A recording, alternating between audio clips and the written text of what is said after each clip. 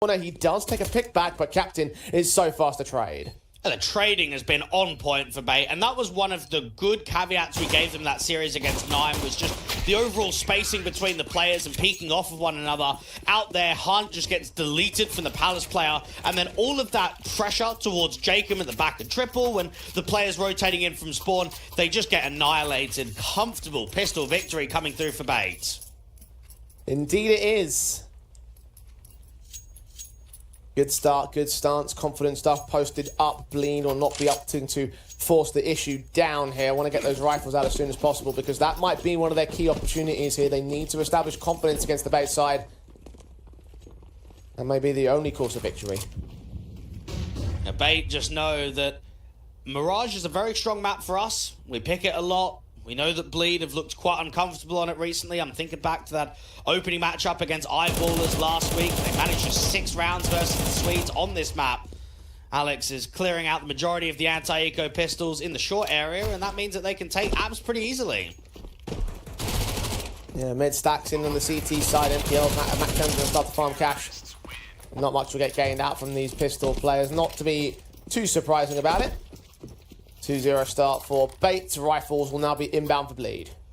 And do you know what? I am kind of wondering as well, Jay. Did Bleed get too much success early on? Because think about it, right? Nork and Jacob, they just got added to the team, and then they went to that Mesa Nomadic Masters event out in Mongolia. They got themselves a grand final. Yes, they beat the majority of local competition. They even beat Aurora in that consolidation final. And that was so early on. I mean, since then, I don't think we've been impressed by the majority of tournament runs. Yeah, that is true. Many qualifiers failed, low placings in the online cups, comparative to where we hoped they would be. As of late, obviously, we know exactly what's happened in that respect. The SMG is now focusing down against the rifles here. The buys up from Bleed are going to work into their opening favour. Because they do get their first round on the board a lot more confident. Now they have to establish against the True Guns. And something to also note for the likes of Nexa is not in all maps has he been a hard anchor in previous teams. You think about OG and G2. There's been Mirage as an example. He's actually a small site anchor towards A rather than the big site on B. So even though there is a bit of role clashing that you mentioned earlier, Jay, between Vlad and Nexa, perhaps this stand-in situation will just allow Nexa to get a little bit more activated, have a bit more freedom, because him individually has really struggled since joining Bleed. We'll see how these little shifts are going to affect things. With a positive start with those rifles, now bringing into the AWPs, of course, for Han. Opportunity for him to try and make amends from the previous 5W roster that he was a part of. Yeah, that was a sick roster too. It's a shame about the whole org support and Joel situation, because you look at 5W from a tier 2 perspective, and that's a team that can basically win tournaments pretty quickly, and that's what they did. I mean, the first tournament they play on HLTV, they just win it instantly. Han looking for a new home, whether Bleed is going to be part of it. Well, let's find out later. A good shot to start things off from the man in question, Captain Kircher, falling down towards the apartments. Bait's default has to start to rotate away from their common positions. The bomb's on its way to the A site. He's had a bit of experience playing on international projects too. I remember him on the Lettuce Cook and Pompa roster with Snacks and the boys there. And then even before that on Enterprise, right, where it was kind of like the Slovak core, but also had him and Blitz as some of the international players. But where he made his name known the most in Tier 2 has to be Fiend, participating in a top end of Tier 2, in and around the top 20 to 25 on HLTV. Senthil and Co trying to get out of ramp quickly, and Nexa just can't find anything, and Vladin gets spammed from spawn. Oh, Jay can transfers well enough against those 2 kills. The trader Headrick now in a 1 versus 3 overall. He'll tap that bomb, hold down the whole plant, and Han knows exactly where to aim for it. Shoots back towards default, headshot gained and all. And Bleed will ensure there is no cash bonuses for Bait either. Well, the site hit was actually looking quite successful. You have 2 kills coming out of the ramp individuals basically instantly, but it was the return from the top of stairs and the rotation from the AWP out to CT that disallowed any cash injection, disallowed much breathing room for Bait on the bomb site. And that means that the economy game is basically naught. I mean, Bleed are going to be able to now start spiraling a few rounds in a row.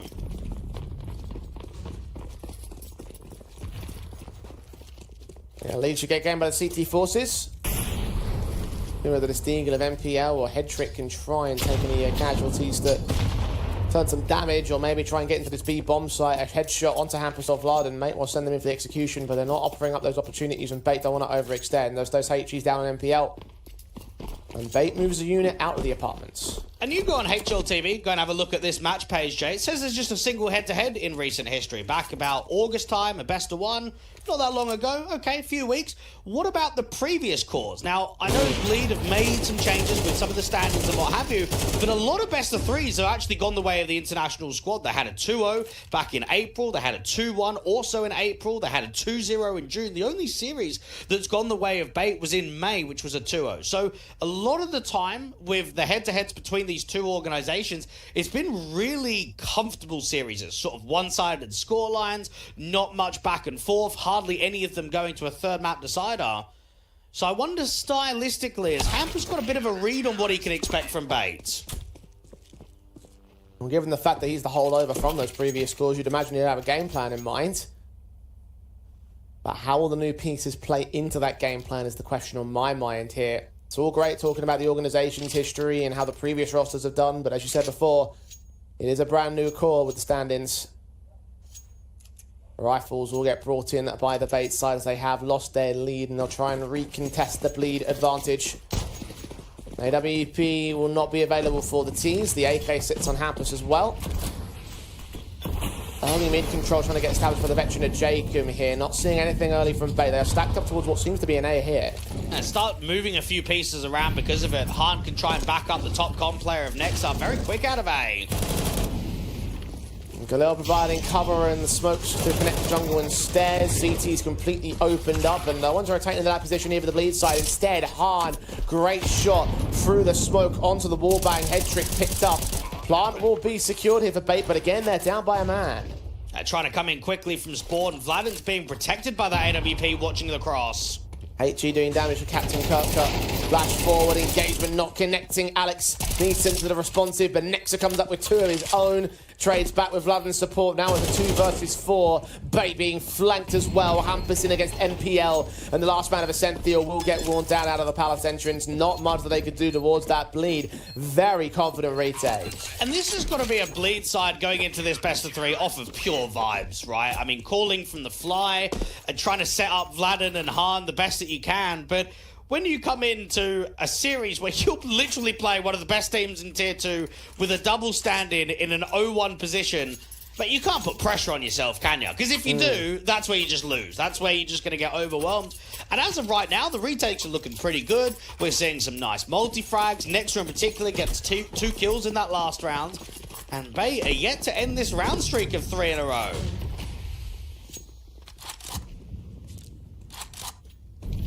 Bleeding can continue to stack up these CT advantages. Half buys involved as well for Bait, so just the Galil and Scout to really try and contest something.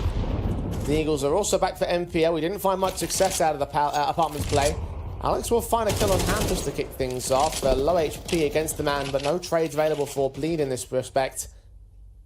Well-established mid-presence with Captain Kirk continuing to fire on. Jacob's not expecting that connect to presence. 5-on-3 gain, but Vladimir does find a response at last. It's a return, but this is looking quite uneasy, isn't it? When you lose those kind of entries early on, this round is very workable. With the upgrades that Bait have, if they just start grouping towards A main that they've done previously, you expect that they can overwhelm the bomb site. Now, Captain Kirk has to take contact after the ramp plays. If he strikes too early from Con, that's probably where it goes back to a 3v3. Nexa moves on Captain, takes it back to that 3-on-3. Effective, efficient with the AK, now leaning in against the T-side contact, but they're not finding the individuals yet. Han will face around the corner, misses with the eagle shot though. Nexa decent with a trade, but Headrick runs him down with a Tech 9. Now Vladin is up to clutch this one. Only a kill so far in this game. That incendiary will force the player away from default. Headshot not quite established as he holds back at the firebox. That HE will do even more damage, but the man is still not going down. got a smoke, he's got that kit, he needs to find the man himself, and indeed, Headrick is going to drop. Last player, Post Plant's not with him, the defuse can just get stuck in by Vlad and the Scout. He has to make his way in real quick here, AK holds, oh, the shot connects, and Alex will indeed hold against the retake, bring in the third for Bait, and end the streak of Bleed. I was trying to bite my tongue there, Jay, in the 1v2, because for you and I, when we casted Bleed in the previous iterations of the team, we were always under the impression that Vladimir was one of the best clutchers in Tier 2, and any time there was a 1vx situation going on, you know that round is certainly winnable, and he's come in extremely close to winning that. The only way that the fight can get won is if there's an overextension, and Alex just about gets that headshot in the Scout in time. Well placed by the man. Bleed. Right back on their guns here. Losing the AKs, unfortunately, but that's where the cookie crumbles. Hahn continues to hit these AWP shots. MPL is first to fall this time, and Trays are not quite exactly being found here by the Bait squad. They've done a lot of damage towards Hahn. As he falls back out of position, he'll start the rotations, and the Riflers can try and hold their nerve. Senthiel was walked out of ramp, and Jacob's not going to get spotted at sandwich yet. Two players will peek, one will fall, but Nexa holds the advantage still. Senthiel's actually done pretty well to get one there. Now, Hampus is spotting the walk up towards Connector, and he's actually done quite a bit of damage to that first encounter. Get that incendiary down there. Nexa can peek from the other side. HG start getting sent towards short. Counter utility back in the CT forces, but Alex will get his kill. Double up secured on Hahn. Once again, he becomes the difference maker. Advantage for Bait in the man play, but low HP in the 3-on-2.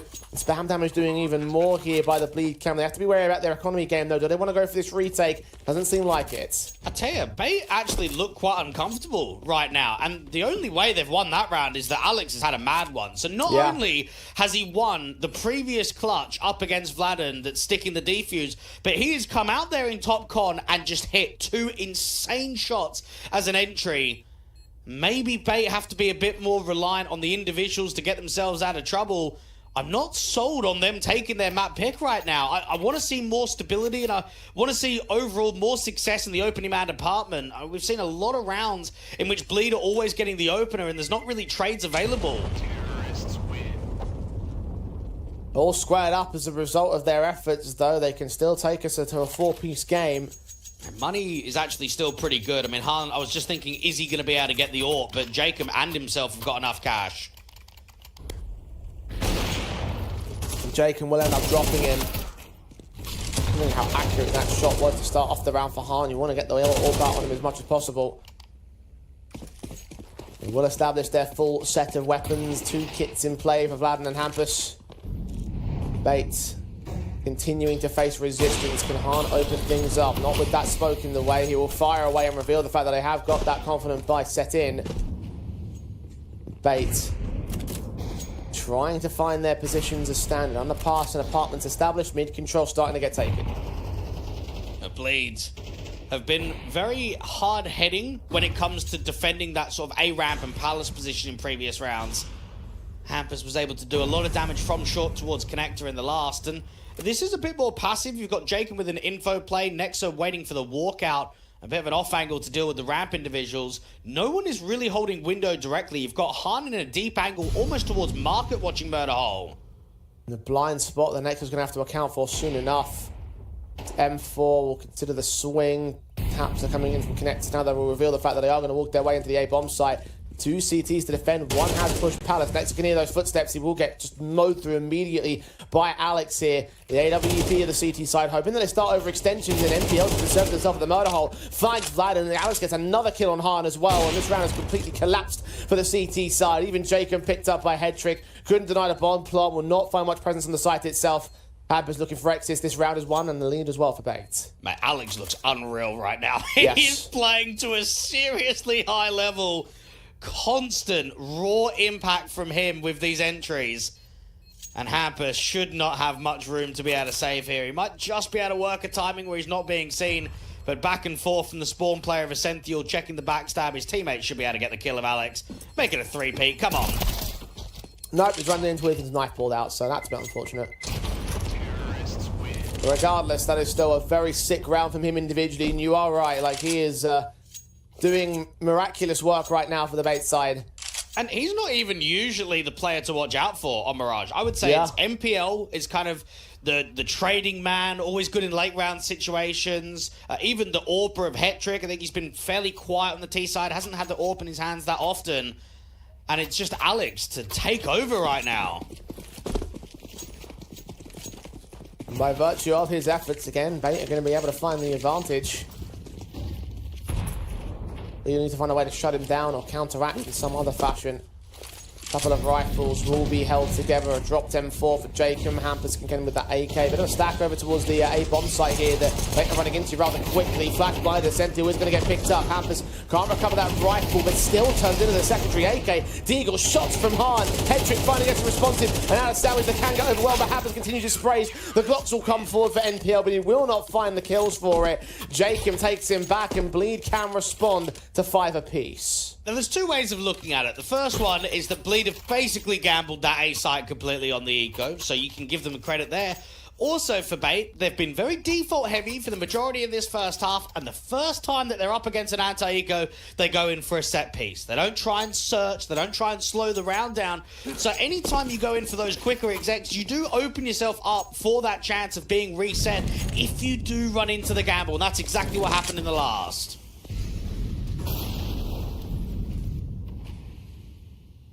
Bait will not get away with an advantage so easily here. Bleed are going to continue to contest here on the CT side. Alex trying to push forward against Hampus' position. You've got MPL down at the bottom end of mid. The M4 versus the AK. Sentinel's blind sprays reveals his position. Nexa cannot get the kill for it though. I haven't seen any B lanes really from Bait in this first half. It's been a lot of pressure out to ramp and towards A. MPL with the HE should catch him. Hampus dead to right. Just too late on the smoke, wasn't he? Hoping that it wasn't going to spread towards that corner, but it did. And that's a classic, you know, because you think, oh, it's not spreading, I won't put the smoke down, and then you realise it's just too late.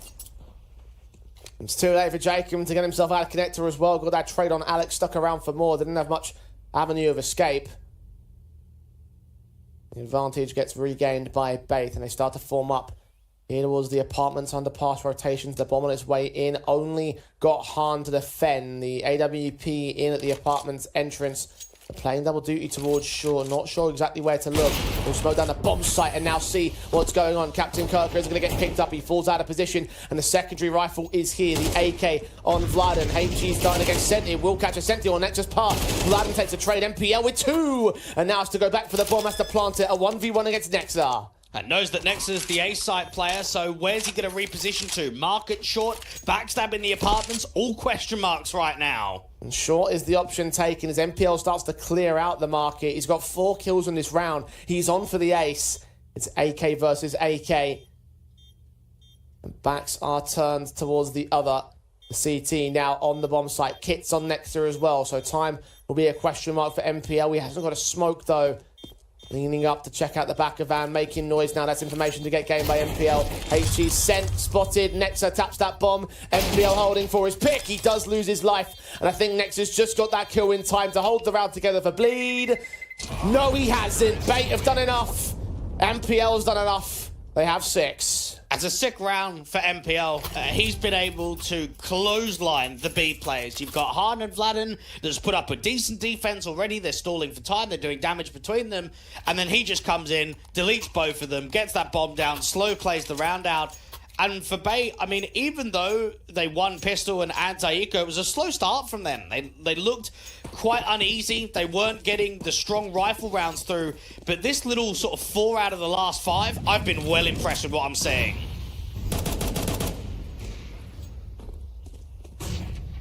Bait are coming to their own. And Hampus picking up the AWP. Double AWPs, in fact, here for Bleed. Shot down towards the apartments. They've changed pace for the last round of the half and do catch MPL off guard.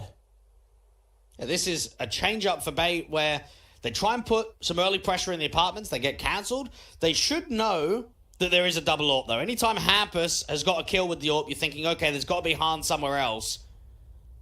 Alex is waiting for aggression in top mid, just using that slight little gap in the top mid boxes.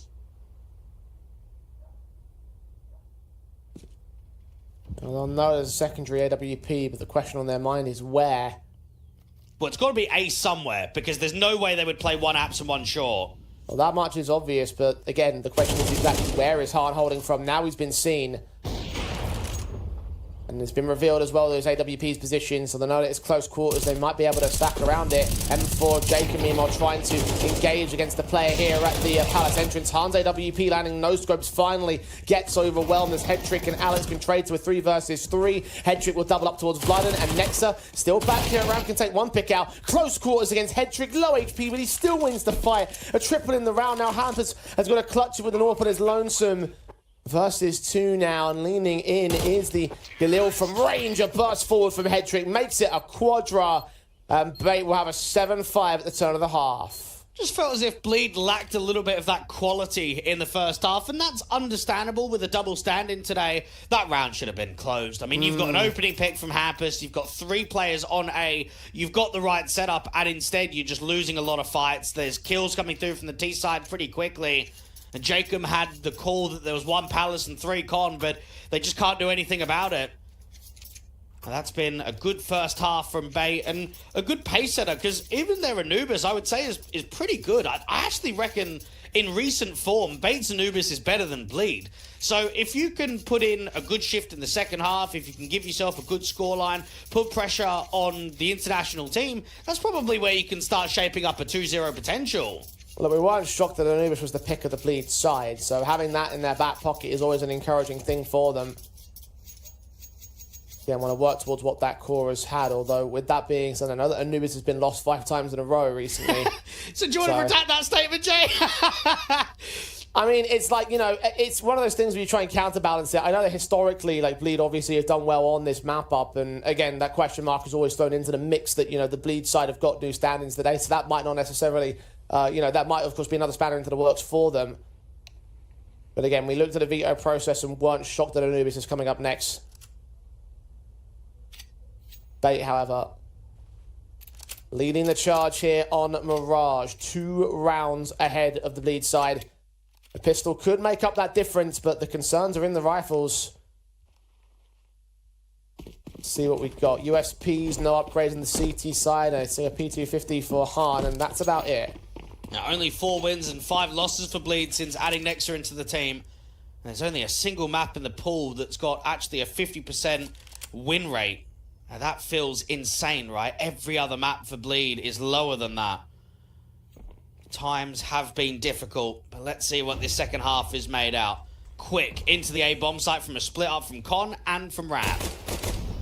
Hampus spots the first individual out of the sniper's nest. They will do a little bit of damage towards each other. Headrick leaning in a little bit closer towards Murderhole. Hampus isn't ready for that. MPL, good shot on Hahn. Jacob with a responsive, and Goosh down on Headrick will force him out of the way. Advantage taken by Bait, but a bomb site taken by Bleed. Resmoke towards top con means that they basically got nothing on the post plant. This should just be a very quick play out from spawn and get the smoke onto the bomb. Here's footsteps. USP's engaging, seeing one man looking for the headshot. Vladen can take one back. Now the player at Palace are going to strike. Both individuals are known about here. Headrick takes next to it. It's all Vladen. A 1v3 clutch to have, but the firing squad just bearing down upon him. Alex will eventually find the bomb's position and get that defused together.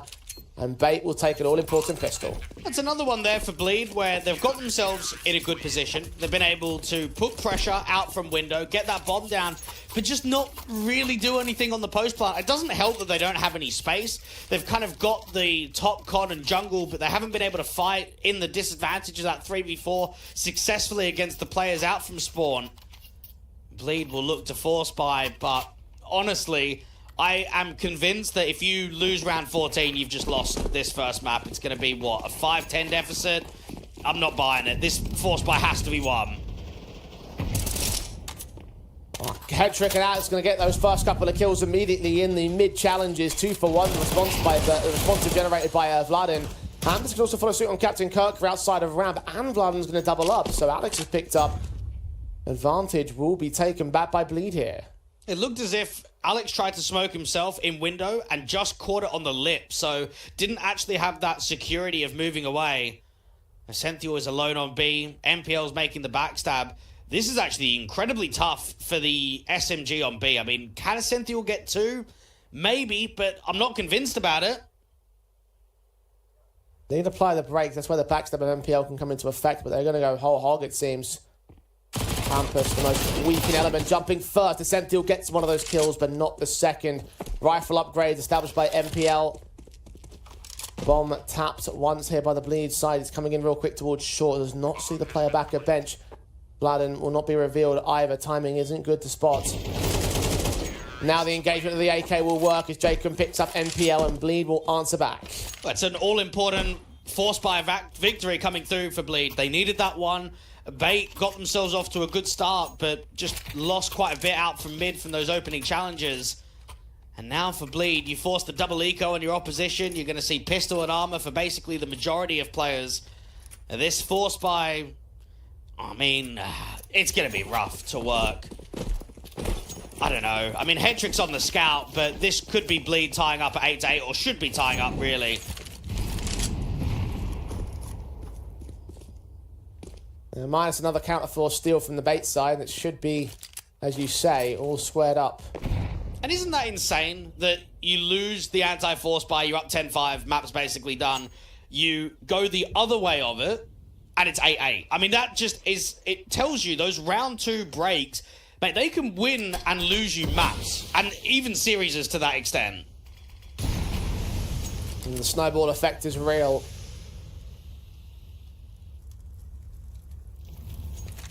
The economy game can get played to perfection by Bleed from here in this position, especially considering that they're leaning into this B bomb site right now. Player up on short, player up in the apartments, bombs on his way through the catwalk. Hampus will make some noise to draw attention away, and there's already that stack in play, and eventually all 5 units are going to join the defense.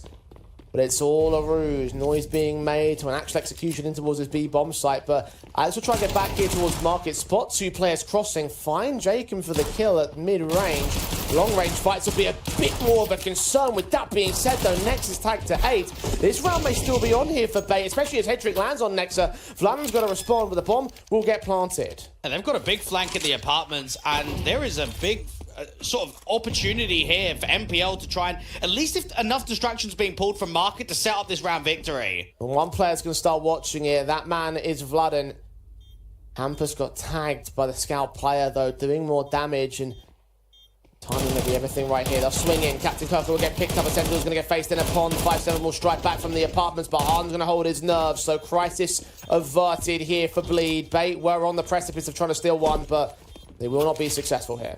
Alex looks like the best player in the server right now. I mean, even that round, he is basically on, what, a 5-7 versus the majority of rifles, and he's almost made it a 2K. Maybe it was just a missed opportunity of not getting that last bullet to connect onto Nexa to set up the 5v3.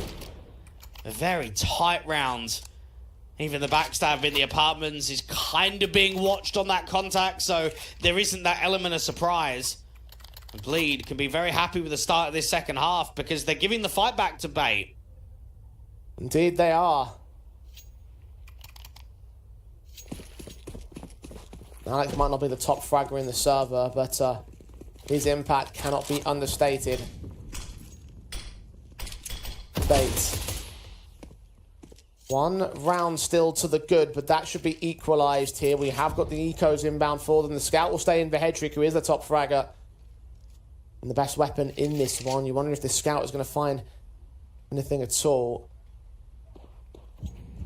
Placed out towards that B bomb site execution in for the A split for Bleed. Bleed are coming in pretty contact heavy. Alex might be able to get one. And flashes, but Alex is not going to face around the corner. He will get checked upon, so no chance to make that P250 work for him. Player on site should get mowed through again. That's finding the pick as you would expect. Bomb now should look to commit. Damage done to Headrick. Scout watching through the murder hole will land a tag on Hampus, so there's 1 small frag, but no more than that. And they just need to make it as expensive as possible. They know that they haven't got a huge amount of upgrades. MPL does get away with 1, and Headrick Scout from this point onwards shouldn't get any more. Bleed at 8-8, and even this next gun round that Bait have are not going to be able to get enough money to get Headrick on the AWP, so he'll probably go Scout again or upgrade to just a FAMAS or an M4. Bleeds know that at the moment they're putting quite a threat on this first map, and I guess when both teams have been upset in their opening round, Bleed by the likes of Eyeballers, Bait by the likes of 9, you really want to be taking your map picks. We had that conversation at the start. None of these two teams want to go down 0-2 because in a main Swiss stage, I would say the chances are so low on actually making the playoffs when you get there.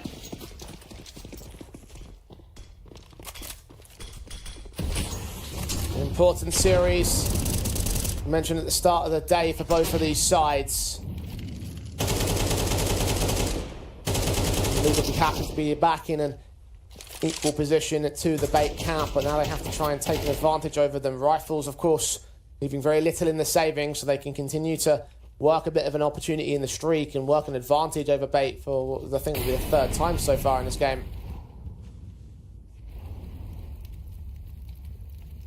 Headrick. Two teammates looking to lean in, all three individuals may look for the fight in. Fourth player as well forwards. Alex, Headrick and Captain Kirk will get against these trades. Blood and Bacon are going to get picked up. Hahn around the corner, holds on to the 3 versus 3. Hampus extends the advantage. Ascenthiel takes it right back. We're in a 2v2 situation as the bomb rotates out and regroups with Nexa. A really good utility usage there for Hahn to almost pre-fire the molly. He puts it down there expecting an insta-swing to come through. He just about initiates that second kill. Ascenthiel has been quiet in this map already, but this is the round in what is a 1v2 on the bomb site for him to deliver.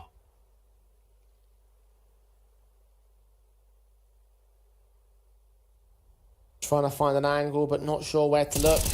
Apartments checked to the right time. Hampus drops with the bomb. Second player will start to get on the way as the Molotov's trying to engage the man. Nexa spraying through, gets him with the Molotov. And the plant will be secured. Another 1v1 for him, this time on the post plant on the B site. Failed the previous clutch on the retake and the defuse. Can he hold off against time of Headrick? AK on AK once again.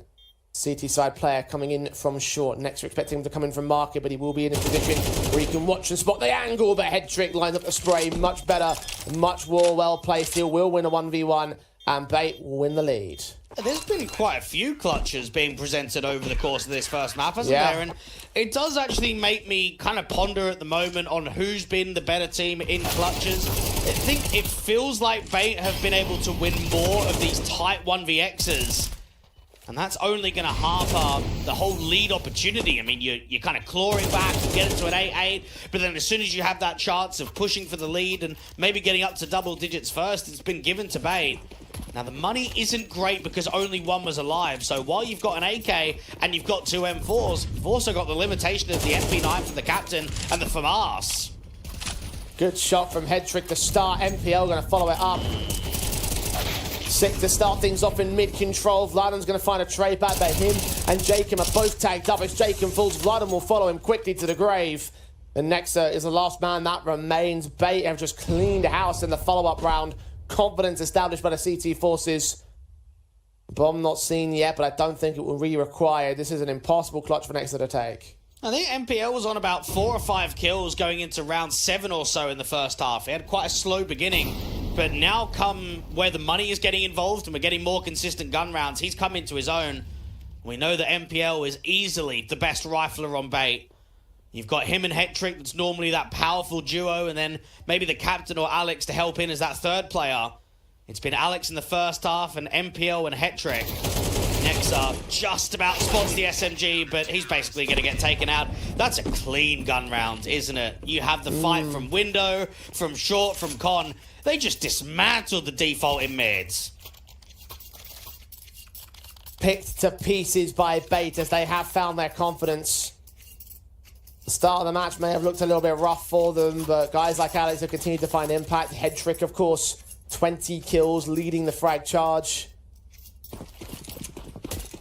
He's looking good. MPL's having his moments as well. Bleed.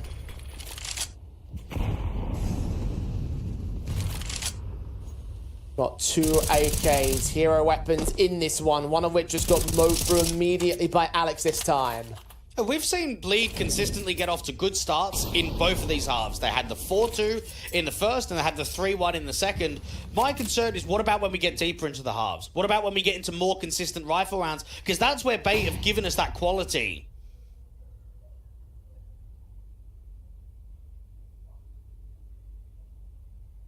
There's only a couple of rounds opportunity left to show quality from Bleed. Bait.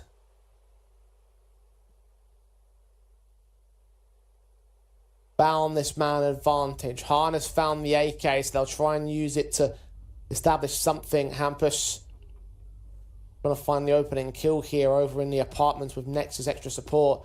Just these two AKs hunting for picks to return. Nothing's being offered by Bait. So defensive.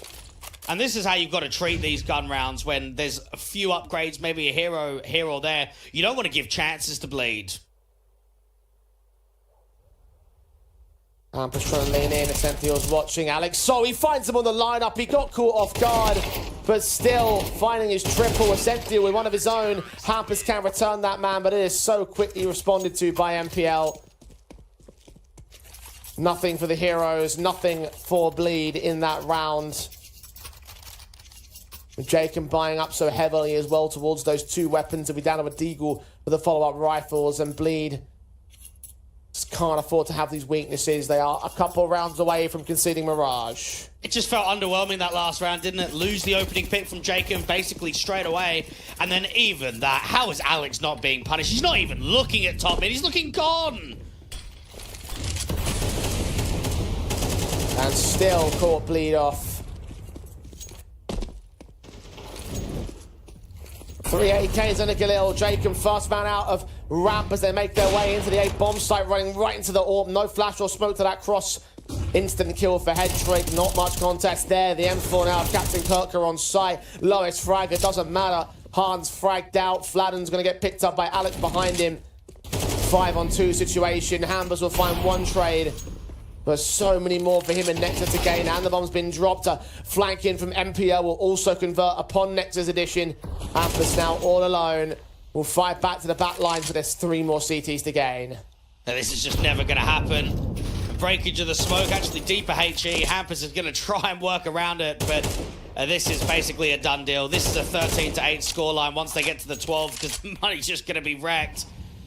And Bait, the difference I felt between the two is that Bleed have won decent rounds, but they've never consistently won what I would say are the extreme rounds, right? Where you've had maybe 3 alive, 4 alive, where you've just been completely destroyed, where Bait really have. We've seen quite a few of them over the course of the first half and the second, where they haven't even given Bleed a chance. We saw, I think I remember 1 or 2 rounds where they had like 4 players alive during that early 4-round streak from Bleed, but ever since then, it's basically just been Bait. Need to sustain that success across the whole matchup, not across that little opening. And that's where Bleed have failed. Bait now on map points here on Mirage. 4 map points. But as you say, not much money in the tank for the T side. Of course, Hampus will get nothing coming out of this round. The AK will stay in for him, but he can't drop. The buyers around it, $2,900 a loss bonus, and that's the amount of money that Nexa, Jacob, and Han are going to have. Vladim's not that much better off either. Well, I don't know how I feel right now, because I look at Bleed and say it's an okay performance on an opposition map pick, but then in the back of my mind, I'm thinking this was 8-8. Like, this was winnable, right? When you get to that sort of scoreline against Bait, there is a threat of taking map number 1, and instead, they've just completely butchered it. I don't want to be overly harsh towards Bleed, because obviously they've got 2 standards today. But equally so, like, again, speaking, I'd imagine that there's a wider game plan here.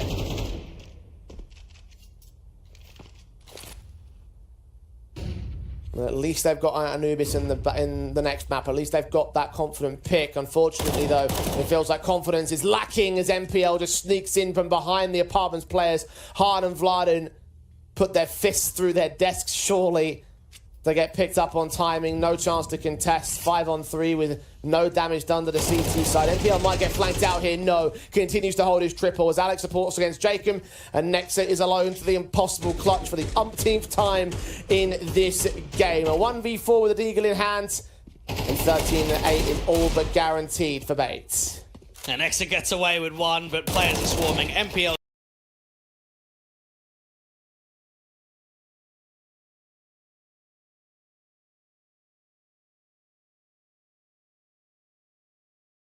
2-4 deficit. But as we went deeper, and especially once we went into the second half, we saw more from the AWP of Headrick. We saw a lot of consistency from MPL. And that does excite me from map number 2 when you've got a very exciting trio that's coming through from Bait today. Well, the way I see it is that, you know, who was the guy that got them back up in the lead when Bleed were up 4-2? It was Alex, right? He was the guy that found that impact. And then as the match went on, Headrick put up the top frag numbers. NPL got that 4K, nearly the ace clutch against the likes of Nexa, right? Had those moments of impact, and as you say, that core 3 trio just doing wondrous work for the Bait side, and you can see why they did win out Mirage. It was because of those 3 players in my eyes at 13-8. It looks very good, and look, man, as you say before, they have got a very decent Anubis at the same time, so I wouldn't be shocked for them to at least make it close. Yeah, I think they're probably going to 2-0, honestly. Just with Bleed, with how the recent form is on Anubis, with trying to initiate Han and Vladen on that map, I think it's going to be really difficult for the international squad to come ahead, because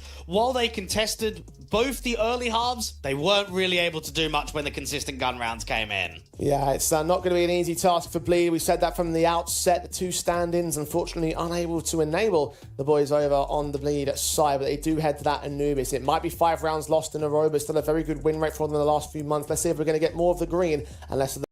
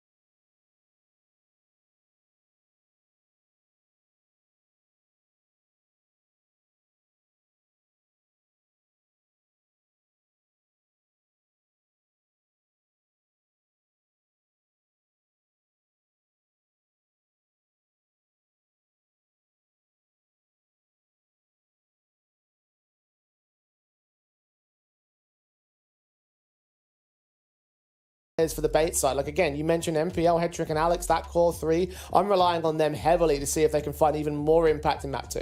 Yeah, I would say that Han and Vladim were quite mid. We didn't really see a lot of impact. Vladim missed the 1v2 clutch. Han with the AWP, it's quite expensive. Didn't get a lot of impact out of him in that first half on the City side.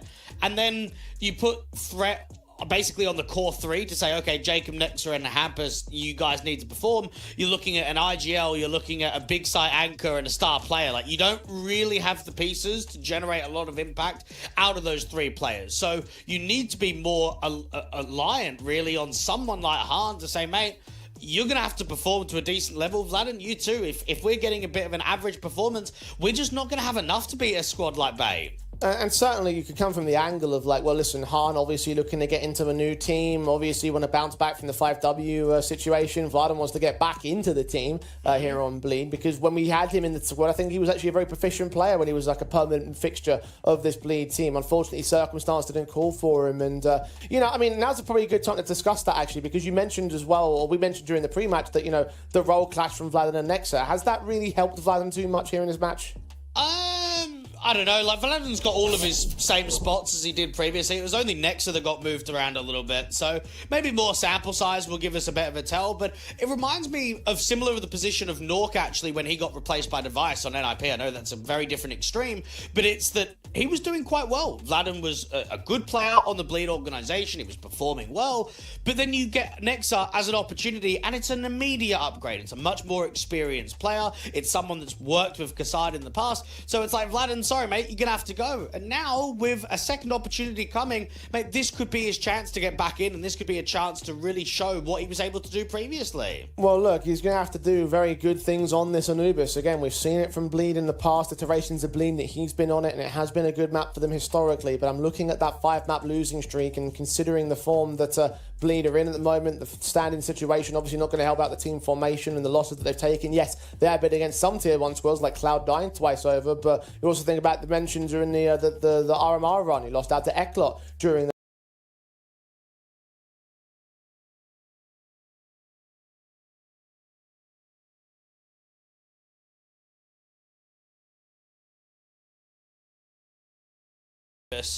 in recent history. So they're happy to play it as their own, they're happy to play it as third map deciders, they're happy to play it as opposition map picks. Has looked a little shaky as of late. They got upset versus alternate attacks and Revenant on it in the last couple of officials, but just with what I've seen today, with Alex performing at a very high level, with Headrick and MPL back to their normal duties, in this isolated best of 3, I just feel as if Bait should be able to take it 2-0, look to bounce back after the opening upset, and have their eyes set on the playoffs, because they are a team that could win this tournament. They are a team that could press for a deep run in the playoffs, and it has to be done going 1-1 in the main Swiss and not going down 0-2. Yeah, that is what these teams are playing against. They don't want to go down to those elimination games from rounds 3 through 5, and because that could very easily spell the end of your lifeline. I mean, just by the circumstance, you know, one bad match, and that's basically all you've got from here.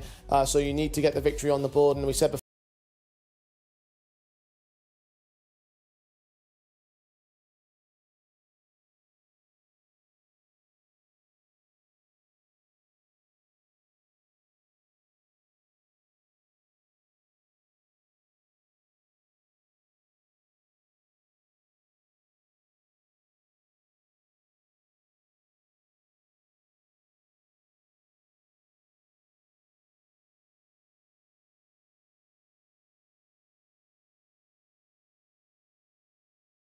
Over. well, Bleed will be on the T side start of things. They opting to go defensive to kick things off. USPs try and take fights for Alex. He will get down in by Hampus. Ascentio and Han going back and forth. The advantage stays to the Bleed side here as the B site is completely overwhelmed. The bomb will be secured.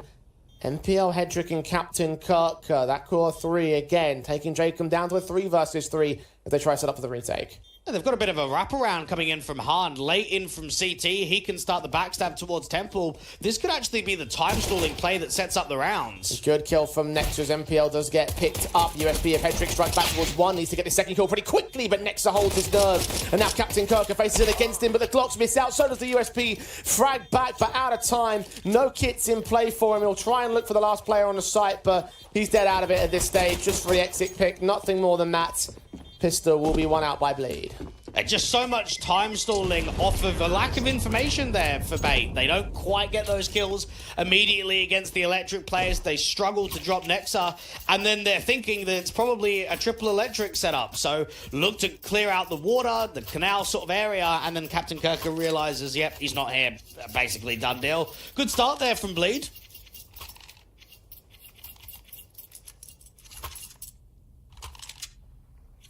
Pistol win to set them up, but Bait are not going to go down without a fight. Forced by in the SMGs, the CT side. 4 MP9s to play with here. Intriguing that they don't go for the scout, because they normally like to get that upgrade in for Headrick. And they've got something in mind of that aggressive mid. You've got 3 players on the right-hand side of the door area. Bait need an opener, and they're actually going to start searching. Hampus is going to get dropped. He actually does get 1 good pick, though, so that's a decent trade. The 4-on-4 gained as a result of that could have been a man advantage for Bait. Losing out on SMG means the Sentinel's 5-7. Dish out the quick head shots. MPL's hunting for information as well. Did peek out from the mid window and spot one player at the archers. Captain Kirk are going to start pushing forward, and no one's watching this main entrance. He might catch a player completely caught off guard. The range game might be something to deal with, but he doesn't look to strike. Instead of Sentinel now about to receive, the rifle is here. Nexus being spotted. Han does get 2 of those kills. SMG drops down here with 1, 2, almost 3, but not quite to be for MPL. Decent damage done, but for a force buy, it can't be followed up upon. Well, that's actually quite unfortunate. Now, from Han's POV, they're not really watching the backstab, are they? We can see all of those players into canals. Their eyes are set focused on electric, and whether it was just a timing situation or maybe just a heads-up play, but he spins around and he just deals with both of those A players instantly. Now, if there was just that off timing for even half a second, that round is completely different. I actually really thought Bait were quite active in that round. They were searching for a lot of info, and they just get unfortunate to not be able to win the force buy.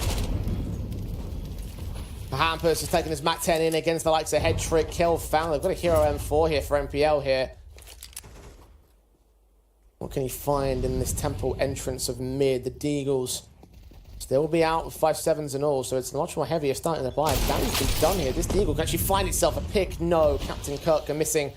So it's back to a 5 versus 3 with trade potential at least available on Hampus and Jacob, but no angle to work to make it happen here for Bait. And with that M4 in play, it seems like a safe call seems to be the appropriate option.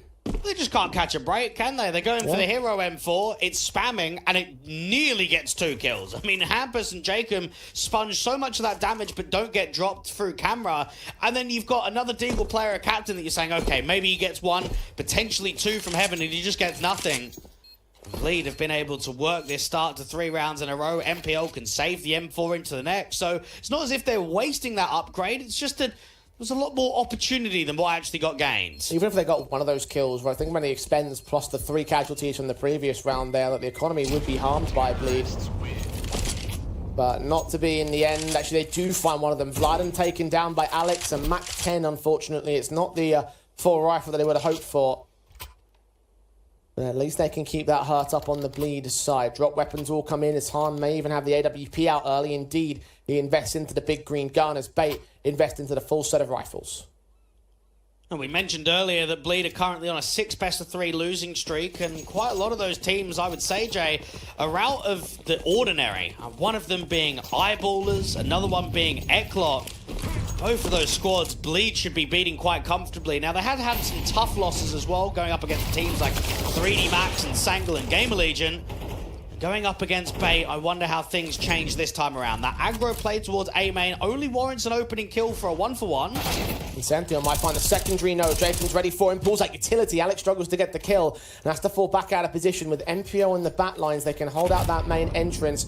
3-on-3 situation. Hampus trying to make it 3-on-2 as he engages. Spots one player with his back turned. Tons of damage done to Alex, but he's still alive.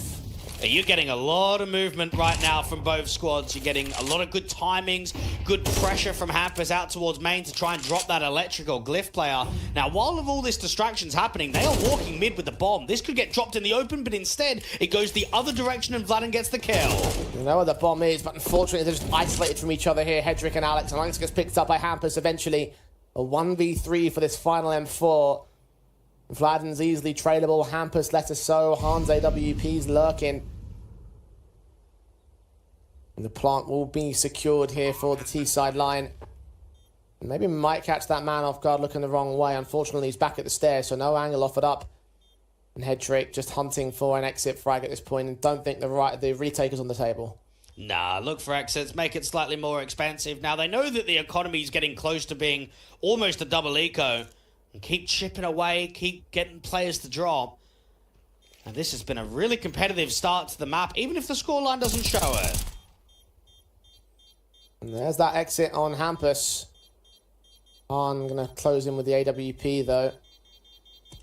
Vladim's just going to avoid the contact entirely. So an AK upgrade for the CT side, but again, you come back to that point of the force buy that we had earlier, is that, yeah, you've done all this work, but I mean, actually, no, they actually have a little bit more cash than I expected. There's actually maybe a buy on the table. Yeah, MPL can buy, Headrick can get an AWP for himself, Captain can buy, so yeah, they'll have no problem getting a rifle round here. Okay. Bait look to contest. Tacticals called in early, though. I haven't seen one of those so far in the series. Nice little change from the Ukrainian camp as they figure out the details, figure out the approach of this next one. They're actually a little bit lighter than the full set of weapons. The SMGs on Captain Kirker and Alex. Probably tells us that it might be an aggro play. If they're not buying down all the way and they're only going for MP9s, maybe there's a bit of a canals crunch or another one of those flash players out to A main. There have been a lot of aggressive first encounters in the majority of these rounds. So when you've got a buy like this, they're probably shaping up something similar again.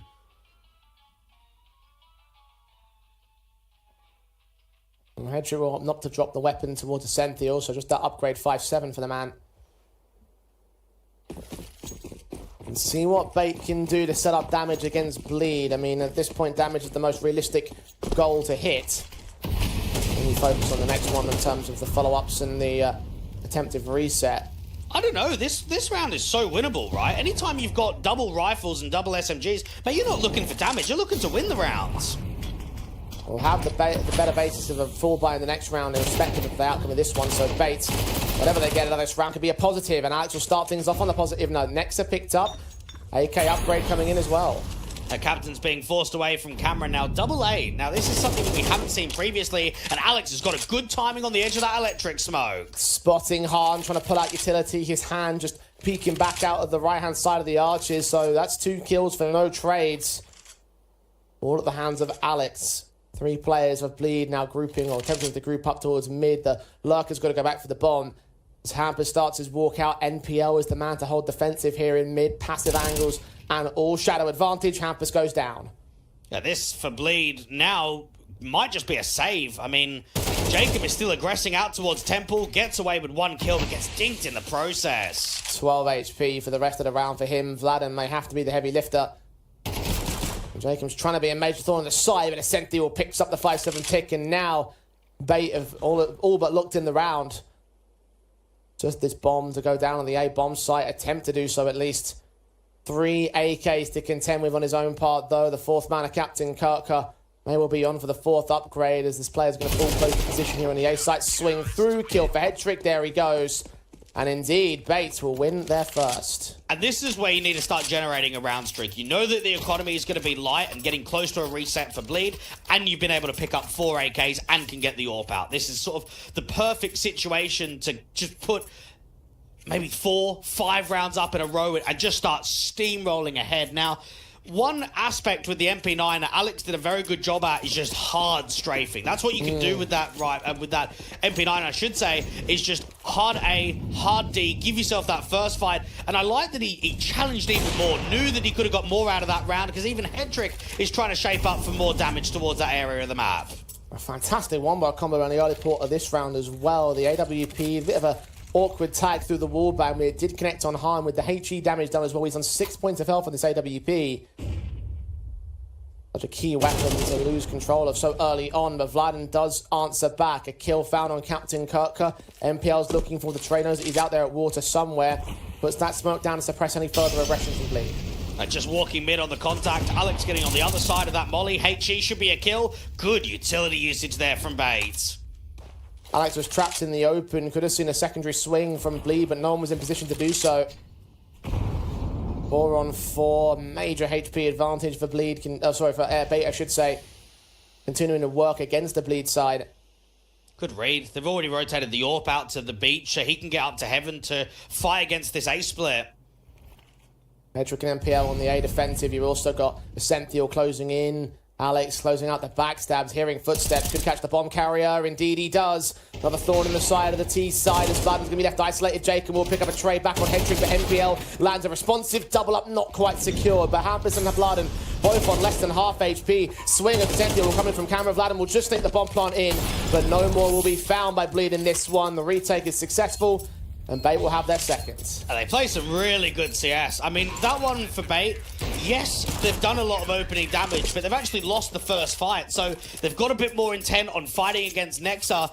And then I like that Alex has made the info play, but he hasn't extended too far. Now, if he would have even walked a little bit further, I would say 2 or 3 seconds earlier, he's going to get watched there and dropped by the AWP. He waits for the footsteps to being heard. Essential gets on the front side of the retake and util of the post plant. And just tactically, Bait look at their very best in that last round. And Bleed are forced to take a tactical pause because that previous round did have its limitations on the buy, and this one, similar story. Jacob's already bought the AK, but his teammates around him are going to have some issues. Next are at 2,900. Looking at him specifically. Well, I want to talk about the CT start because we have seen in the last month or so that not only Anubis is very T-sided, but everything is moving T-sided. We're getting a lot of teams deciding to pick this T-side, and this is unorthodox. This is a massive change-up to be picking CT side of Anubis, and while it looked to be a slow start, like I know we were saying the rounds were quite competitive, but it is still 0-4. I think Bait have responded in a really good light now.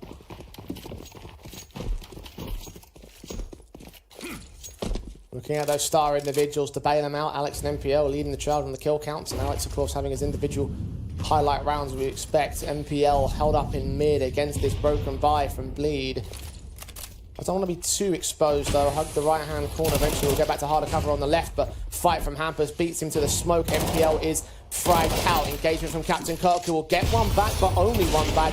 Nexa to return the AWP, a head trick. Decent insertion, 3v3. HG to fall forward, and the 5-7 comes forward. The set deals AK-47. Vladen can't trade two back of the Mac 10 though. 1 versus 1.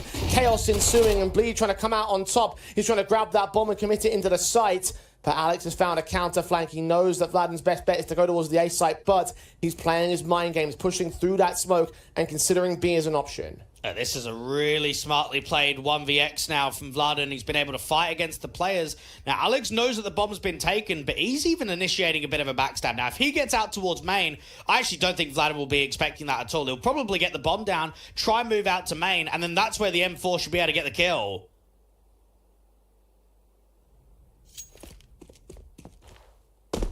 Plant secured. Alex making his way slowly to range game. The Mac 10.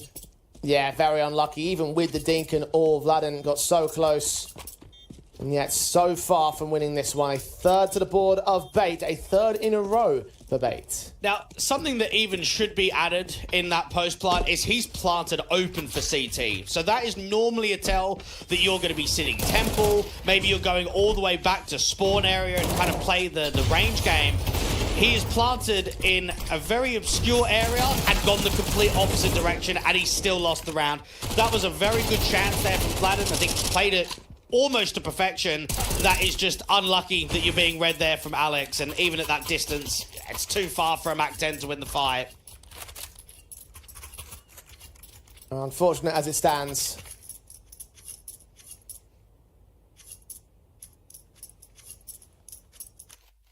The gap closes ever more for Bait. Spence spared. Rebuy still weakened for Bleed. 2 AKs, 1 Galil, Tech 9, and a Deagle. AWP back on Headrick on the contrast for Bait. They have no issues with their investments. Alex being smoked off, but he's been the damage dealer towards this Canals area. You've got 3B early round and a jail player. This is new for Essential. Pushed up alongside Headrick's AWP. He lands on Hampus. The M4 does reveal himself, but Didn't need to peek in that context. Headrick had it all marked off. No issues, no bother. Advantage not being traded by Bleed. They're just given no chances to do so. Now, Headrick is certainly making a case for himself as one of the more... Guns set in.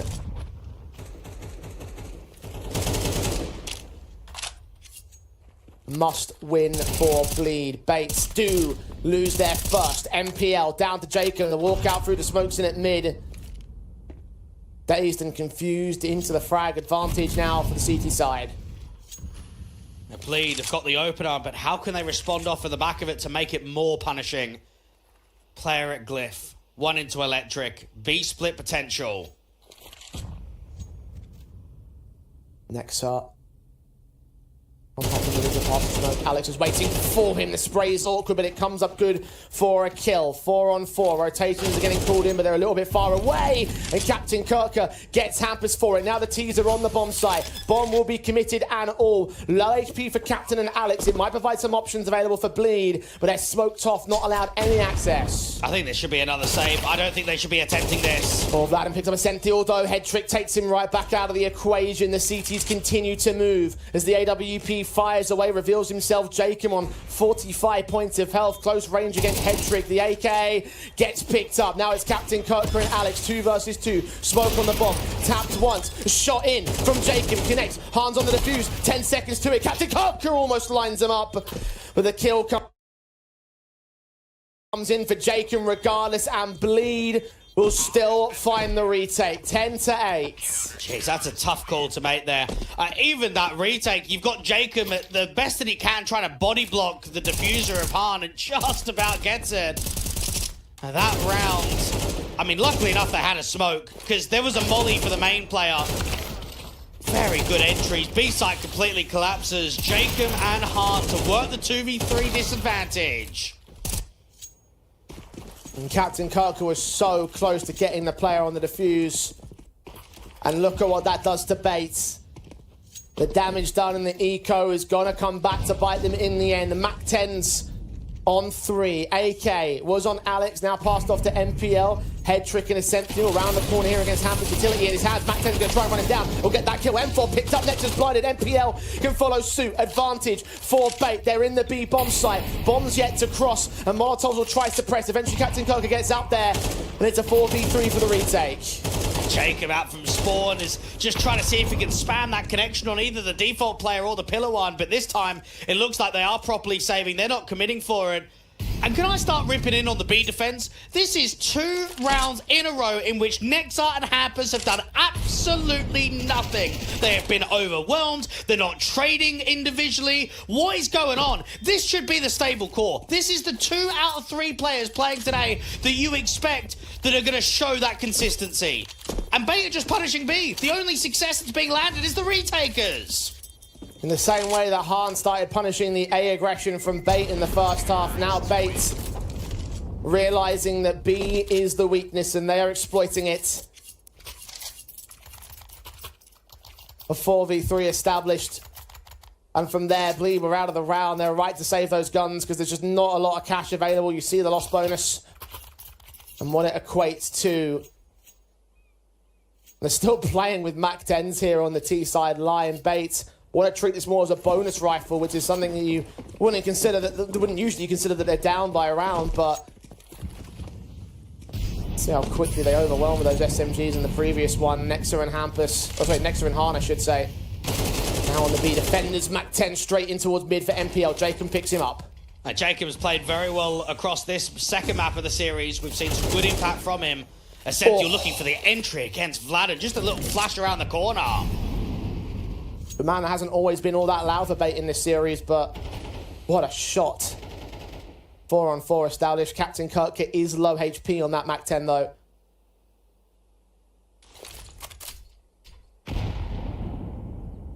They slow it down for Bait. They regroup together. Start moving on towards mid. The bomb passed off to the back of Alex. Headrick's going to lead them forward. They've got Jacob to deal with at camera. It's all the timing, because there's a little bit of a reposition from Jacob. He's actually leaving camera and going out to Temple. This means that mid can be completely exploited. All of this open space is getting compromised now. Hampus all alone on the A site. Will they account for the main push? Utility at the Razor, try and block off Temple. No, they're going to walk it completely dry. They don't have a clue as to what bait are playing at here. Hampus hears the footsteps, trying to adjust towards the defensive line. Swing from Essential, does shoulder bait it, smoke down, good call. Bleed forced to back off, the bomb plant will be secured. It's 4v4. I don't even know if they're going to commit for this again, Jay. This is a 50-50 kind of call.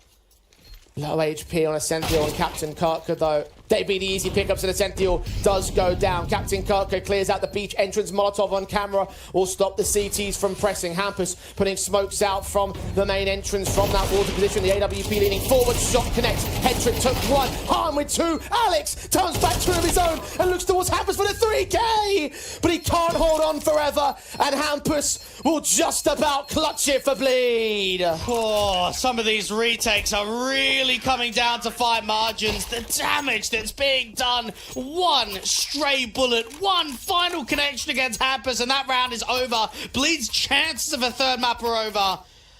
I would say they have actually risked a lot in some of these retaking scenarios, and maybe you got to give that credit to Hampus as an in-game leader for not just playing the percentage, for not just playing the risk versus reward.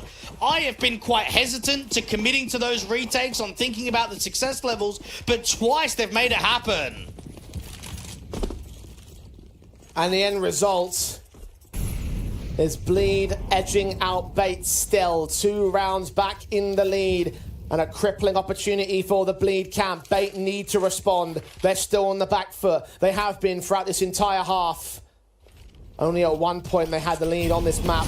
Smokes time well enough. Essential at range of the Mac 10, catching a player off. The utility in hand. Flash is good to keep him blinded, but Captain Kirker unaffected. Kill found. The AWP doesn't get anything as MPL burns Hahn. Now the A site crumbles as Bay have full control. The hit after hit is working well. Jacob trying to force out the issue back. A 3v3 gain to his efforts. Caught on the reload by MPL though. The advantage stays with Bates. And the site hits have just been the gold dust, haven't they? Bait have looked at the majority of this second half and said, when we've executed, when we've actually grouped and packed together, that's when we're the most threatening level. A defender's just having such a tough time. It's a difficult one for Hahn, to be fair to him, because he's literally standing in a molly, isn't he? He's just posted on that brick sight line. He's hoping for a duel, and it just doesn't really come. Nexa and Hampus are hoping that they hold on to these M4s to at least keep a decent amount of expense in the next round. Bait up to double digits. Bleed already on 11. This could be overtime or potentially a 13-11 kind of score.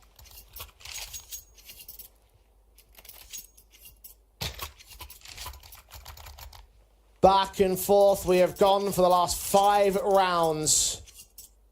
Blow for blow, risk plays, clutch attempts. Saves called in as Bleed use their second tactical pause. They need to turn this tack into a resurgence, but the money is just not there for them.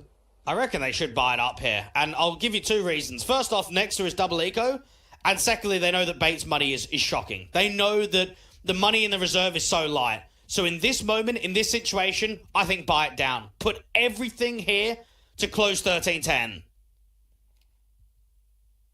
Well, as we've seen in the last few rounds, they've not been completely risk-averse on Bleed. They're happy to commit towards some disadvantaged plays and try and work something against the Bait camp.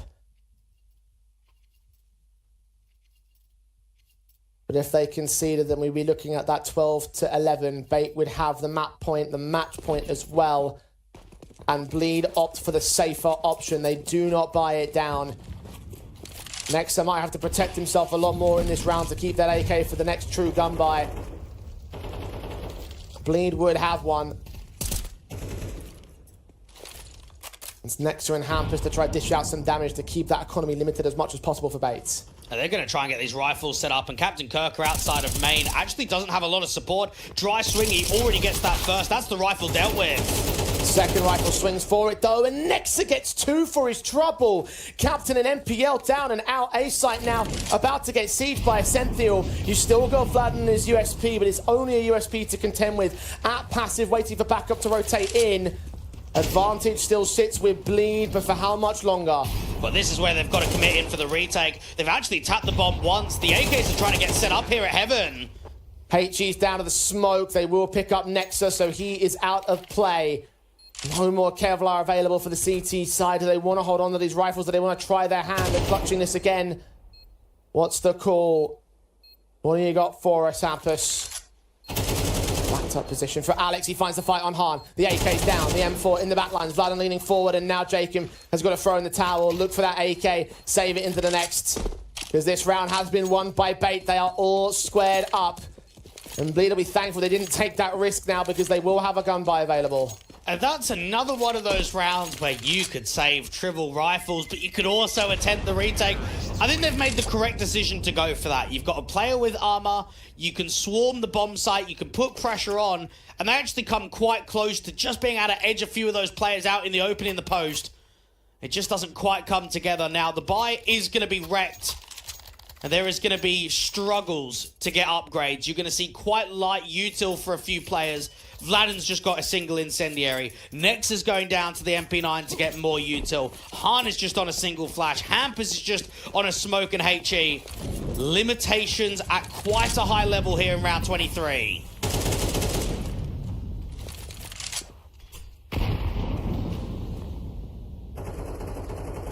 We are all even. Headrick shots on for Vladen. The flash was timed so well, but he pulled the trigger anyway. Han can get Essential to return to a 4v4 start. Man advantage doesn't stay for long for Bait. Got to work a different angle. It just feels a bit more aggressive this round from Bait, doesn't it, in the previous? Opening challenge towards A. Players coming into Electric. The Canals players, or I should say the main players, are just struggling completely. The Canals individuals come up, and it's a freebie. Han and Jacob maybe able to get one. Ooh. Jacob! Oh, he gets the kill, but he's struggling. God, that looks so messy. Even Nexa having utility pulled out as he lost his teammate. Caught dead to rights by the T side in that exchange. And now it's Han and Jacob to go in for the retake. Captain's backed up. Han leaning forward, his M4 trying to get onto the bomb site. The HGs will try and dish out some damage, try and turn something back towards them. They've got no smoke this time. Kit on Jacob. Molotov's trying to force that player out from main. The AK engagement goes awry. Alex wins the fight and doubles up to hold a match point for Bait. Sometimes, Jay, I feel like they're getting caught in their own minds about these retakes. I mean, what is that? That's a 2v3 with no util. Like, you've got a single incendiary, but you've got no smoke. There's no way that you can really draw those players out in the open. You can't tap the bomb and see if you can get an odd fight here or there. While they have done extremely well with these high-tempo, high-risk retakes, I don't think it's been paying off in the majority of their decisions. Hero moments have come and gone. Bleed, lose the opening, though. And Bait taking one of the rifles out already. The only M4 was in Jacob's hands. A FAMAS, Deagle, and 2 MP9s to save them in this matchup. Bait are 4 kills away and 4 winnable kills away from taking this series. What an opener from MPL. So aggressive to that mid-challenge. And you can feel the pressure is building in rounds like this, because it starts getting slow, you start getting desperate, you start working those info plays, and MPL is quite happy to challenge mid again for the second time. Molly's at the ready for Headrick, debating contact for Master Han does catch a Sentinel, but MPL spams right through that smoke, gets him to return. Molly's on Nexus, spotted by the AWP, Hampus is able to strike back. Alex not quite ready for them at MP9, so suddenly it turns into a 3 versus 2. Nexus got an AK to play with, and he's holding at Electric now. Bomb trying to get to site, but they're trying to see if they can discover Nexa. Flashbanging against him, he gets completely blinded off. He continues to spray anyway. Captain Kirker trades it, but now needs to win 2 more fights. Vladen closing in player back towards Temple. Hampus picks him up, and we are on for overtime. That's actually insane that that's got OT and not been closed 13-11, because that round is set up really nicely. You've got MPL with the trades in mid, the man advantage. There's just a timing where, because they lose that next challenge in mid, Alex's attention's just just brought away, isn't it? He's kind of thinking about that drop down. He's thinking about the peak from the T-stairs, and that's where Nexa can come in. Even that flash assist play, they haven't done anything wrong. They've actually done everything correctly, and still, what? Nexa can just get a blind kill completely? Oh, that hurts. That was closing time right there.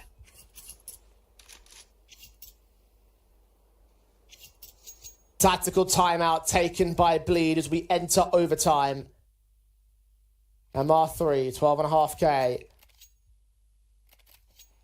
And still everything to play for here. Bait may have had the match within their grasp, just slipping away from their fingertips.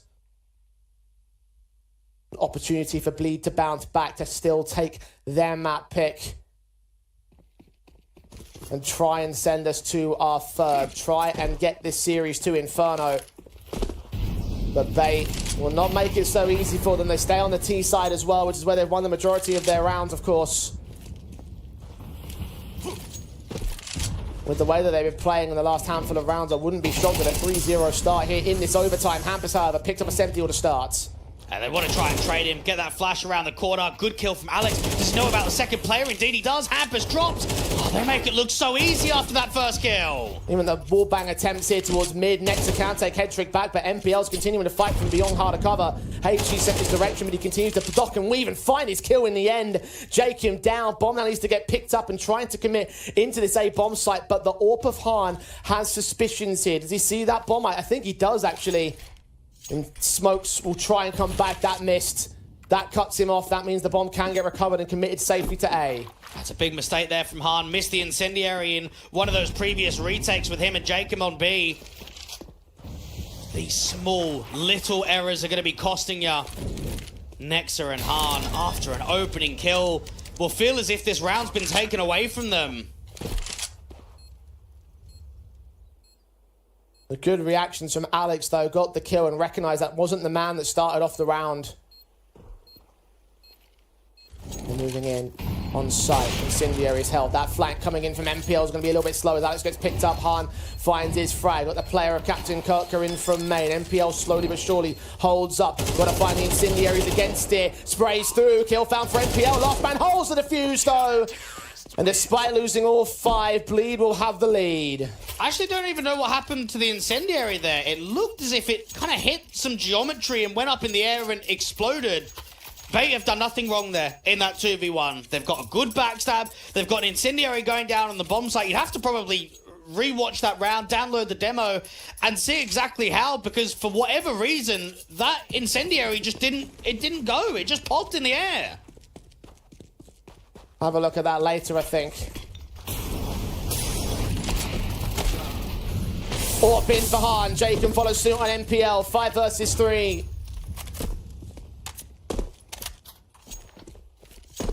And Bait losing all manners of control in these early rounds now. The opening kills have gone back and forth. The trades have somewhat been proficient, but been left decimated in those early 2. And mid being lost, main being established towards the A site, noise being made by the T side. Nothing offered up by Bleed. And this is now pressure on the Ukrainians because they have been the better team. They should have closed in regulation. They should have won that first round in OT. And now they're actually looking as if they could go down 0-2 to start off. Double HEs off from Han, not connecting. He's got Gladden on backup though. M4 from Heaven, getting one pick. A Sentinel gets the trade. 2 shots missed out by Han now. He'll burn to Jacob's own Molotov. A Sentinel follows suit to a 2 versus 2, but he's on 4 points of health. Needs to prioritize that bomb. The AWP, a Headrick, may be the savior of the round for the T's. HE gets him. Bomb can't go down. Headrick now in the clutch. 35 seconds to make it work. Those that our players out towards Heaven. Smoke at camera. Start to clear in a moment's time. Hampus being flanked. They have no idea. There's the shot. Now where's the last man? 20 seconds. Next might have to wait for it. He's just seen as he tries to push through the smoke. Headrick holds against him and clutches it for Bait. Now, Jay, I want to ask, have they trolled that round? I really don't know how that's not being won. That's a 5v2 and a 2v1 at one point with the bomb not even being planted. I can't believe they haven't won that.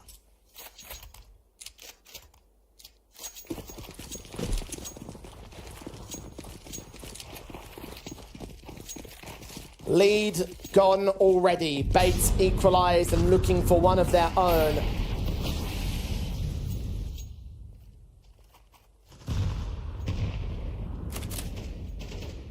Hans AWP, Headrick's AWP. Posted to crack angles, hoping for an opening extension from Bait. None of which are really being given up here. Playing careful to this default. Lost the opening picks in that previous round, but ideally like not to allow the same thing to happen again. It's surprising that they actually haven't had that many B lanes in the last few gun rounds on the T side. And maybe the notion is that because Hampus and Nexa have been so weak on that bomb side that they're doubling up more than just two. They're actually bringing Han over as that third player.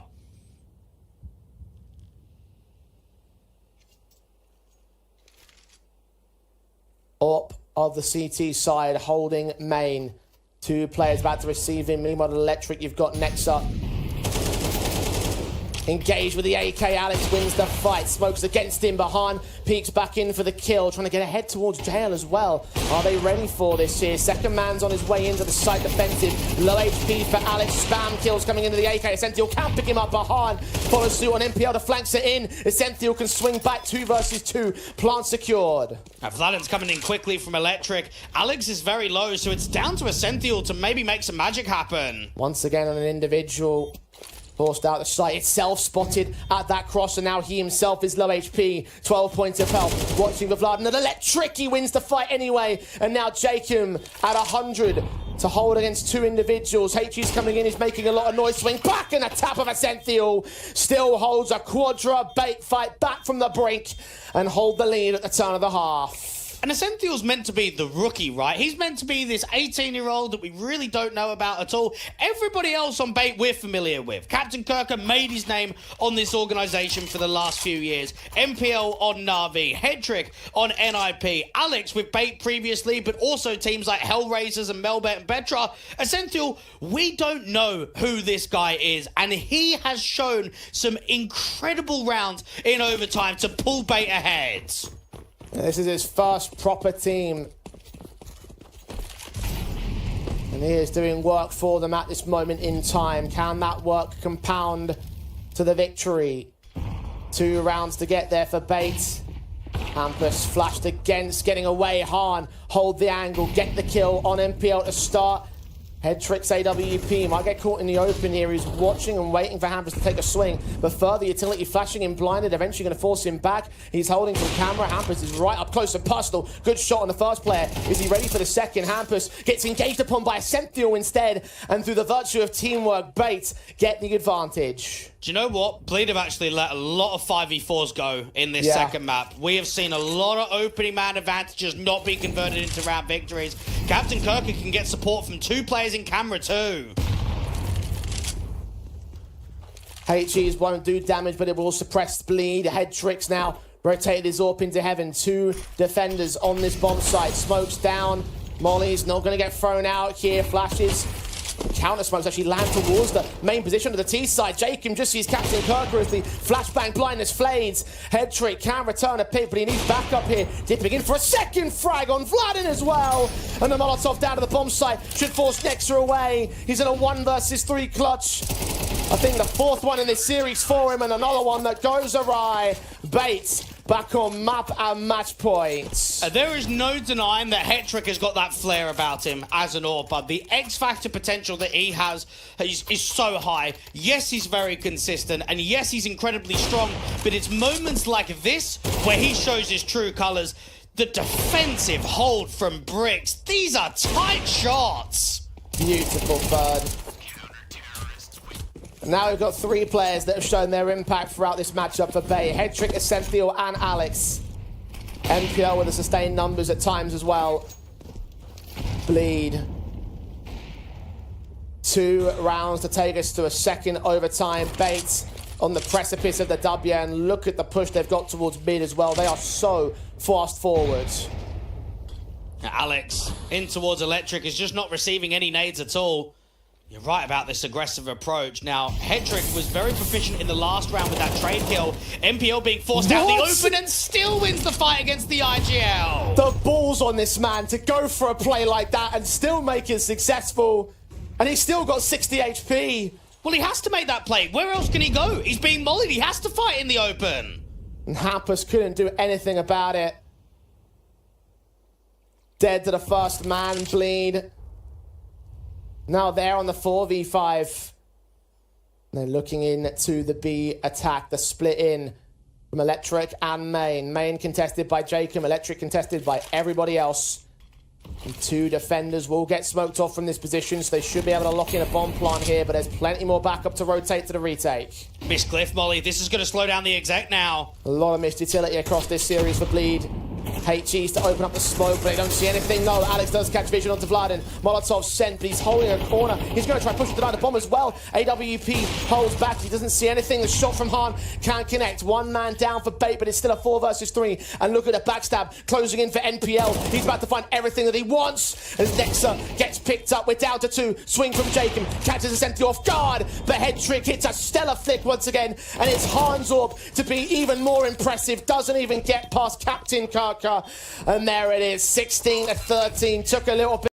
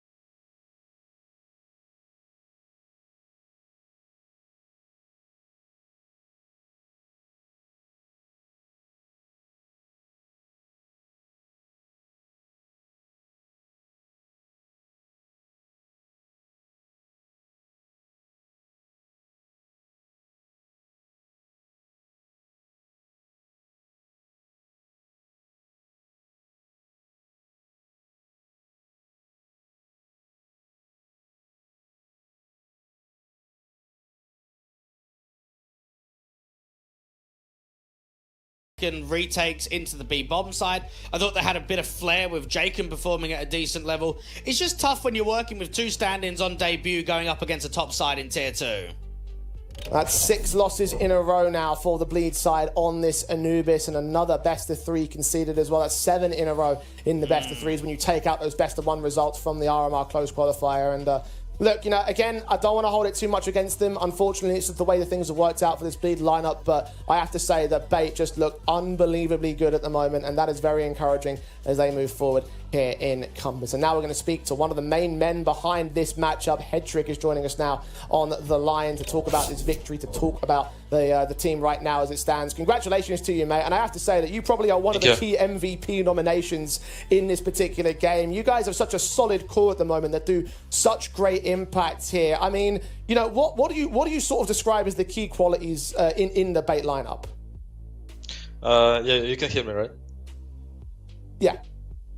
Yeah, I mean, honestly, I think we have just pretty good chemistry, and it feels that everyone is giving it all. Of course, we have some unlucky matches when we are like not speaking good enough or not like shooting back, for example. But we are just trying to push and to reset after each game, and we understand that we have a lot of tournaments right now, so we are trying to give our best at each game. So of course, we play pretty solid opponents like Bleed. And yeah, I think they're good. They have some strong names in their lineup, and we're just trying to like be strong and faster with communication, as it's first match of the day today, and like it's pretty early game, so we need to turn on immediately, because like we don't have time to wake up. It can be turned other way if we don't do it. So we're just trying to speak and communicate with each other, and also like to listen each other, which is very important in CS. Headrick, I want to ask, a lot of people look at your side and say, okay, this is a team that can get into grand finals, this is a team that can threaten tournaments. Being upset by 9 in the first round yesterday and now getting a 2-0 versus Bleed, how do you look at the run in this tournament so far? Yeah, I think we had slow game. honestly, like we didn't communicate that well. We were just like kind of tunnel visioned, you know, because I remember game against Nine, and it was just some obvious situations where we should expect enemies and we don't eventually. But yeah, I mean, I'm happy that we won Blitz. I think they're still, even though they have hard period right now as a team, I think they're pretty strong team individuals. So it's important for us to win it, and we'll try to push forward and see who we play next, so we can prepare. Well, you've mentioned a number of like things that you guys have been getting wrong lately. You talk about communication and tunnel vision and that sort of sense. What did Bait do to try and mop up those kind of issues? Yeah, I mean, like the most important thing is that we need to figure it out inside the game, like while we are playing, that we have these issues, because afterwards, obviously it's easy to say like, oh, I just fucked up, for example, and like, I didn't expect this move, I was tunnel vision, but to fix it, actually, you need to understand it inside the game, and to fix it kind of next round, we need to try to do it. But yeah, we're just trying to speak, and I think we have good voice in game in terms of if we see the problem, we try to speak about it immediately, so we don't kind of postpone it for later, and we can try to, for example, screw the game if something not going our way. I want to ask about Essential, because even though he's been on the team for quite some time, a lot of us are very, I suppose, unfamiliar with who he is. We really don't know much about him at all. And in overtime, he had some insane rounds. The multi-frag that he had from A main, opening up the side, closing down B. Just give us a little bit of insight onto him as a player. Yeah, he's honestly a very fun guy. I think he's learning a lot. He's kind of like a sponge right now as a team, so he listens what everyone's saying to him, and what is important, he's taking criticism right. He's trying to redirect it to his game and to solve his kind of issues. Yeah, I'm happy we have him in the team, because like sometimes he has crazy moments, and it's very important to do like some crazy multi-kills sometimes. I remember like the clash right now on Anubis where he was low HP and killed 2. So yeah, I mean, it's very important, and I think if he will keep working, keep listening, and just keep improving, self-improving, he can be a very strong tier 1 player in the future. Well, final question for you, mate. You said earlier that you're playing in a lot of tournaments. I know you're doing ECL at the moment. You've got Thunderpick later today, and later on this year you're going to be attending 2 LANs at Elisa and, of course, the RMR. So just talk me through what Bait's goals are now going into the tail end of the year.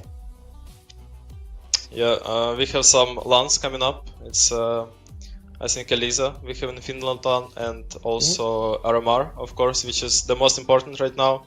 Yeah, so as it sounds obvious, but I think the most important right now is we can keep our best form to the RMR. We need to grind to find this steal, because I feel that it's not on the top right now, but we still, like for example, like 2 months ago we could like win 6-7 games in a row. One is more like kind of roller coaster. We can lose, we can win.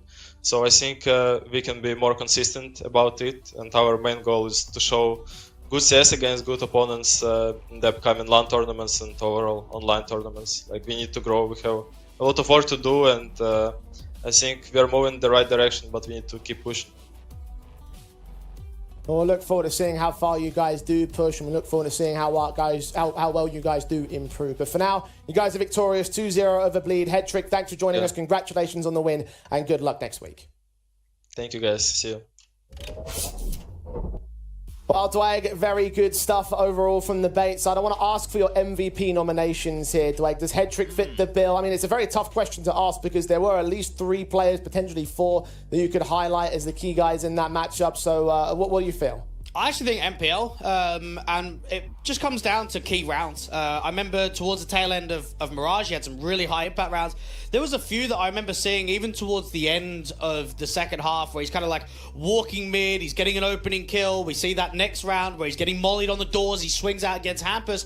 He might not have been the guy that closed a lot of rounds, but he was the guy that was actually able to win a lot of opening man advantages that set up round victories. So for that reason in itself, I'm going to give MPL the MVP.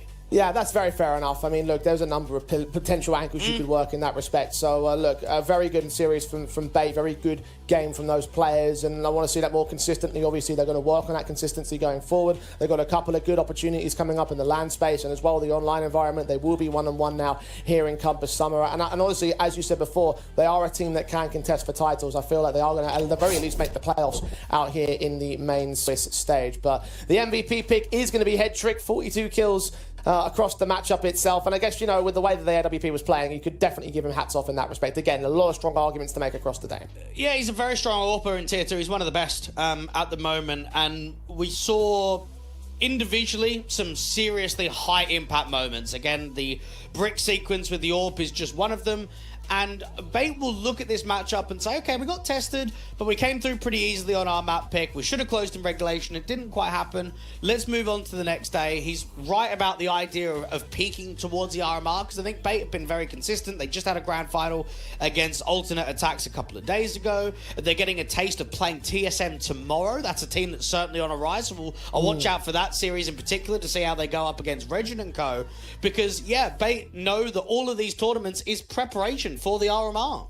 And that is going to basically be what we'll see from them in the near future, right? Just to get your boots on the ground, find that level of form that you want to see going into those big LAN events, you know, trying to lead the charge as part of the Tier 2 environment. And look, Bait as an organization have been up there in the RMRs before. Some of the players on this roster have been up there before. So I look forward to seeing them and what they're going to be able to do when it comes time for Shanghai, when it comes down time for Espo, and possibly even when it comes down to the next Compass LAN as well, because look, they do have a serious chance of winning this event. Yeah, and it's nice to see faces that are going to come here and constantly put up a good showing. I think Headrick's right. It's really not a good showing to be losing down to 9. I think Bait should be en route to making the playoffs. Obviously, it does depend on the draw a lot of the time. But if you're Bleed, I mean, we don't really know what this standing situation is going to look like for the next few officials. Being down 0-2, especially with the conversation that we had earlier of quite a few upsets in the opening round, they could have some tough teams in the 0-2, the 1-2, the 2-2 bracket. I think it's unlikely that they make the playoffs from this position. Yeah, a lot of questions to ask of Bleed in the next few weeks, but for now they have answered in terms of their round 2 performance, 0-2, facing elimination from here on out here in Compass Summer. So they have to bow out in this matchup, and we have to bow out for a break as we look to set up our second game of the day.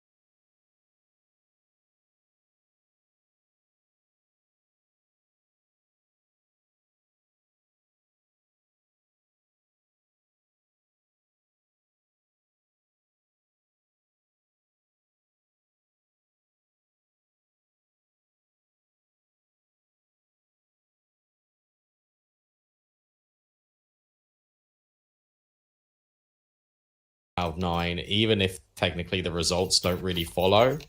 It'd be way worse if Cloud9 were having bad results and he was playing badly from getting that step up to like tier 1, right? Yeah, well, this is one of those games that you should be playing well, I think, for Cloud9. And on your map pick, remember, we were just talking about some results recently for GamerLegion. Kind of got owned by Monty a little bit. On this map just a couple days ago in the Atlanta qualifiers. But it's a new day, it's a new dawn. In the round of 16 here in the ThunderPick second European closed qualifier. GamerLegion on the CT side, and it's a very slow, methodical pistol for Cloud9.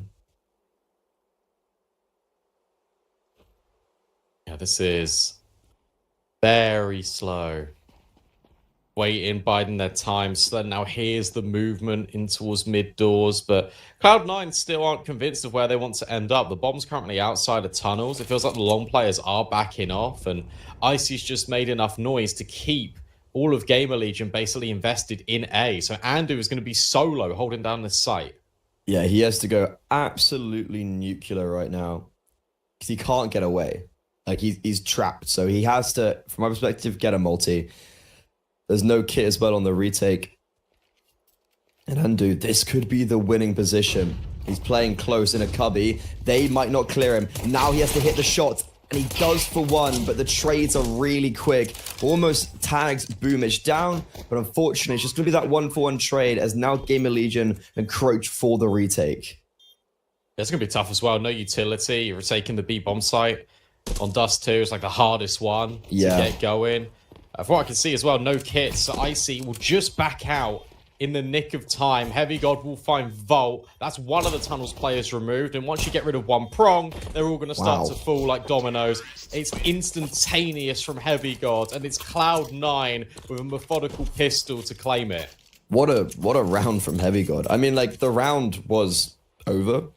Like, they weren't going to win GamerLegion, but that's actually just some legitimately really nice shooting from the god himself. Wow, those odds are not what I would have expected. Like, sure, Cloud9 the favorites in this. I think that's like we can all agree on that. But are we seriously like? Is it that? Like, has GamerLegion kind of digressed that much from people's opinions? That's a bit extreme. I don't see it as that. I'd have it more as like 1.4 Cloud9, like 1.9. Like 2, or maybe like 2. Yeah. That's a bit harsh. I think, yeah, like the game, like, I think from an outside perspective, you could be looking at GamerLegion and you're like, what's going on? Like, where's emo? Yeah, all that jazz. And where's then you Snacks? Where's Snacks? And then like, I had the fortunate chance to talk to both Fault and Ash on a podcast. I don't know where the podcast is, but it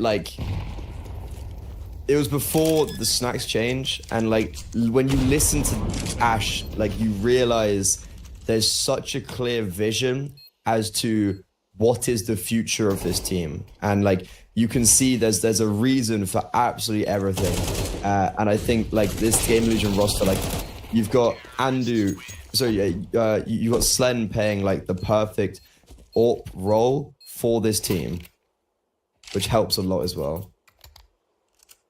Well, if you want to get involved with those odds as well, head over to thunderpick.io. Please make sure you're over the age of 18. Please make sure you're gambling responsibly. There it is. Boosted odds and specials at thunderpick.io. It's gambling though, guys. Please be sensible.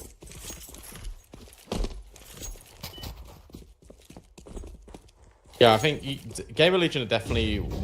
You can tell that everything has purpose. That flashbang also has purpose. Slen needs to back off before he gets dealt with. And he will run away. ZTR actually finds the first kill. That's Inters just lurking in tunnels. Look at this space being created in the middle. Slen's not going to expect this. He's dropped down in CT. And like, there was definitely a world that he could get maybe overwhelmed if they did just swing, but Flammers is there to mitigate some of the danger. And now Cloud9, after they take this really assertive space very early on, they get stinted a little bit. They don't quite know where to take this, waiting for aggression, and well, that's going to be one, but unfortunately, no follow-up. That's a brilliant reaction out of GamerLegion. As soon as they've shown that there's 2 players spraying over towards the B doors, obviously for Cloud9, that their next move would be to try and take the space in towards double doors, maybe get a kill in towards an unsuspecting player through CT. Oh. So GamerLegion, they have ZTR come back over. They get Slens, who notes that there's players in towards middle as well, and then they just drop off and have 3 prongs of attack, just all staring at the deliberate gap that they left. And they even got Andu just on this long lurk. That is a sweet mid-round out of GamerLegion. Cloud9, they just fell right into their trap.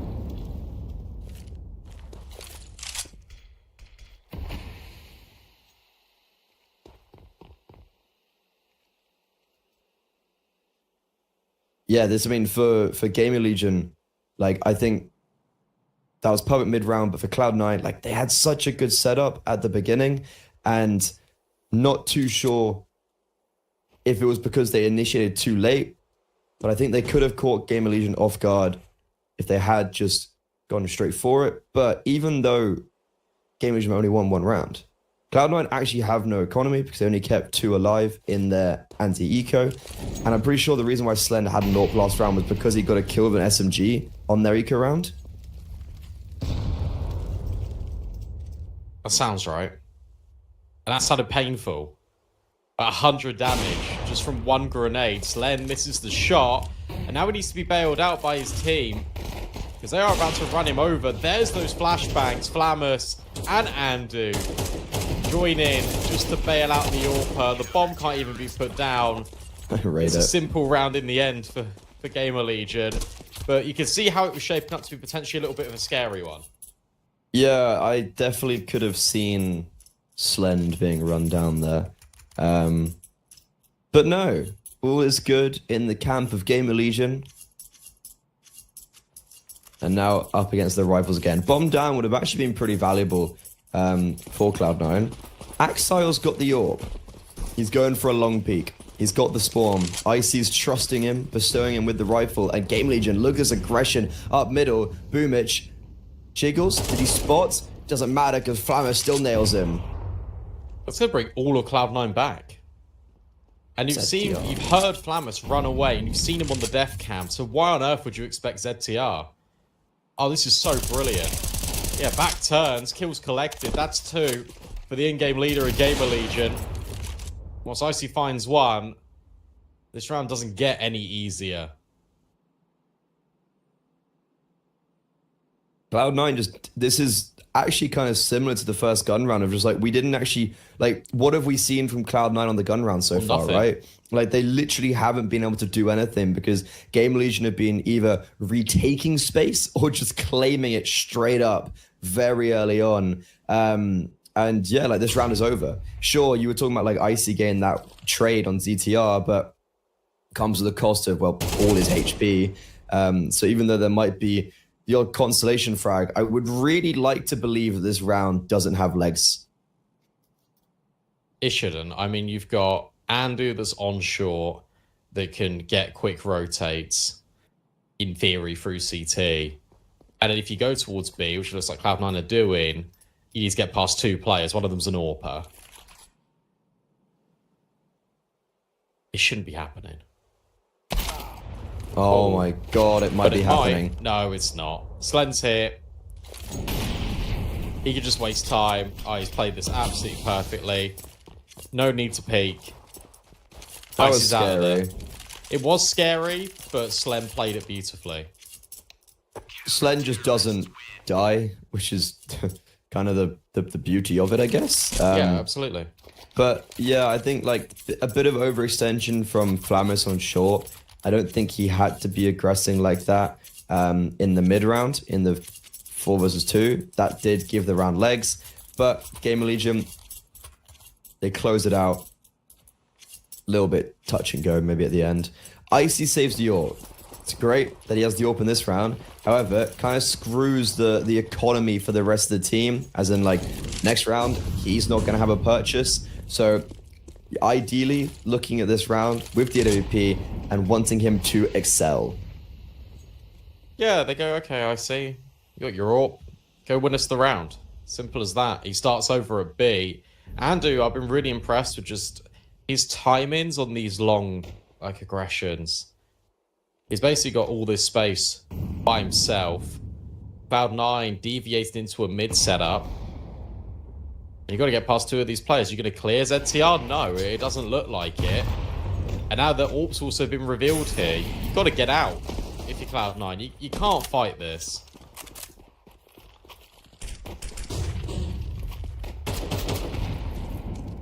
Icy just saves the AWP again. I wouldn't hate it. Oh, no, never mind.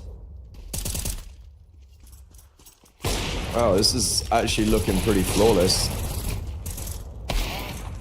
Wasn't Boomich like double AWPing for a team once? Wasn't there something there? I mean, Boomich was picking up the AWP on certain maps and Cloud9 didn't have an AWPer. Yeah, that was it. Sorry. I was really confused for a second. I was like, why do I have in my head Boomich as an AWPer? I mean, he's dead to Andu. Oh, You can yeah. kind of see the silhouette. Look at him go. Yeah, look at him creep, look at him stalk. Sorry, Axile's somehow, the AWP's gone forward in front of Axile. But it doesn't matter. GamerLegion, they actually do it very cleanly, and it's a contrast to how Cloud9 were dealing with their anti-ecos. 4 alive.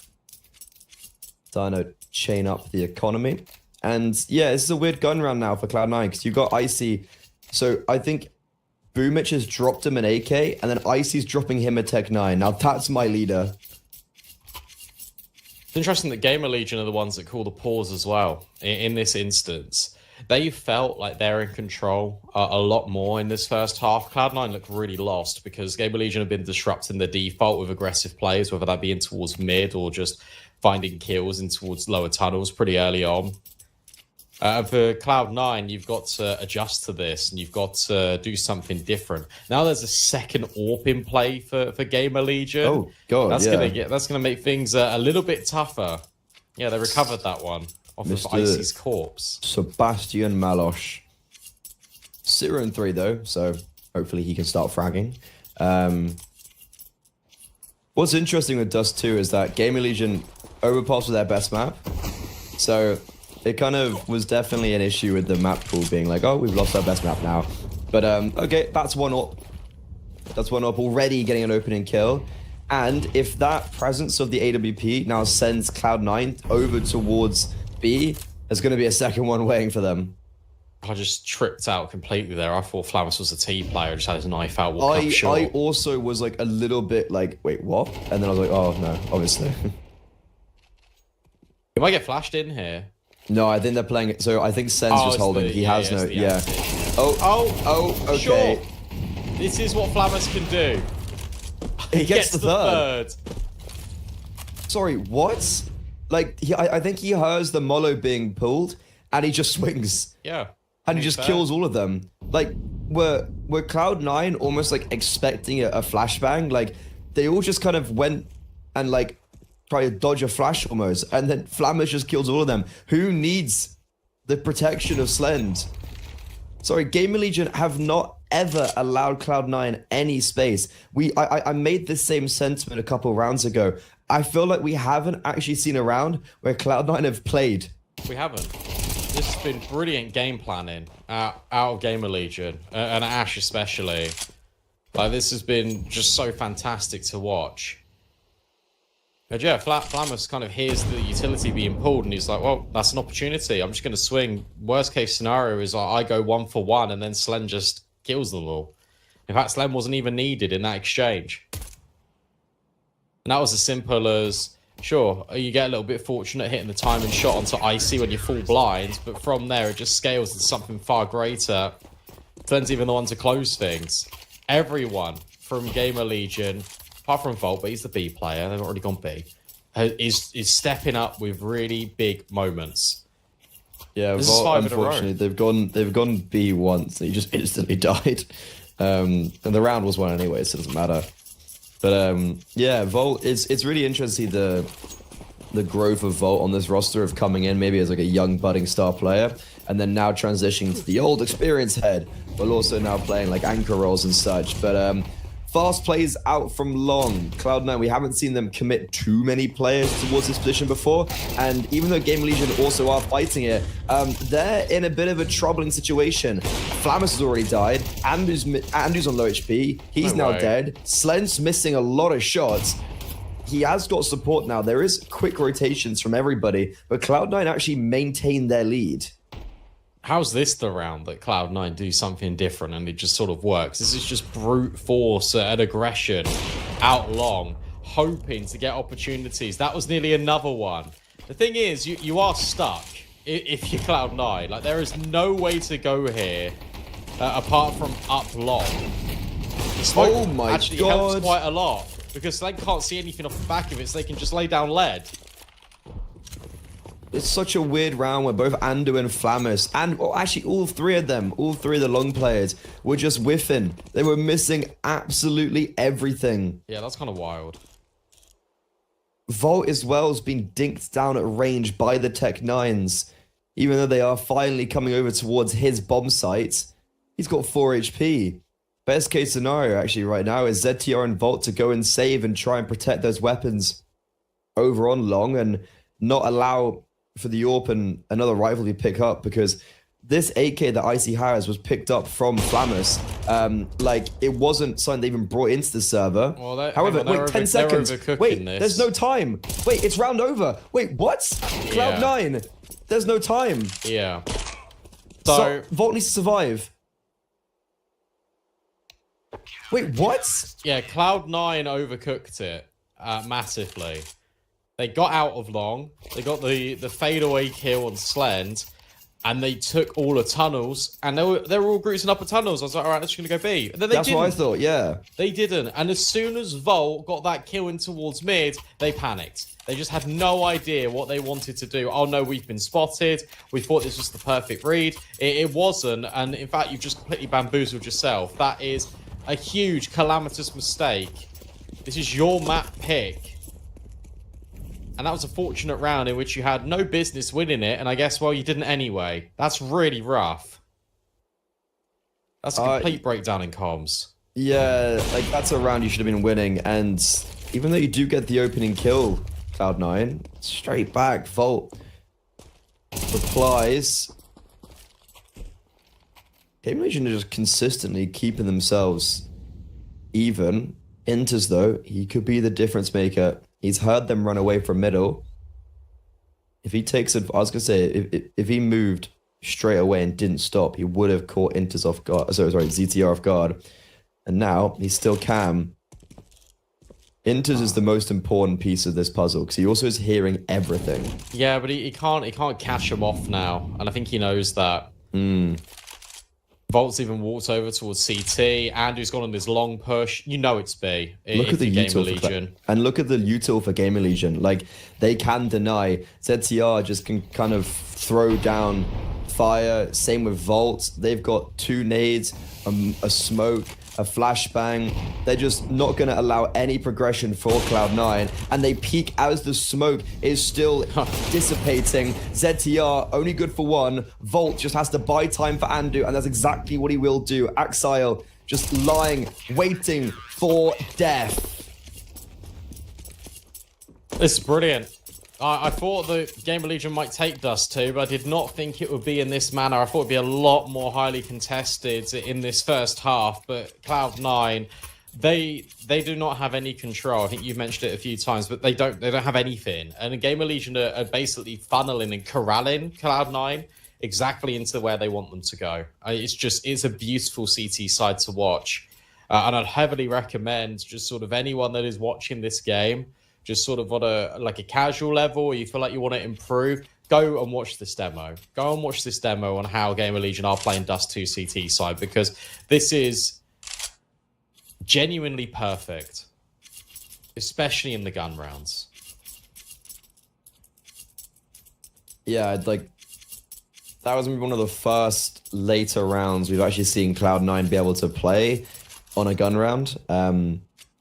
Confidence be brewing for GamerLegion. It do be brewing. This is a weird purchase for Cloud9 as well. Galil, 2 AKs with no util. Somehow the AWP on Icy, and then Inters on Tech 9. He's got all the util.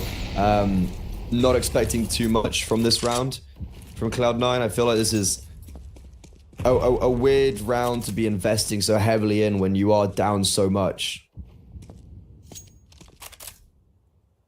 You're not ending the spiral. You're kind of helping it along its way. Icy could get one. There we go. Ooh, I take it back. Then breaks it open for him. Probably doesn't expect the AWP. Slen's probably like, wait, I died to what? Yeah, glass cannon. This is now the first round we've actually seen where GamerLegion are spread out almost like a conventional CT side, where you've got players that are somewhat unlinked. Another smoke gets dropped. ZTR's just playing in front of it. He's even dropped one of his own. This is a complete mess in middle. It's all the information. He's going to hear them trumping off Xbox. I think he knows they're behind this smoke. Yeah, has to. He's getting support as well. Flamus is coming over. Going to be ending towards the B-bomb site. And it's all been red because Andu, once again, is flanking top middle. Heavy God. Lurk, effective. That's going to force Andu to kind of focus on mid. But in the meantime, B execute. Volt left by himself. And, well, he does do really well. But it's Andu up for the 1 versus 2. Galil for Axile. AWP, no armor for Icy. Bomb trying to be planted. Andu tries to take capitalization of one player, you know, not going to have his weapon out, but great coverage from Axile. How did that all go wrong for GamerLegion? Volt. So it was Volt and Flamus around the B-bomb site. Was it? Yeah, Flamus instantly dies. Oh, okay. And also the fact that Boomich just gets that 1 kill in middle, I think is really important. I think as soon as you see on the kill feed as well, there's Andu that got that trade in mid. It's like, okay, well, we need to just go instantaneously. Yeah, it's a great nade as well. There's like 100 damage when the execute was happening. Another one of these. This time, Axel jumps the shot. Did Flamus see him? Did Flamus see Heavy God in mid? It doesn't look like it. I don't think so. Okay, so this is now our first instance of true timing. But Slen's holding for this. Maybe you did see it. Oh, Axel sees Andu. There's only so many times you can push top. There's only so many times you can push long. I feel like Andu's maybe done it a bit too many times now, testing his luck.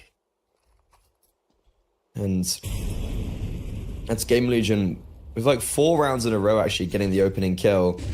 They only finally just converted one in the previous. Now, can they double down and look to end this half off strong? This is exactly the same round. Different combination is that you're throwing a lurk smoke rather than the B doors smoke. Trying to entice these players to worry about 1 player rather than 4. Heavy God in a position where he needs to sort of be that linchpin. Because Flamus has now gutted out all of middle. You feel like, okay, well, they have to be long or they've got to be mid to B. They've got 25 seconds here, Cloud9. So as soon as you see this smoke, that's the statement of intent. Heavy God finds nothing on his lurk. And there's 2 players on this B-bomb site. GamerLegion, they are in the known. Volt being baited in once again. Good utility to just impede Cloud9 from getting out onto this bomb site. Nice frags. from IC, but unfortunately it's all in vain. GamerLegion, a perfect mid to late round once again. Cloud9 in shambles.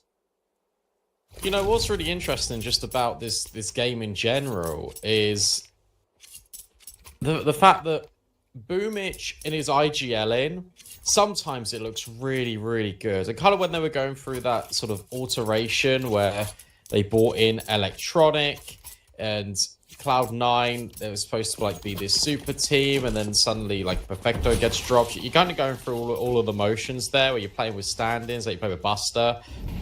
And it looked really rocky on like the T side.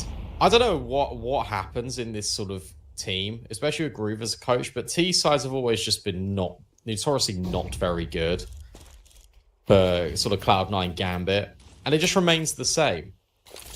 I could not tell you why. It just looks like they completely fall apart at the seams. There's a big worry as well when you're looking at Dust 2 and it being a T-sided map. And it's your pick. In a T-side meta. And you've got 3 rounds. GamerLegion have actually just been playing really like even that last round, like everyone quality just, CS. like everyone is just ready. And it like they make sure they're like, okay, Heavy goes in middle, like he was last round. Oh, flashbang's over. Let's take contact on the back of the site, then Volt can initiate, and then we're gonna come through doors. Like it's just so many moving pieces. Oh my god, Boomich, he just jumps down from short, and Heavy got as well. They just crunch in middle. As soon as we were praising GamerLegion, it all falls apart. They know Volt is the B-side player. They know that he is still here on the back of Plateau. This is going to be so hard for him. His teammates are trying to rotate in to give him some support. Volt needs to go massive, but unfortunately only gets one. Flamis, it's his time to shine. Interesting. He shots a smoke forward in towards the doors. He's trying to fake out that he's going to go through it. But in reality, he's just trying to peek over the top of it. Flamus will get both anyway. That's huge. And that's the first time we've seen the clutch being required for GamerLegion, and the first time that they've won it as well. 9-3 at the half. Cloud9. They can't get away with anything. It was his time to shine, and he shimmers to glory. This is, yeah, you know, those odds at the beginning. I was questioning why they were so one-sided in favor of Cloud9. Like, I understood that they're favorites, but this is the reason why. GamerLegion are steaming ahead. Everyone is playing well as well. You look at the scoreboard, you look at the rounds, you're thinking everyone has their moments. Even Volt started really stepping up. When they came towards that B-bomb side, he was consistently getting impact. And now on this T side, can they continue in this trend? Not just in this series, but in sort of the last like 2 weeks. Like, this is some of the best CS thing I've ever seen GamerLegion play. Apart from when they went on that obviously major final run. Yeah. This is looking incredibly good. Hopefully this can continue as well, like in this half. This is scary. Yeah, 3 players. This flashbang is going to force them into the crosshairs. Icy's dual Berettas, they go ham. And well, he just read on the trigger. Yeah, needed that. Really needed that. I like the idea for Cloud9. They have 3 players in towards short. They see the flashbang and they just force the issue. They just push it. They try and get ahead of it. Yeah. And it works perfectly. A necessary pistol for Cloud9. And for GamerLegion, no bomb plant. You've got plenty of rounds just in your pocket. You're just going to eco. Full eco. Yeah, that flashbang, what I really like on short is that, like, you see people just throw a flashbang. You're like, oh, it never blinds anyone. That's actually not the objective of that flash. It's mostly just to get people off the angle 9 out of 10 times. Or in that scenario, like, kind of, like, cause a bit of pandemonium, but the defense play it really well.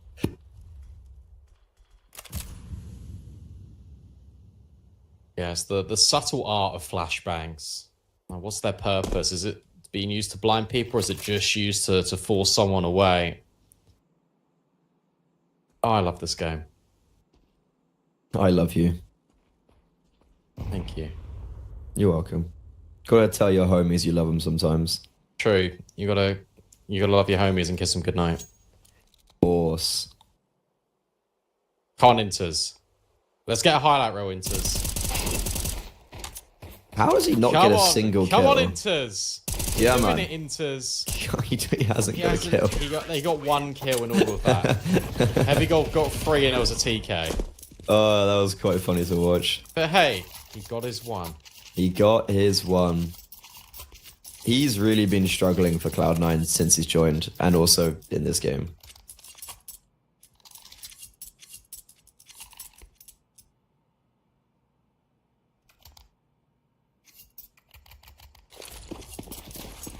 He will never be the problem.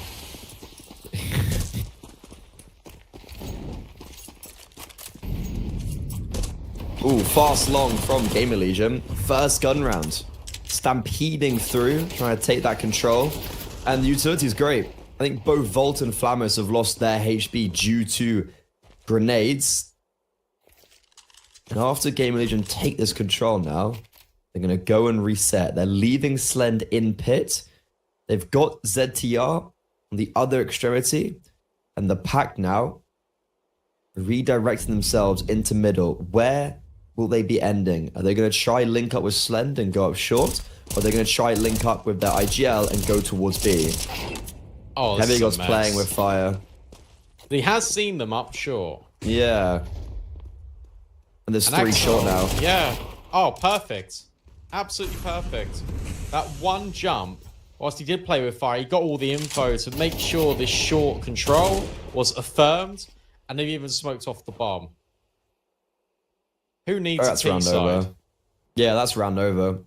That round from GamerLegion really felt like what Cloud9 had on their T side, just issues with like not getting like anything going. And yeah. well, Inter's okay, don't get anything against the ecos, but he does clean up superbly in that gun round. That's a really nice triple to keep it flawless for the CT side in the first gun round.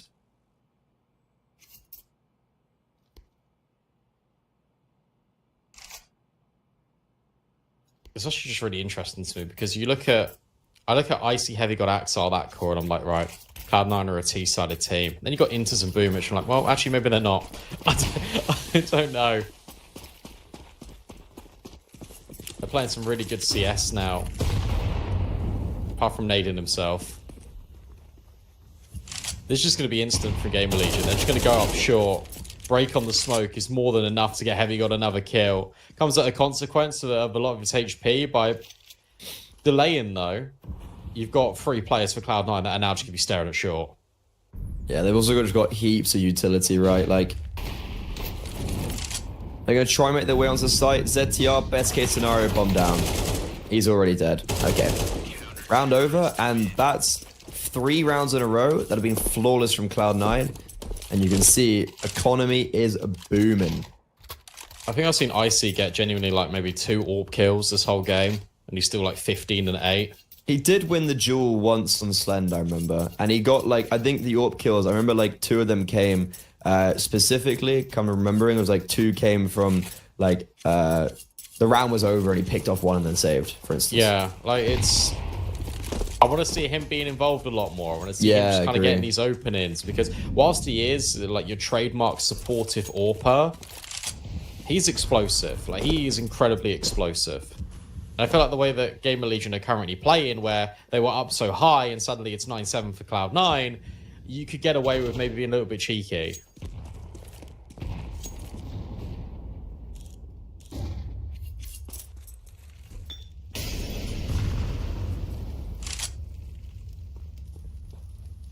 It's a bit of a different approach for GamerLegion. Instead of sending 4 players out long like they did in their first gun round, they're going to Vandu over towards that part of the map, but instead to focus towards middle very early on.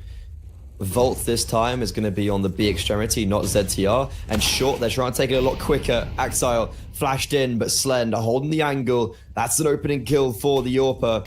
That's exactly what I was talking about, how Slend plays. Very system, just holds these angles, doesn't allow for aggression. And that's where Axile goes wrong. Yeah, that's really rough. GamerLegion actually set up a molly that pushed Axile into that angle. So it's all by design. And the double short setup, whilst it felt good for Cloud9, it's now been broken.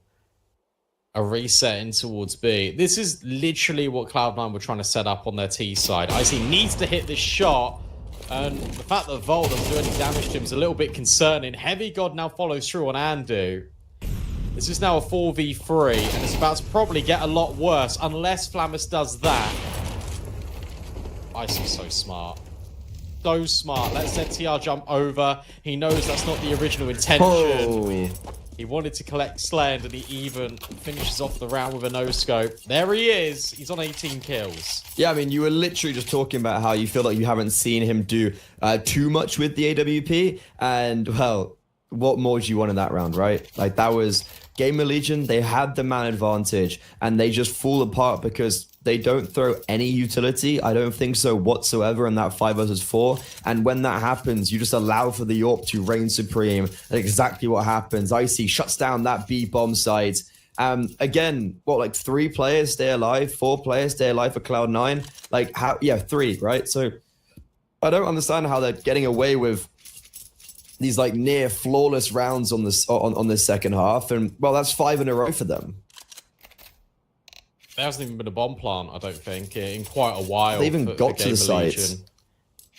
There was one round where they had Tech-9s that went up short. They got shut down.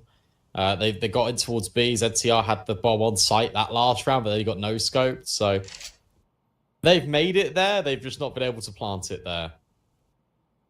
This is a completely different look of Cloud9. Remember, this was 9-3. This was a 9-3 half. And now it's 9-8. So, Brandon, so it'd be 5 in a row with... That was literally the first... That round, they got 2 kills, right? That was the first round they have got a kill outside a pistol.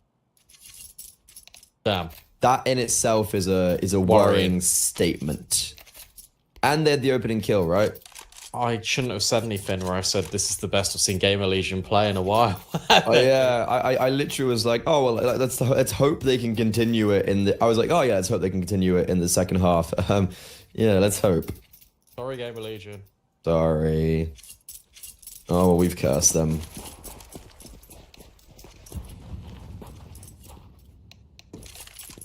Not live. I don't know if we're live. No, never.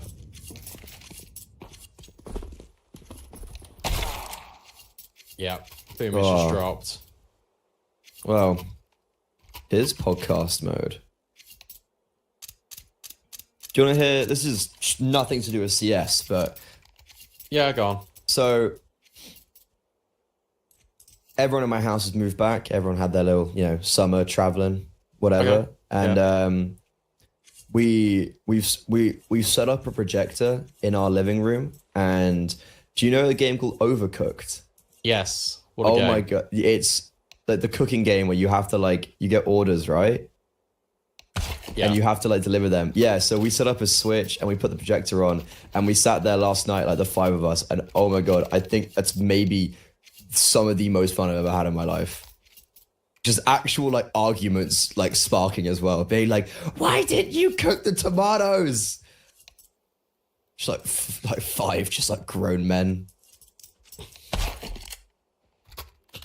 If you can't argue with your teammates about a competitive FPS game like Overcooked, then... Yeah, exactly.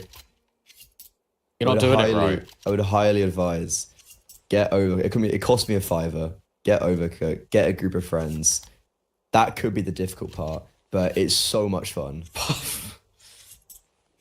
Yeah, I kind of stopped taking notes after you said the yeah, you were so me and my friends, you were well, that's me gone. Unlucky. I'll come play with you. I'm good. 9-8. Cloud9 can equalise. And they got a really damn good shot at doing it as well. It's only Flammus. He's got a hero Galil. Ooh. Doesn't have the same ring to it now, does it? Not quite. An Exile. That's a nice ring. On all of it. Double spray. Oh, there's that Galil. It did nothing. It's bad when it runs out of... You know it's bad when the Galil runs out of bullets. This is an ace Bruin of Axel. He's yet to take any damage. Ooh. Okay, that's 4. How he's just been getting away with absolute murder. And then Icy gets the final frag. It's now tied up. We're 9-9. And Cloud9 look like they want to be taking this 13-9. It is their map pick, but what's so impressive was how down in the dumps they were playing. And they've completely... transcended on this map. Here's the difference, right? I mean, we kind of were saying this all throughout the first half. GamerLegion didn't allow Cloud9 to play their game. You now swap the exact same happening. But you now swap to the CT side. It's way easier for Cloud9 to get set up and do what they want to do. You don't have that instant, just sort of aggression. I think GamerLegion just needs to go back to basics a little bit here, and that is default, and then just hit into a site altogether, rather than give up the opportunity to kind of give these kills away. It has felt very individual, right? Yeah, and like I think you know that gun round where Slen had the opening kill, like the big issue I had with that was that they just walk onto B with no util, and they kind of just like walk out mid, and it's like, what was actually the game plan there at the end? Like you got a 5 versus 4, like what were you trying? Like you just walk into the B site, and I guess like unfortunately the AWP is there, which maybe something you don't anticipate, but the AWP's there, and even when you do spot him, you don't really change anything up with it. But this is different. A late long pop. Boomich is close. One here is perfect. He's in a very exposed position. That's the first. Holds the spray. The second just walks into it. Slend can't do anything about it. And Boomich, how has he gotten away with 2 frags? Icy will fall. Slend, can he dig his team out of this one? He needs to be the hero for GamerLegion. He's on the rifle. In the meantime, his teammates are still dying towards middle. And the bomb, it is retrievable. In a 2 versus 3, Volt is also getting hounded in middle. Oh, I'll tell you what, though. That's all he needed. Axel gives him the fight a little bit early, and then Inters just can't follow up. So Heavy God gets thrown into a clutch now, all off the back of Volt's hard work. 15 seconds. Bomb will come over. Heavy God, if he's able to catch one, that'd be brilliant. But Volt has already slid in towards Goose. The Molly nade combo might be enough onto Slend. And it isn't. Important from Volt. That's a really big recovery. That was what, a 2v4 in essence? I think a 2v4, because I think Heavy God, yeah, actually no, I think it was a 2v5. Like, I don't understand how that goes so wrong for Cloud9. Like, you have a perfect setup. Yeah, I don't think Icy had to be peeking on long as well. Like, you could just play a little bit more passive. If Boomich has got his way into pit, like, you don't need to be taking that fight very exposed. You can maybe hold, like, a more passive angle, and then you can play a crossfire. Instead, Icy gives up his life, Boomich just gets isolated, and then in middle, Volt gets away with murder with those 2 frags. It's fantastic. GamerLegion, like, exactly what they needed. Yeah, it comes from a really just ambitious source. I can't believe that's the way they get their first round on T side, just putting off a ridiculous break in the momentum. This time they're going a bit faster. This is what I expected in the previous. So everyone's up short, bar Volt, and you're just gonna exec. You're just gonna contact. This is brave. This is so brave, but it works out perfectly. Axel just needs to buy time. He needs the support. He's got it in Icy. Flashbang, not good enough. Icy finds the first. And now he needs to live. Yeah, but now they know about Icy. Like, Icy just needed, like, a little bit more weight to be carried by those defenders. Ooh, Volt gets caught off guard in middle. Heavy God, very late in underpass. And now it's very dangerous, actually, for GamerLegion. 2 versus 3. They have no utility. They're scared of long. They're scared of short, and when this smoke fades, all hell will be let loose. It's blown open, but Slend capitalizes upon that. He repositions down towards CT now. Icy will eliminate the rifler. There is a kit in play. Slend has to hit these shots, and he will. Misses the last, but the time is running out. Glock is in tandem, but Heavy God, he can't do anything about it. GamerLegion, they once again clinch away a round. What a reposition out of Slend. Gets the kill on Inters just from the top of short, and then drops off, makes the noise that he's fallen back towards CT, and then just gets on the little box. And Icy's just got no idea that's what's happened. Walks straight into the crosshair. Did jiggle, to be fair. He did, but he still died. Yeah. What a round from Slend. Yeah, Heavy God was also nowhere near to trade at that instance.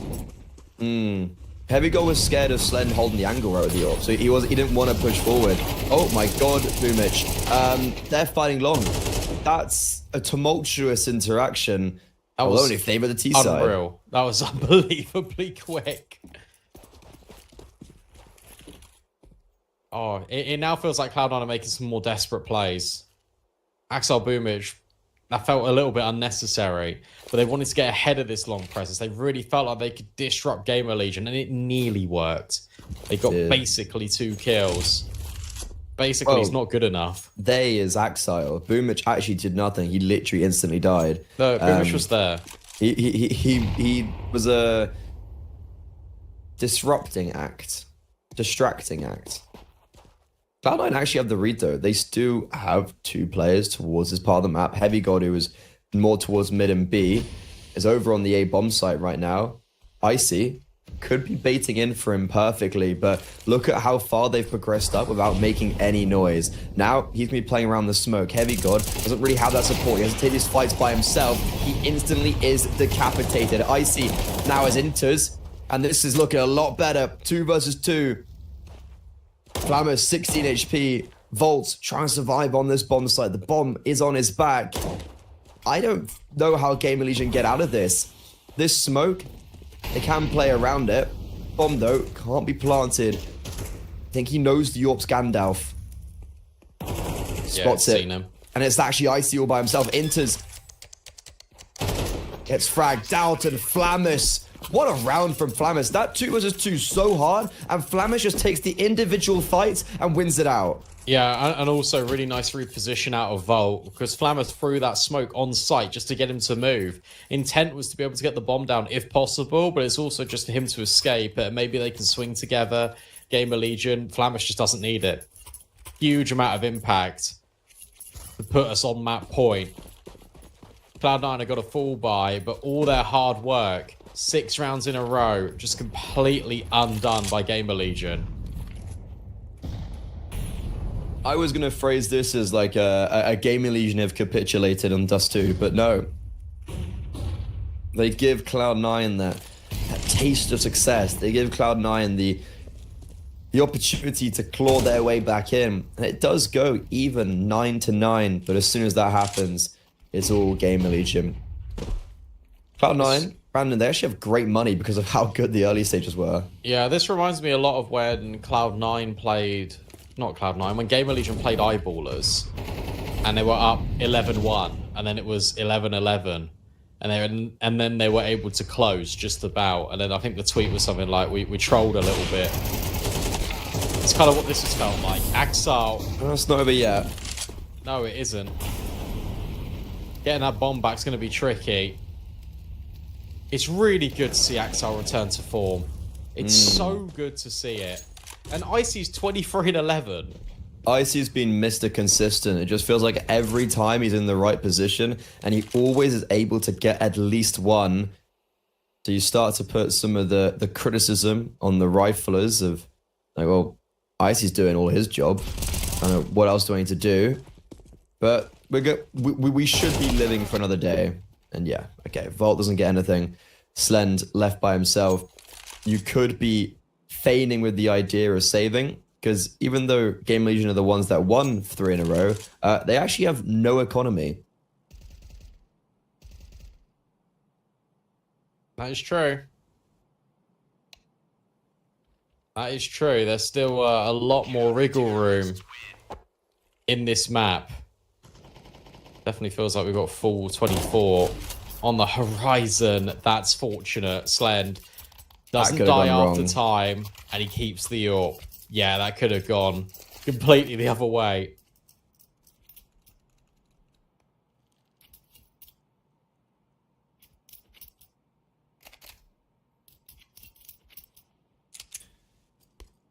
This is a weird situation for GamerLegion to be in, because Slend can't buy an AWP next round.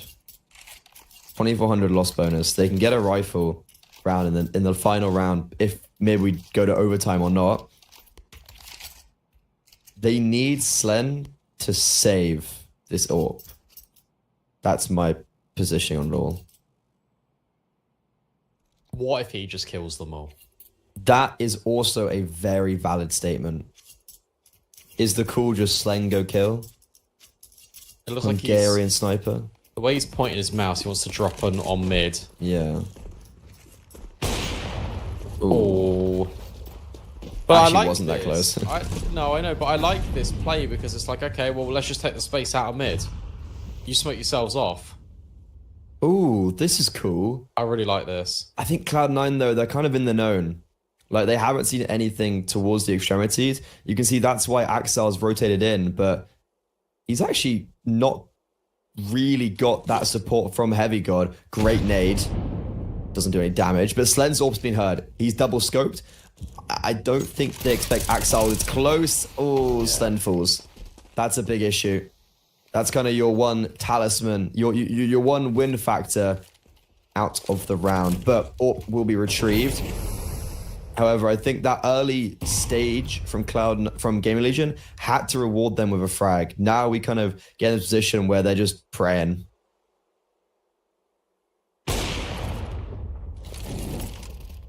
Yeah, they're trying to wide swing to get Icy to go into the ZTR scope, but it's not happening.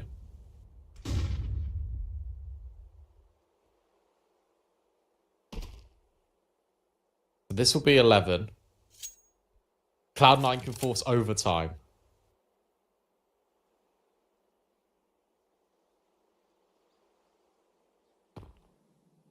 A lot of signs are pointing towards that, I can't lie.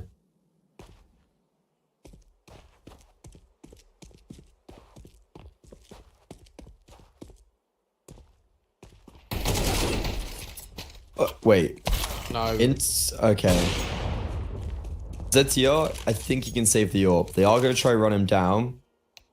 But no, he's going to be given at pleasure. So, AWP in the next round for Slen. Slen can then drop over an AK to ZTR. He's not going to really have any utility. That is kind of one of the main issues.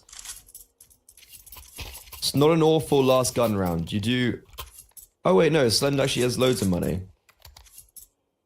He has loads of util. Okay, so we're perfect. Full gun round. Overtime or Vertigo? Where are we heading? The way Icy's playing, it feels like OT. But that Axel keeps getting opening kills as well.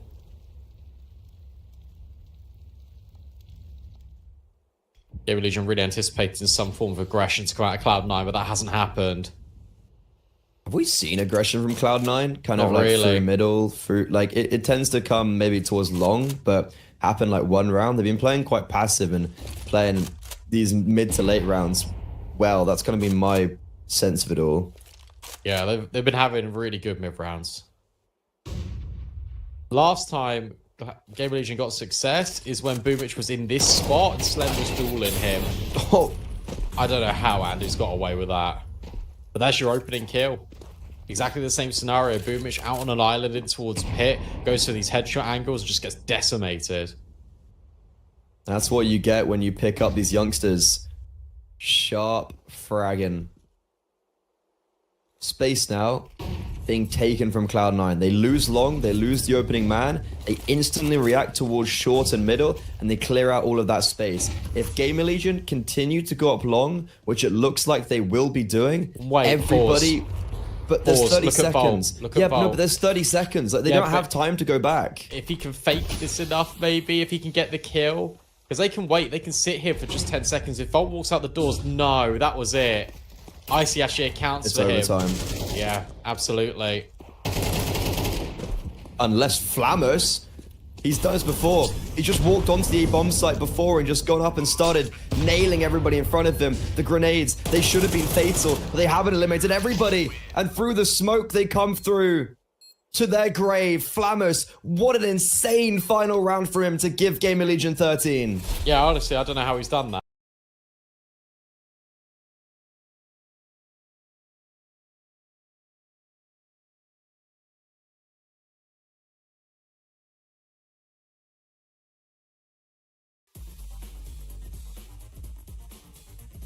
Brandon?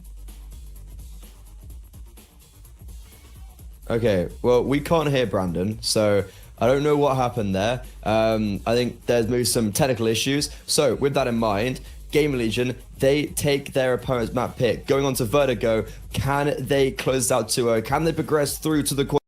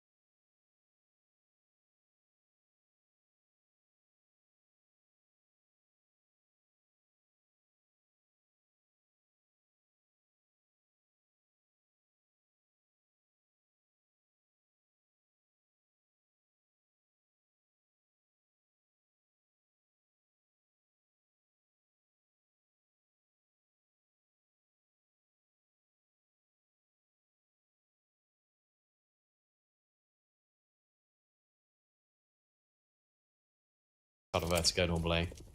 Yeah, it was kind of I think something was interesting of like we didn't really see that whatsoever from Cloud9. Like we never saw them get very aggressive on the city side, but it was kind of working. So we saw two very different styles of Counter-Strike, and both did net their own success. But now in Vertigo, it's a new day, it's a new dawn.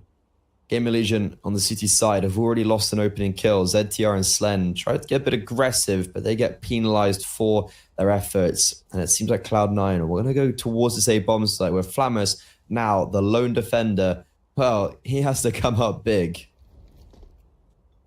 He hasn't been mollied. That means they've got to manually clear him out from here. Are you ever going to expect Flamus behind the sandbags? It feels like they are aware. Yeah, Axel's holding the entire time. So that's 2 opening kills. ZTR can't find anything through the smoke. This is a free site. That should also be a free round. You've got no kit. You've got ZTR tagged down. You've got a 2-man disadvantage. GamerLegion, they're going to try go for this retake because why not? However, I'm not looking too hopeful for their successes. That would have been a prime opportunity for Volt, but unfortunately, it goes lacking. ZTR, some nice shooting, same from Andu, but actually, maybe it was just that 1 kill with Volt and Axel. If Volt had actually claimed it, round is on, it would have been a 3 versus 2, but instead, Andu, sure, does get some nice kills, but ultimately, Cloud9 on the board. Yeah, nice try. 3v5 brought down to a 1v1. Like, fair enough. Like, you can't do too much more with that. You're right, that's the crucial encounter. If Axel doesn't grab that kill onto Volt, it could be a lot different. Instead, it is 3 kills for Axel, 2 for Heavy God. Odds have got a bit better for GamerLegion, of course, after taking the opening map. They're going to full eco, Cloud9. They've got opportunities to make money in the form of Boomich and Icy in mid. And Icy would love to make some money for that AWP. Yeah, I think we saw Slend on the city side. He got an AWP out so fast for GamerLegion when we were on Dust 2, even though they lost the pistol round. And GamerLegion, what they actually did do very well as well was make this the anti-eco for Cloud9 expensive. They'll be looking to try and replicate their effort. ZTR gonna flash his teammates in middle. That is a nice little flashbang. But unfortunately, Inters is not affected. And even though we do have some SMGs, it's actually the Galil that ends up getting a quad. There we go, Inters. Wasn't quite the farm as I sort of tried to set him up for on B site, a D2. But there we go, in towards mid. He gets a quad. What we got, GamerLegion? What we working with here? The CT side from them was so intrusive and really disruptive plans. You can't really get away with that too much on Vertigo. Maybe, I know the meta shifted a little bit to have 2 players start towards B more often than not because we have now evolved. Vertigo is now more of a B mid-heavy map rather than A. But no, they still remain pretty resolute here. They want to fight for this ramp control. Currently, they've got it. They're going to be allowed to keep hold of it. That's kind of the main question. Cloud9 are just playing a very passive default where they're allowing for this utility early on to be expended. And then they will pounce. Interesting 2 mid. I would assume they're going to try throw somewhat of a mid prong in this attack. But the main offensive is going to be towards the A site. Boomich, lucky to be alive there. That could have been an opening kill for Slend. Oh, he's seen feet as well. Yeah, 2 players here playing bait and switch. Flamus now left by himself. This mid part of the attack, as I was mentioning, actually gets opened up by the MAC-10. And because of that success, it's going to force Cloud9 back away. And now, from A, they're going to try wrap B. Volt, he could put an end to all of this. That's the first. Knows about the second, but unfortunately, on 16 HP, Inter survives. Andu still alive on this B bomb site. It's a 2 versus 3. And he will do great for 1, but the shrapnel will eliminate him. Flamus rotating from A. makes this a 1 versus 1. Bomb will be planted.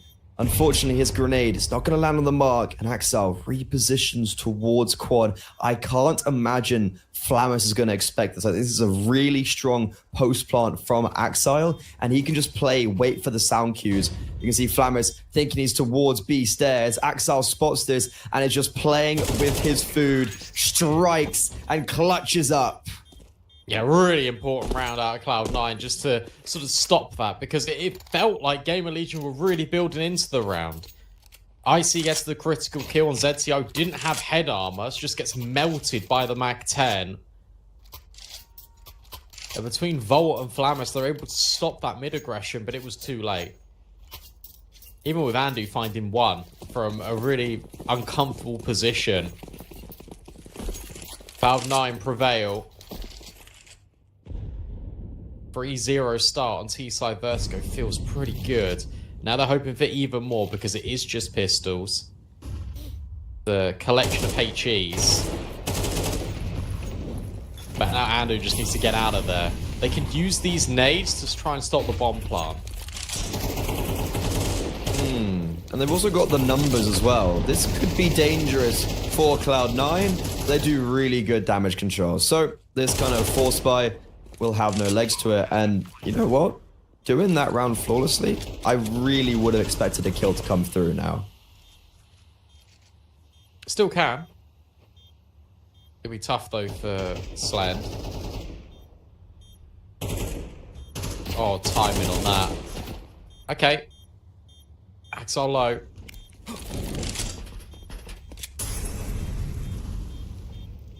Can he get anything? Doesn't look like it. Maybe a couple could go down with the ship on the bomb. That'd be next best instance. First kill for Slend. Only kill for Slend. Cloud9 4-0. That's what I mean, kind of like first kill for Slend, gets himself on the board. This could be... You know, it could be... start of something more. No AWP out for the Hungarian. Icy. Wielding that big green very early on. That first gun round was far from clean. But Axel has been able to keep them in the lead. Can they now make this a little bit cleaner, Cloud9? They are a map down. Being eliminated in the round of 16 in this tournament would be a massive travesty for Cloud9. And well, that's a pretty brutal opening kill. Boomage is trying to course correct this round and will actually be given the opportunity because Andu peeks before that flashbang from Slend. Well, I mean, miles before. This is tough now. This is still really difficult. If you're GamerLegion, because you've got to figure out what is going on before it's too late. Big ramp fight brewing. 1-for-1 trades, but Flamus gets both. That is everything. Flamus is so consistent, Brandon. He is, especially on the rifles, but now you've got no map control. 50 seconds left, you've got to go back towards B, you've got to hit and hope. The only way this round is winnable is if they hard clear Vault. And I really don't think that's going to be the case. Like, you're not holding for close wood. I think you're they holding. Boomich did. He's played with the idea. Will they clear him? Yes, they will. But he still will smite them both down. I really like that as well. Just the smallest of micro plays there from Volt as he gets the kill and he just wide swings the second. Yeah.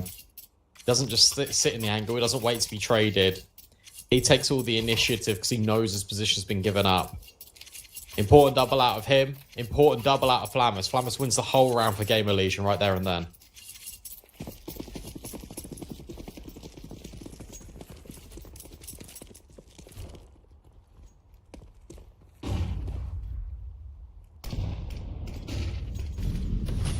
Okay, big round to be getting. And Flamus, oh, you can see he's a bit confident now, isn't he? Going for these jewels, but that might be his downfall. He's flashed and dealt with. Yeah, I don't think he had to go around the corner there now. There was all 5 players, and he pulls the trigger prematurely. ZT up. Uh-oh. He's dead. Yep. doesn't expect them to have scaled so quickly. This round, it's going to need some heroics because Cloud9, they have literally just gone as a pack and they have just walked up on this A bomb site and they have capitalized on the fact that 2 different players have either gone aggressed or just not expected them to be shifting. I think GamerLegion have already sort of decided it's going to be a save. Yeah, I don't blame them. And it's this pack mentality that I wanted to see on Dust 2 from Cloud9.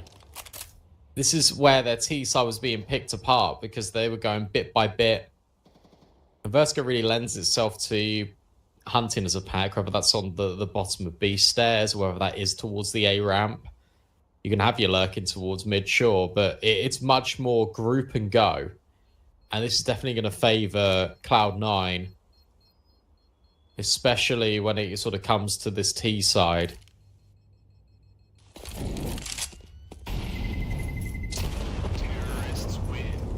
I think GamerLegion, they've been playing Vertigo pretty much like Vertigo of old, where you fight for A ramp, you put in nothing in mid, you put in nothing in B.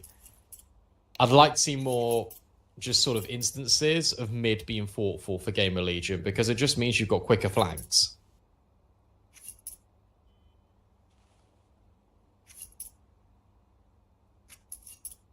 Definitely, like, this map pick for me was definitely a question mark for GamerLegion.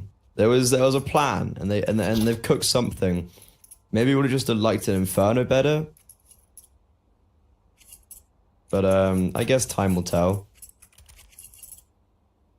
Can they repurchase this round? Yes. Slend can drop this A1S. He can then buy an AWP.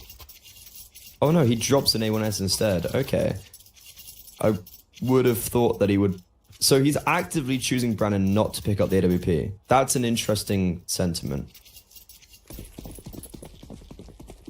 Now that indicates to me that they just want to get aggressive on ramp, and they want to take all the control away pretty instantly. You can be a lot more flexible with your rifle on quicker rotates. I know the AWP can do the same job, but I don't know. I don't hate the decision here.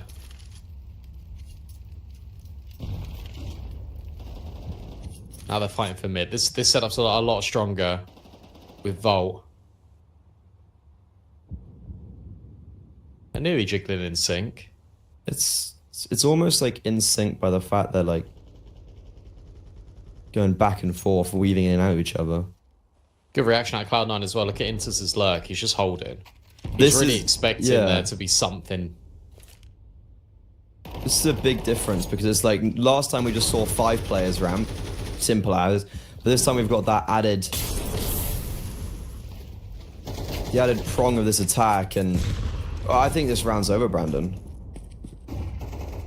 Like, I don't know, they've got, to be fair, Icy has fallen. That's the fact they went 1 for 1 in ramp keeps them alive, but if Cloud9 have just reacted off that on the A bomb site, I think they would have won that round, but instead, they're gonna readjust and they're going to utilize Inters in middle. Heavy God's going to go and join them with the bomb. There also is actually going to be Boomich to come in a little bit later. Axel's now the one player that's going to be going up B ramp. It's going to move on Cloud9 because they've just allowed Slen to double down in middle. There's 2 versus 2. Now plausible. Andu on this B bomb site. He's held sturdy before. He's looking to do so once again. Axel, the bomb's nowhere near his reach. And Andu playing around default immaculately. So good setup here for GamerLegion, because what's happened is that they've gone, okay, we're not going to fight you now, Cloud9. We're going to let you have, in theory, all of this space. We've set up in a double mid. You've got this A potential where Flamus is the only one that's sort of jiggling and taking initiative. After that, no one is giving Cloud9 anything. So in essence, they are starved of information. That's why they freak out a little bit. And Cloud9 are very good at putting themselves into questionable decisions sort of in the mid round. Axel finding ZTR is everything because Andy was full blind. My respect for that round is just if Cloud9 had just continued A, they would have won the round. Agreed. Like, I think they overthink it massively. However, it's just... They're going to go for this mid play. Oh, they're not clearing Vault. Oh, What? Volt Why? hears all of it, and they don't clear CT. He's got 2. Molotov's going to protect him and might be able to get the reload off, but Andu falls without anything on the actual site itself. Heavy God as well, still remaining in middle. He was waiting for someone to slip up, and that's exactly what happened. Slen now, with the AWP, is going to be forced to slink off into the darkness, forced to make that lonely walk to try and save. But you can already see Heavy God making a move down on a ramp. It's going to be trying to take this AWP away. I don't know how that round goes so badly after Volt gets a double, right? It's almost like a false sense of security where they overlook him, and then you've got Heavy God that makes a really good repositioning towards mid. But Icy finding the B player, is Volt dropping the incendiary. In essence, he's cut off his teammate from the rest of the squad. He's just gone, okay, you deal with that, Andu. I have to get a reload off. I have to wait for my team to rotate over. If Andu just hides on the site, that round goes differently as well. There's so many little details that spiral out of control there for GamerLegion. Cloud9, you're right. They get away with robbery.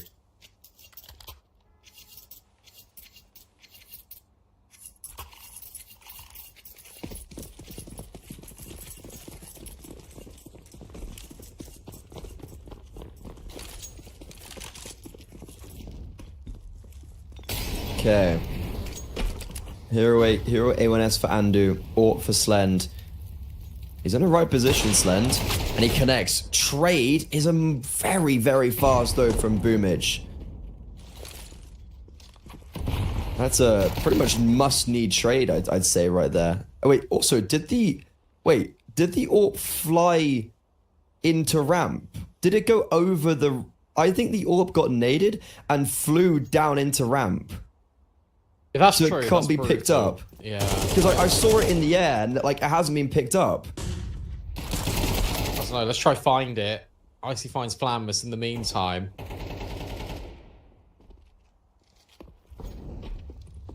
Yeah, it's not here. Yeah, no, it's literally down with the T side. Yeah, there's the AWP right there. And even though we found the AWP, that's rough. I mean, that round actually almost got winnable. When they crunched towards ramp, you could see maybe them catching Cloud9 off guard. But no, it's 5 to the good for the T side. And Vertigo's not looking too hot for GamerLegion. And Brandon, you kind of predicted this perfectly. You said both teams are going to trade map picks. Hey, we're not there yet. We saw a 9-3 half out of GamerLegion. Sure, They yeah. only won 13-11. True. I think that was a lot of unfortunate things in that round. You spoke about the AWP, but also the fact that there's like 3 dinked players for Cloud9, and they just don't die. There's a lot of utility just being used on towards ramp. Another follow-up of a HE. All that util that was thrown didn't do anything. And Boomich just gets a kill.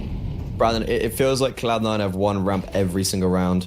I actually don't think we've seen GamerLegion win out like a proper take ramp control, right? That's never actually happened. I think Flammus has once, but he was like towards the top of sandbag rather than pushing to kind of gain all the control. He got a double. That's it. That's the only instance we've seen. So instead, Flammus is going to get a boost. This is control in itself. It is, but you haven't got Volt moving, you haven't got Andu moving on B. They don't really have any info. So now you rely a lot on this boost, getting at least a kill and then get out. I don't know. You do actually have a lot of like Andu is jiggling deep B. Oh, Oh, that molly. mollo. Oh, the nade as well. Oh no. Oh, look at this. They're just bullying GamerLegion. Cloud9 have put ZTR to 14, Flammus to 57. The rotations are here. The flashbangs are great.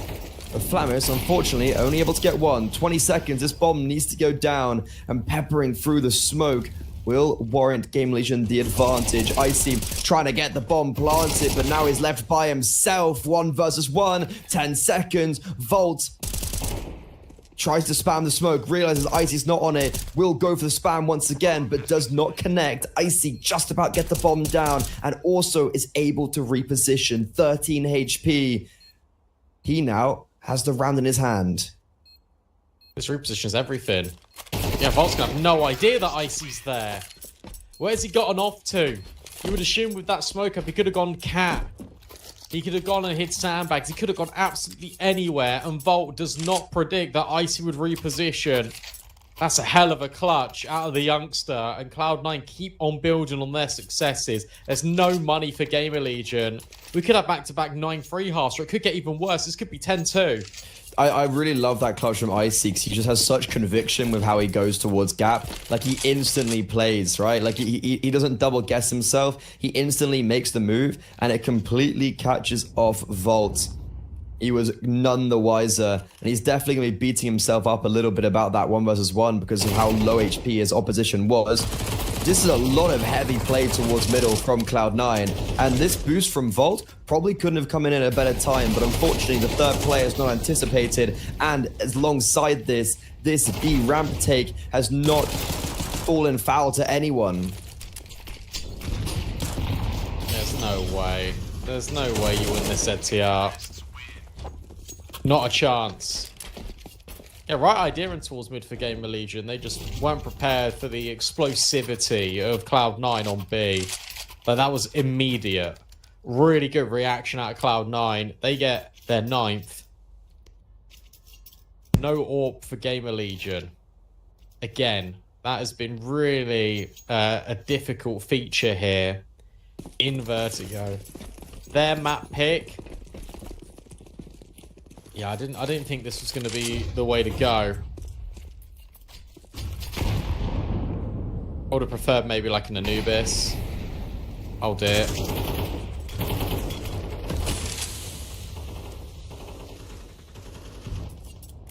Yeah, I saw this video and I was like, damn, they've cooked something, right? No.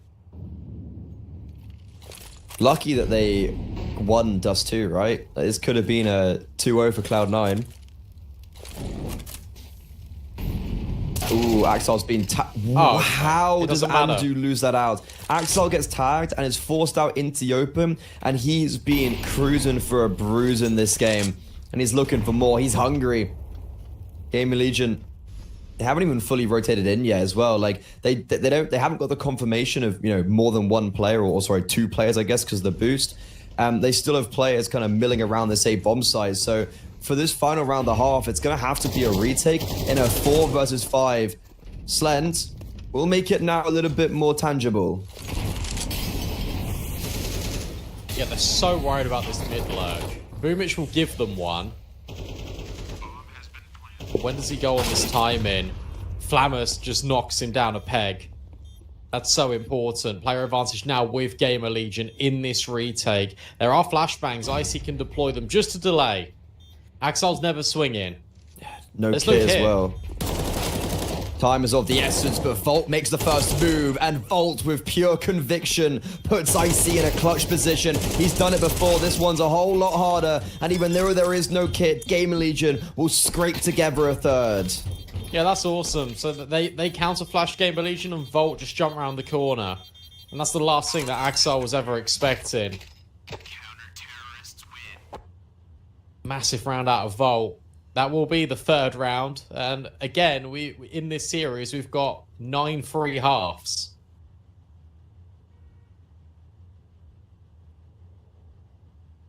Well, in the first map, a 9-3 half didn't look like it was actually going to be enough.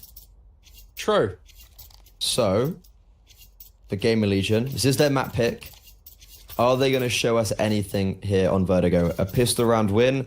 Mandatory. Or at least a bomb down in 2nd round. They are good at comebacks.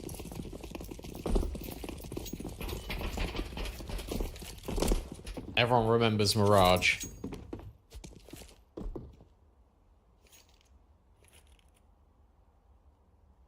Last time we saw Icy on the dual Berettas, he got like 3 kills on short. It's kind of concerning. Heavy God's got the other set. Very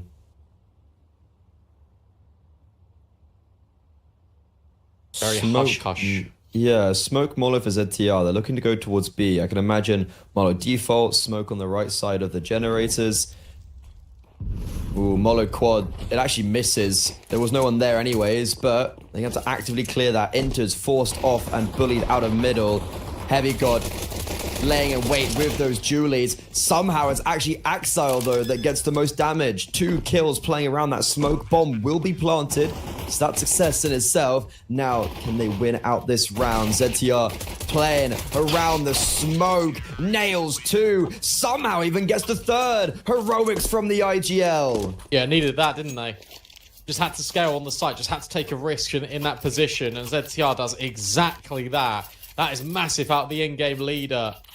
That's exactly what GamerLegion needed. The Cloud9. This time it is them to eco after losing the pistol. You're giving GamerLegion a 5th round here. And MR12, suddenly the comeback always feels possible. It always feels on. It's actually scary how many games result in just sort of comebacks, right? It's just like the new Zonix law. The new 11-4 is a 9-3. ZTR really has saved the day. Like, without that heroics and without him genuinely just fragging down everybody in that round, like, we'd have a very different storyline going into the later stages of this map. But for now, it's Slen trying to get some damage with the MAC-10 to get some money, but unfortunately, he leaves 3 players on a combination of 22 HP. That's a rough one.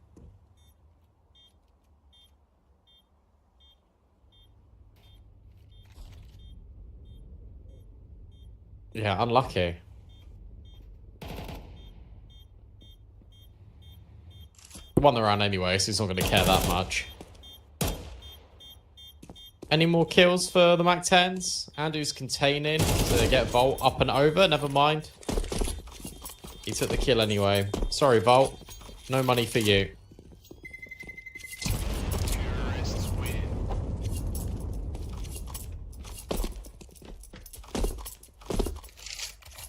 Okay, no warp out. It's interesting, we didn't really see Slen loads with the AWP on the CT side. And even when times that they could have used the AWP, or like they could have bought it, they actively chose to buy the AK. I wonder how that's going to go now on the T side. We did see him purchase the AWP a lot.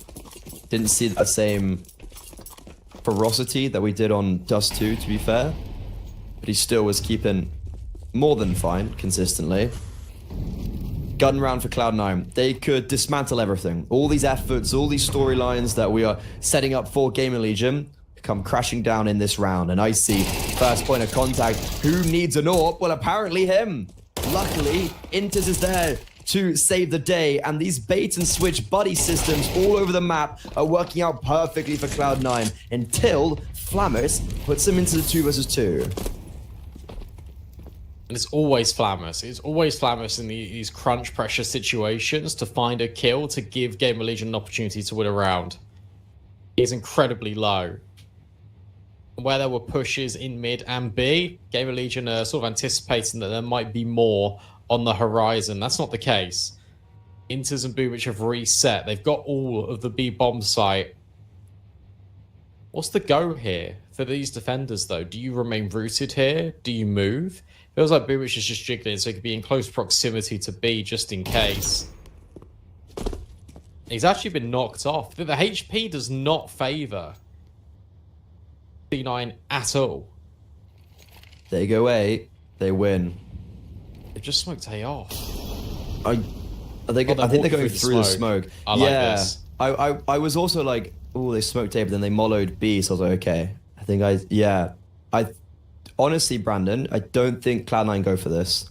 No, you got to save this. Yeah, I think especially because you've committed to the B bomb site. You're like, if they go B, we have a chance to win the round. If they go A, we just got to bite the bullet. So it's far from clean. It's far from easy.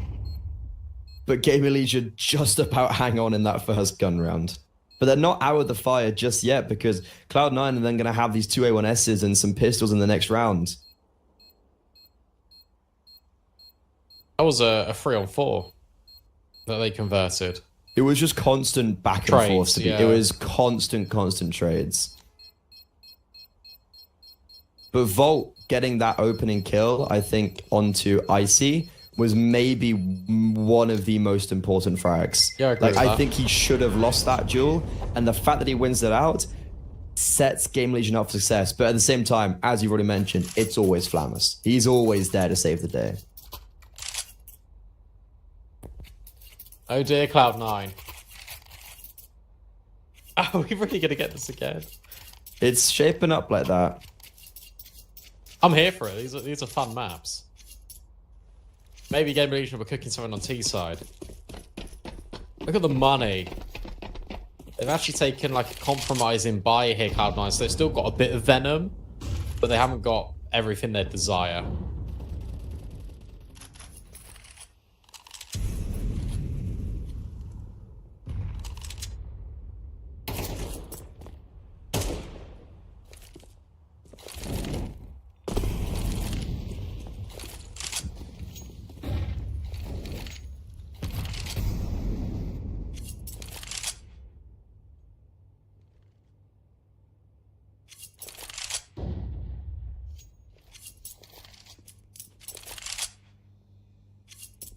Is that Heavy God down B? Yeah. Yeah. That's a position that could really catch GamerLegion off guard. Even though GamerLegion weren't doing very well at taking ramp on the C side, it will at least be able to do on the T side. Like, I'm imagining a wrap towards A. Flammus just takes the jewels. That okay. Classic And Flammus. now this mid, I think they're going to go B off this now because everyone for Cloud9's on A. They've spotted this, but with both rifles down, well, they can go anywhere. I don't think it really matters. Heavy God's advanced position on B did allow them to gamble stack towards A, but GamerLegion gets saved by the fact that they do have those players coming out mid and on a perfect timing. These rounds are all so close. Like 3 players stay alive, sure, but this could have gone very wrong. So it was a 3 versus 4. 10-second ninja. I've seen it before. Not this round. GamerLegion. I think that makes them, yeah, Spark. That's 5 rounds in a row. They're electrified. 9-2 to 9-7.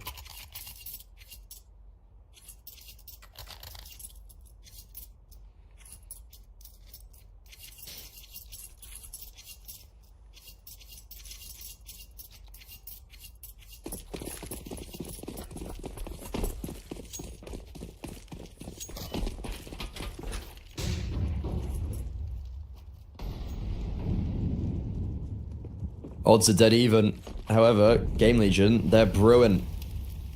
Momentum, this round will be for everything. And a lot of players towards A. Axile initiates the contact, just swings and punishes 2 players. Yeah, and Intis is there again with a trade. That's so necessary for Cloud9. This one feels a lot cleaner. This one feels like they are going to get it and convert it and make it their own. Very important. And that's just Axile just saying, I'm done with this. I'm fighting ramp, guys. Did a great game. Let me have a go. He was really good on the T side. I think very early doors, like he was playing very, very well. 2 versus 4 now though for GamerLegion. Round should be over. How does Icy not hit Not that? either of them. Well, I mean, I guess Slend does connect. Oh my god, Slend. Oh no. Imagine that was a grenade. Volt as well is making some space on B. If he is able in some random world to actually get the kill, this round has plausibility to it, but unfortunately not Slend anymore. gets caught guard. Yeah, okay. They now know where Volt is. He could get the bomb down. Icy though has utility tonight. Gonna come in a little bit too late, but it will be good damage. 50 HP. 1 versus 3. Turn into a 1 versus 2. Icy, remember low HP with the orb. Isolated. Boomage on the left. Volt. Did he spot him? No. Playing still around default. No, I think you did see him. Oh, he's played this perfectly, Volt. Ring around the roses. Boomich, though, expects it. And he reads the brains for Cloud9, gives them double digits. I can't believe that. I can't believe Boomich turns around. Volt 1v3 on I thought Volt had such that. low HP. As soon as he started making that move, you could kind of see it coming into his fashion. But I tell you what, again, Cloud9 from a position of strength, you felt like we're already writing that round off. We're saying, look, GamerLegion not winning it. They make it so incredibly close. And then by the end of the round, we're saying, well, GamerLegion probably should have won it. Unbelievable scenes here on Vertigo. That's so expensive for Cloud9. That's the big highlight here. GamerLegion, sure, they don't win the round, but they do so much damage to that economy.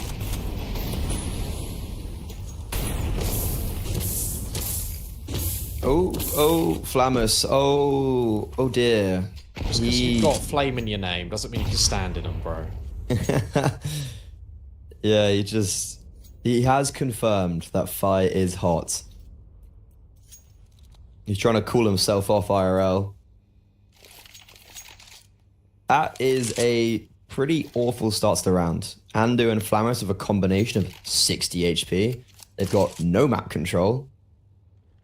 I legitimately don't know what's going on right now for GamerLegion. It's been 50 seconds and we don't have much to show from it, but it's all going to come down to this mid to B. And because of how GamerLegion did just subside on ramp, Cloud9 are all here.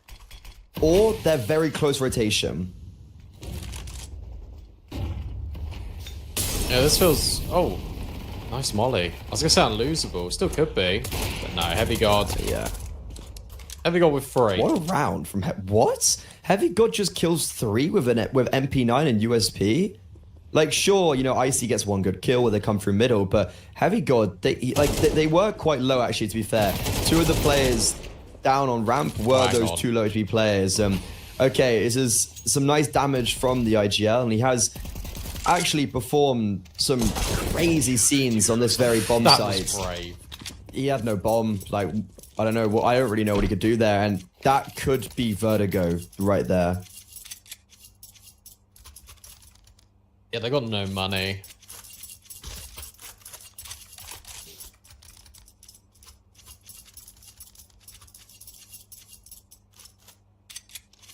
And this one does kind of feel a little bit over.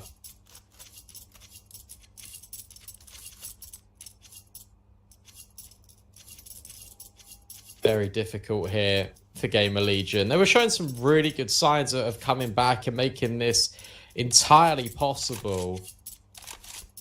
And then it just sort of falls apart. What a shame.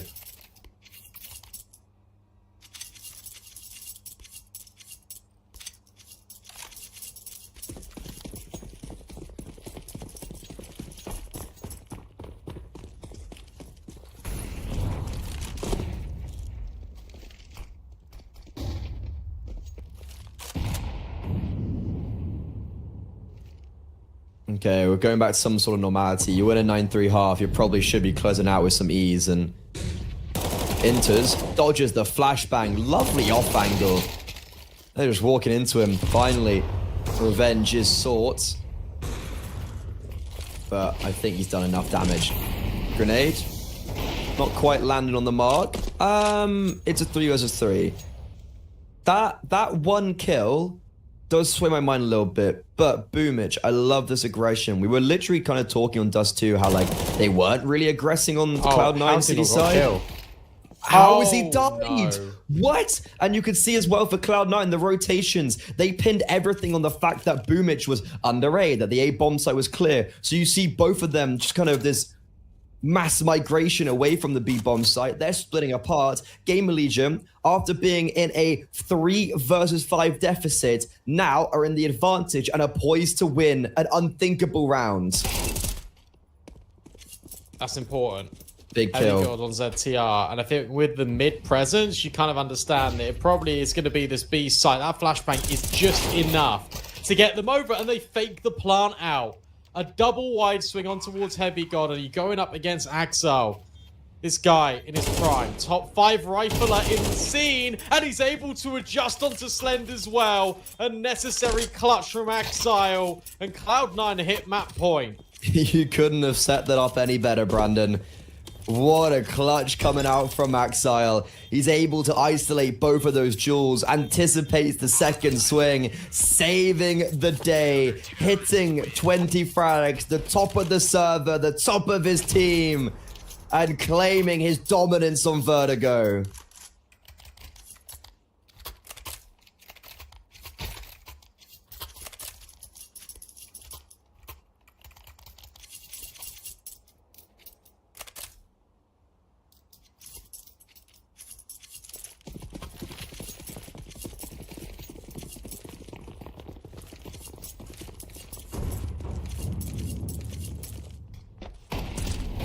Mega clutch, and now it just feels like everything is falling apart. Heavy God finds Andu.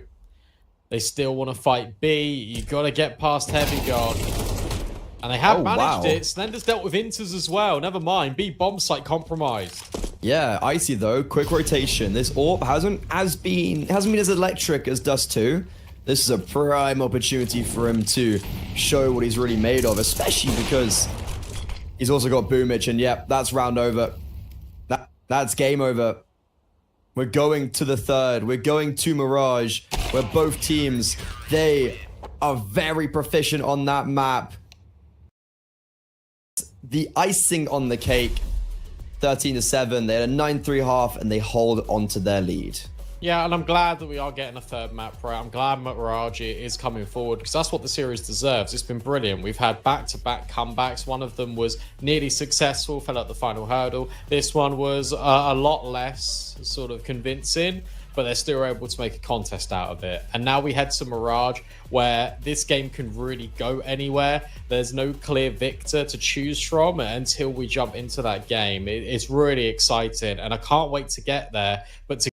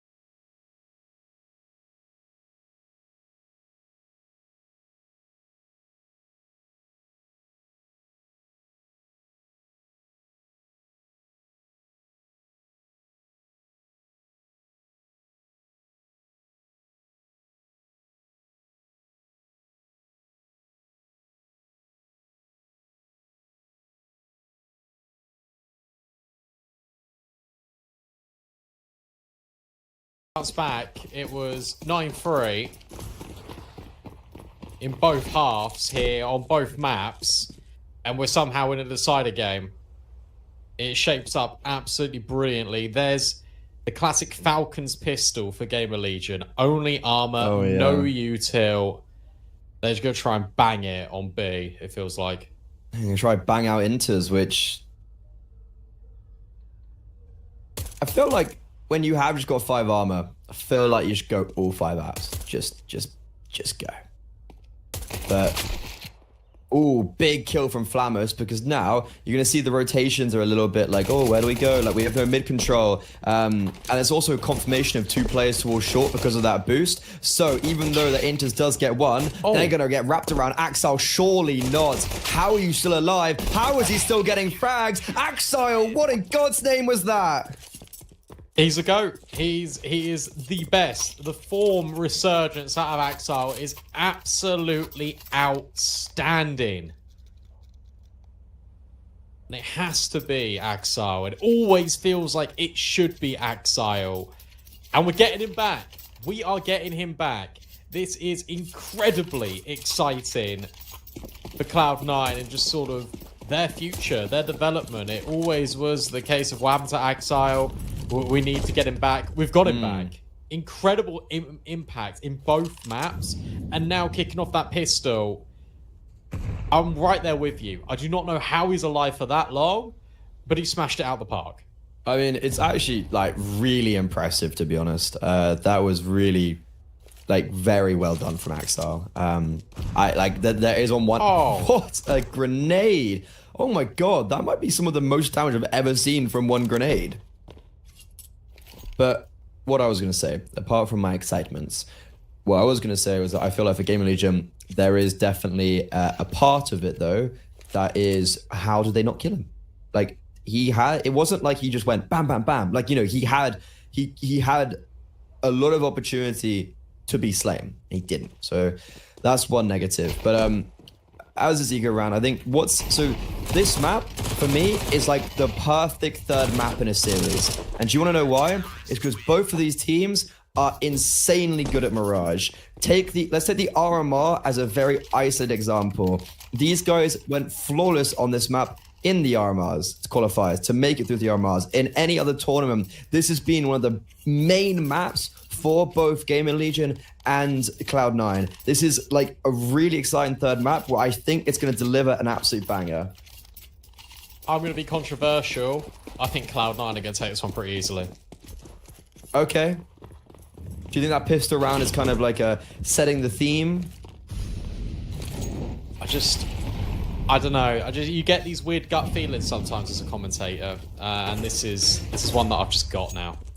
I want to be proved wrong though, because I want this to go like the distance. I want it to be like a banger. But I think Cloud9, there's something in the air about this squad, and I think the fact that they nearly made the comeback happen on Dust 2, the fact that it was a lot more comfortable on Vertigo, it kind of sets it up that way. But Flamus, inevitable. He always is. And Heavy God can't really do anything with this. Another re-smoke in window instantaneously is bonkers. It's really good because it takes a lot of information away from Cloud9. Boomich is pretty much, because I think they're going to try wrap around A. They're going to try utilize Vault in Palace. You can see that ZTR's left mid. He's going to... I would have thought he'd gone towards ramp. I'm interested to see what ZTR does. Is he... Oh, he's faking some B. Okay. He's causing a bit of chaos, and then he's going to come down. So he just threw one flashbang, and you could see that like expended a lot of utility. It kind of forced Boomich away for a little bit. So he was top con. He kind of went back into murder hole. ZTR then picks him off on that late player coming from underpass. And sure, Icy, great position. He's in ramp. It would be great if he had other people alive, but he's completely by himself. And because GamerLegion haven't cleared this out, you can see Vault is like, well, there's probably someone there. And well, there was. Flawless T-side gun rounds. Yeah, brilliant. Just the misdirection there for GamerLegion just gave Cloud9 a little bit of doubt. And it gave GamerLegion that space to work with in mid. And I'm really a big fan of this hunt. It feels like it will be successful as well. There's Andu. Dragon saving an MP9 here for your inters. That feels nicer. That's a Galil. But holding on to it is a different story. You can't really go underpass here. He has made it out. He's okay.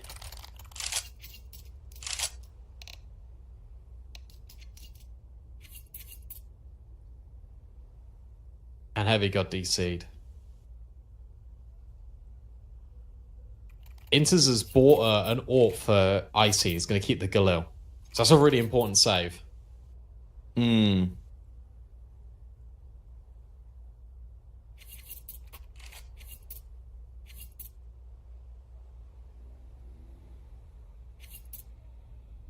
Ago, what was kind of the damning thing for me for GamerLegion was that like that CT side, like they weren't getting anything going. Like it was a 9-3 half to Cloud9. I was like, yeah, that looked like a 9-3 half.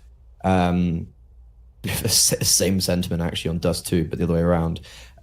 So I do hope to see like actually some back and forth affair. I feel like this series is like the scoreline makes it look like it was close, but in reality they actually weren't whatsoever. We never really had like a competitive half. It was always one side winning out like massively or whatnot. So I really hope we do actually have like GamerLegion playing this great Counter-Strike in middle, and Cloud9 also like utilizing Icy and having him pop off as well. Like, this is a game that deserves a banger third map. That's true. I would like to see it. Icy AWP early, uncontested. Slen doesn't have his. And it was sort of that puggier style of map in Dust 2 in which Icy was finding an awful lot of success. I'm a big part of the Icy fan club. I think Inter's actually been doing really well because whilst he was a little bit rough on Dust 2, Vertigo is playing really well. Here he's 5-1. He's on the same level as Axile. That's very decent. I think that's exactly Inters did farm up on the anti-eco though. I will say. I think that all came from an eco round. Hey. A kill's a kill. But that's a big, important kill for Icy. You were talking about how much you're a big fan of him. Well, right there, he provides. And well, this B-Rap has lost its prong towards short, but Andu and Volt, they make this one possible. Bomb shall be planted. 2 versus 3. There's 2 players coming in from market. Icy does spot out Volt in apartments, but can't land that fatal blow. Boomich this is a really cool reposition towards short. I don't know if they're going to expect this, especially if he comes a little bit later. There is a kit on 2 players, but no utility. Slen swings out and just gives up his life. There's no smoke for the bomb, and Volt has a Molotov. If he plays this one perfectly, this could be a round-winning play. Boomich is just sticking it, diffusing in the flames. He will fall, but Volt does as well. And if Volt had just stayed alive there, that round and that clutch may have actually been winnable. I don't think Boomich was always sticking it, to be honest. Yeah, bro just did an Olafmeister, but on Mirage.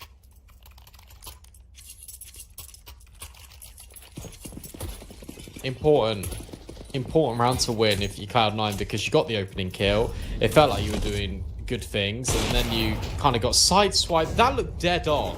That looked dead on from Icy, but it's Slen that punishes. Your AWP dropped on the floor. Inter's only operating with an MP9. Boomich has somehow got a flying kill in all of this. Axel needs this kill with middle. And I don't think he's going to get it. He's going to get forced away. Damage is good, but it's not good enough. Boomich, this is a very bold play, and Andu is going to eliminate him through the smoke. Sure, Slen does miss kind of a sitter on Axel on short, but I don't think it really matters. It's still 4 versus 2. And honestly, Brandon, I'm not too sure what happened that round. There was just a lot of chaos in middle, and GamerLegion seemed to come out on top. What I'm not a fan of, though, is Slend removing himself from the rest of the team and maybe going like hunting with that AWP, and because of that, he's going to lose it, and Inters are going to be able to save it for Icy in the next. Yeah, that's really, really important. I think Inters potentially could have gone, I was going to say under to get the AWP, but no, I think that's the AWP recovered. I can't believe Icy didn't hit that first shot. It looked like it was dead on. Maybe he was just coming out of the movement animation and it wasn't quite on. It doesn't matter. GamerLegion, they take full advantage of it. It's just the quick scaling, and I think where Axel just kind of got lost in all the chaos and towards short, he couldn't get the kills on Connector, which meant that Boomich felt like he had to make a play through Palace. Oh, Boomich had to. Yeah, no, he was dead. Yeah, It was so scrappy. You got by this Cloud9. First stage loss. Yeah. I don't know what the plan... I guess you eco next round. But then I don't know, like, you have an AWP out, you have an A1S. I guess you can get the AWP out actually in round 8 if you full eco next. That would be my thought process, but this round is definitely winnable. It all comes down to Icy. Oh, Volt's playing really late, and he's going to catch Icy off guard. Sure, Slen does die, but I think it's all, like, in the name of the cause, right? Like, that's completely fine. However, maybe it's not fine. We've seen what Heavy God can do with this Deagle. He is so clinical, and now he has to find these last 2 frags with only 14 HP. They know exactly where he is. He has no armor. He cannot miss anything. He has to land 2 sharp shots. And surely, for my sanity, this isn't possible. The nade is just going to kill him. So even though he hits some nice bangers, unfortunately, the rifles and the AWP actually don't do anything. Expensive rounds, and Cloud9, they did eco around those save weapons. I think they have to eco again. What? No, They're going... So Ice got 2k. Yeah, so Icy's the only one that's going to kind of be left limited. I just thought they would have ecoed this round and just taken it on the chin, right? I felt like they should have forced the previous. And then well, I would have been agree, an eco, yeah. I completely agree. Well, Inters is now on a 5-7, and Icy gets the gun. Inters is doing his best Sanji impression. Yeah. Who did him wrong? He's been done so dirty this round. He saves the AWPs. Yeah. Ooh. That's a massive frag. And now also Cloud9, they know it's coming towards the B bomb site. They should have their forces here in time, and it looks like they will, keeping the advantage alive. GamerLegion, they just need to get themselves onto this bomb site, and they finally are getting out of apartments. But look, everybody's here. It's going to be a skirmish, and it's actually Volt to pave the way of success. He doubles down. Boomich can't trade out. Axel, though, still fighting strong from short. Volt can't play. He needs to wait for Slend. But because he waits, Boomich makes his first move, cuts them off with utility, and the nade landing on the Hungarian. A 1 versus 2 where Cloud9 have just grouped together. They're playing the buddy system, but unfortunately, Boomich separates himself. I was going to say Slen did know where he was, but the FAMAS paves a clinical path to a headshot. Shout out Volks, who makes that round look incredibly winnable for GamerLegion. Yep. But I think Cloud9 play it really well, just sort of in that 2v2. Boomich makes his move. Axel gets an important... Yeah, Axel gets an important kill on towards short, and then he doesn't play. And it's Boomich that plays. And in the same vein, as you were sort of setting up, Volt is stuck in the corner and really needed the AWP to bail him out. But because Axel got the kill on towards short, Slen was so tunnel visioned on that, which allowed the room for Boomich, and Volt gets caught with nades in his hand. That's a round that you really don't think you should be losing if you're GamerLegion. And that's why they take 30 seconds to think about things. Cloud9, the money's still in a bit of a weird spot. Yeah, I really, like... I think that Boomich play, like, you're never expecting that, are you? Like, I really don't think that you're thinking that he's going to push up there. I think that is, like, a high risk, very high reward. And, yeah, I think for me, ultimately, it's like, what... Yeah, we had seen more from Slen to bail out Volt after Volt had just bailed out his whole team. I mean, I guess that weird economy from Cloud9 works, but it all works because of Axel. So that round, sure, we're kind of focusing on at the end, but it's all very winnable and made it so it was won because Axel pushes top mid early. And that aggressive one frag allows for everyone to rotate with also the advantage. Oh, that's miscommunication. That's so rough. What is going on? Andu, he just doesn't look at Heavy God. Oh, bye-bye, Flammers. Damn. He got that dog in him. You gotta do that, Heavy God. 1 bullet. Headshot. See you later. Inter's now on the balcony, perched up. Yeah, he's got 2. See? I don't think he's got any. He just got cleared. And now Icy needs to hold strong. Gets rid of Volt that was only on the pistol. And now between as it combined them. ZTR and Slend need to get something cooking. There's a good start. Slend got the kill, and they know he's got the bomb. So crossing back here is going to be tricky. So it relies a lot on his IGL to find success, and he's found Heavy God. That seems like it's a big misplay. And ZTR, even if he dies here, that should be the go sign for Slend. And that's exactly what's going to happen. Oh, he plants for short. Okay. Nearly. Never mind. I was going to say, like, it gives him the go-ahead, which it does, and then he plants for short, which is the one issue. Maybe they think Heavy God was looking towards murder because Boomich was on A, maybe.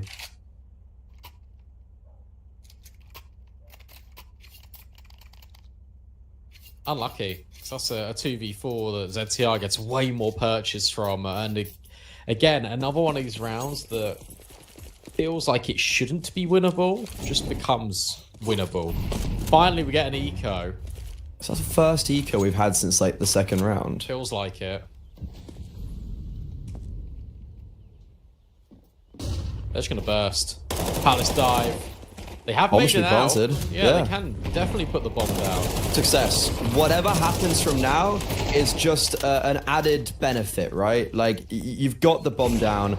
I actually don't know if they're going to get another kill because, look, Cloud9 are all playing together as a five. Look, 1 kill and a bomb down. I'm happy with that result for GamerLegion. Cloud9, they're also the exact same team. Like, this is one of those rounds where both teams come away and go, nice.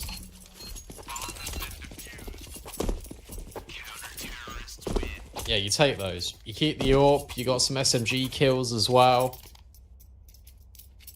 Also, that was a full eco for GamerLegion. I think they literally just had 5 Glocks. They had 1 flash. One flash. Yeah. Yeah, so, yeah, like, they have The everything in fullest this of round. ecos. Yeah. No AWP. I think they could have got it if they wanted to. Yeah, Slend would have had just enough money, I think, for AWP and maybe Kevlar, or maybe that's the reason why he didn't. I think he might have had 5.3 instead. But that's pedantics. The AK's out, and Heavy God, you know, he's probably feeling quite confident, Brandon, and for good reasons. We've seen Axel make plays like this where they've pushed aggressively up, and Axel just throwing down this default utility, but it's actually going to be kind of helping Heavy God if he chose to utilize it, because it forces the GamerLegion players out into the open, and also shaping up this round. Like, GamerLegion, if they lose this, Cloud9 are going to run away with this half. It could be another 9-3. It really could be, which is really annoying to think, seeing how it has been very close. We're not there yet, though. Break on the window. They're just being annoying now, Cloud9. Yeah. They're really just trying to waste time and also just burn seconds sort of off of these mid-smokes. Heavy God needs to be cleared in ladder. ZTR, oh, it's actually Heavy God that just swings straight into him. That's your opening pick. That's a round-winning pick right there. However, that trade, monumental. Great placement of the grenade from Flamus. He's got some space up top connector. Look at Boomich. He's completely out in the open. It won't be Flamus who deals with him, but Axel's not anticipated. I think Flamus gets shot in the side of the head, and he does. Yeah, that's really rough. I think Flamus has just been alive for so long there, he doesn't think someone is going to be in jungle. 2 versus 2. This round still got some legs to it, but unfortunately, Icy is there as the final prong for Cloud9's defense. Andu with 10 seconds. It's going to be one of the clutches of all time, and he can't get past his AWP, which just is singing so true with that big green. You gotta Tech 9 this because you need Slend to be on the AWP for the last round of play. Galil. Really? This surprises me a lot. Yeah, I know. You get the hero rifle and someone that is a rifler. Save your money for that sniper.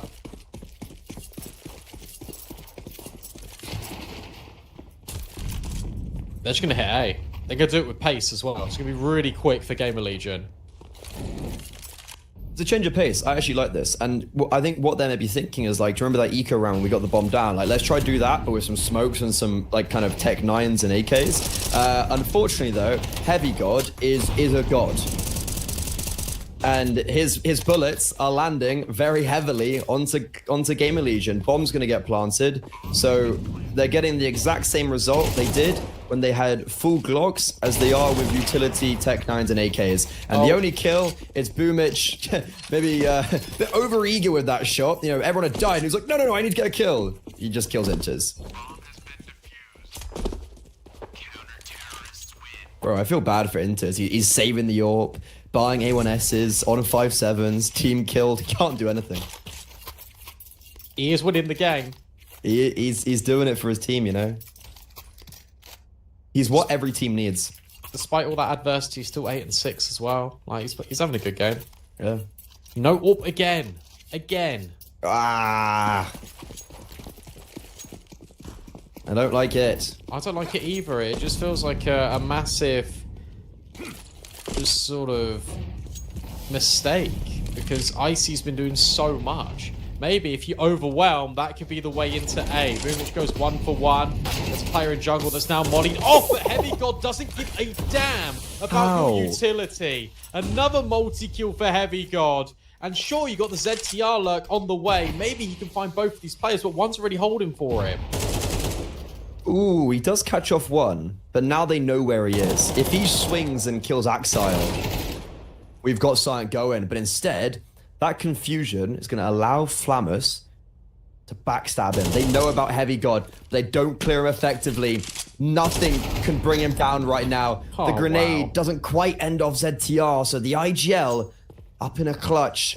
Another 9-3 half is on the cards, but ZTR's played this perfectly. He's going to be walking onto a free B bomb site. Molotov will give away his position, so Inters now knows exactly what's going on. And with a full belt of utility and the HP advantage and a kit, let's see if he anticipates ZTR in apartments. Go stick it, Inters. He wins if he does, right? Yeah, it's not planted. He's got smoke. He's got a nade as well. One nade into towards apartments. It goes towards Van instead. There's the smoke. Got a flash as well. There's the stick. The TR knife out. Missing the opportunity. Inters just diffuses right under his nose. It will be another 9-3 half. And again, it's Cloud9 that come away with the share of it. We have only had 9-3 halves in the first half in this whole series.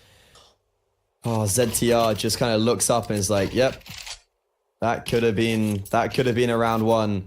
And yeah, I'm you know, like you plant for short and then you post plant towards apartments. Not sure that was the right idea. I don't think that was the right play from him, and kind of that ninja defuse is exactly why it's not planted for you. You have to jump out. Like there's so much time already off the clock when the defuse starts. GamerLegion, the beginning of Mirage looked like we had a game. And ever since then, it's been Axile, Heavy God, Icy. Those three have been on an absolute tear, and no one has been able to bring down this spearhead of a Cloud9 roster. Good setup here. It's a very good setup. 3 defenders in B. You now see 2 of them. Dink for dink, blow for blow. Everyone's full blind. Vault for the bench could be the outlet. And he absolutely is. Heavy God, though, and Boomich have somehow unraveled all of it. And ZTR is scratching his head thinking, we have the perfect setup. And it's just been undone by 2 players. Pretty sure that was a 4 versus 2 as well. It and was. Heavy God just kills 2 players as they're charging through that smoke on short. ZTR, though, has heard Boomich. Unfortunately, though, he's now revealed his position. He has no idea where Heavy God is. And they are just playing with their food. They are not allowing ZTR anything, but the shots, they connect. Heavy God gets annihilated. And the heart to top it all off. Killed with love.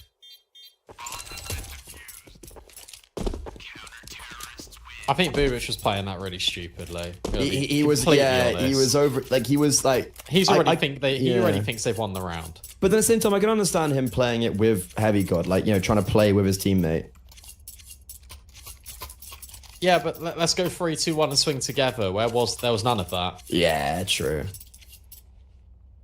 They put themselves in such a winnable position, and then they get shut down. And as always, the 9-3 half gives an opening for a team to come back. This time, though, it will be a forced buy, one in which Flamus has already extracted the only rifle.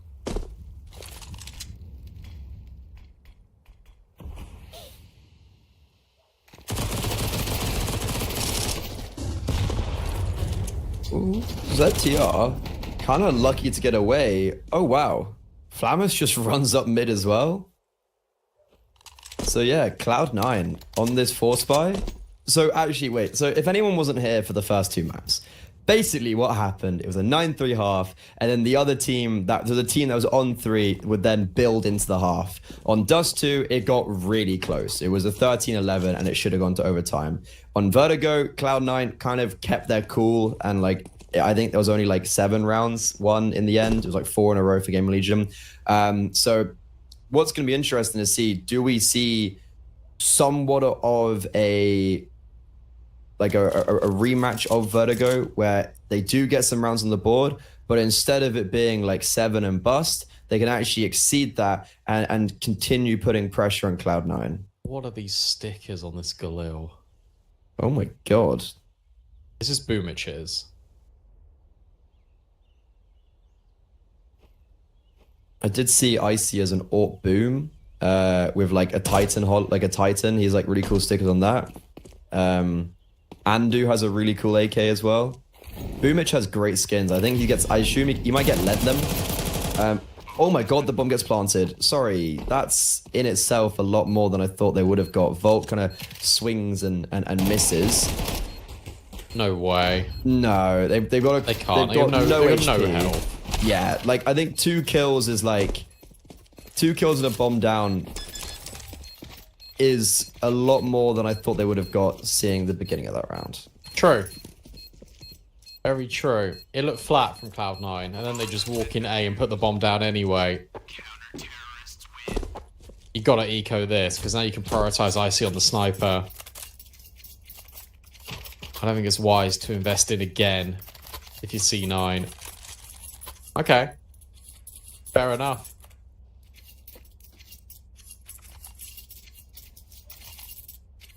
I can see the argument for it. The argument is we just got 2 kills of keeping the economy honest on GamerLegion. We don't want to allow them to come back. But you are putting Axile on a Mac 10. You're delaying the AWP for IC. I don't know how much I like this. We'll have to see if it pays off.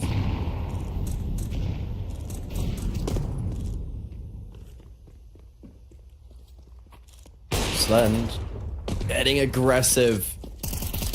That would have been a really sharp opening kill, but instead gonna have to go again. Now smoked off from connector. Where does the AWP reposition? I mean, the AWP could just go window. There's actually no smoke in window, but instead he's gonna go to ticket and play a little bit more passively. Bomb is over in apartments. And I think with how Inters is kind of falling away from A, and players are now regrouping from underpass, I think it's going to be a stack towards. I think it's going to be a stack toward. It's going to be a fight towards B.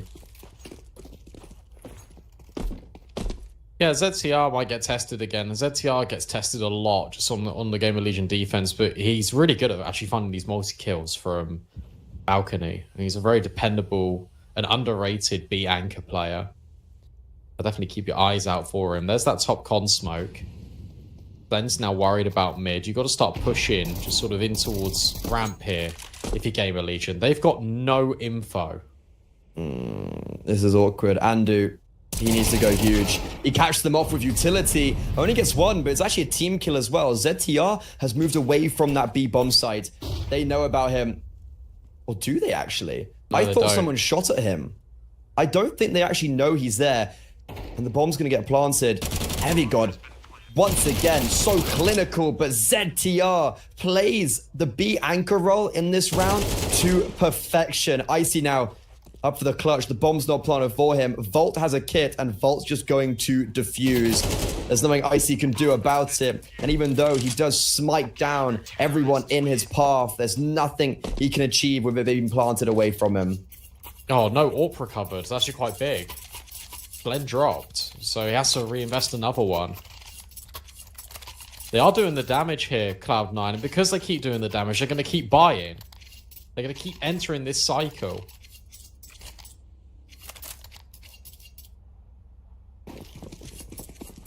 One would be literally all it would take here to break the eco for GamerLegion. It does make a lot of sense why they keep reinvesting now, and because they did it in the previous, it feels like they have to do it again considering the amount of success they just got in that last round. This one is a lot more A-centric. This is going to be an exec immediately out the gate. Good util though. Volt's already got a smoke down Palace. He's going to mollo ramp.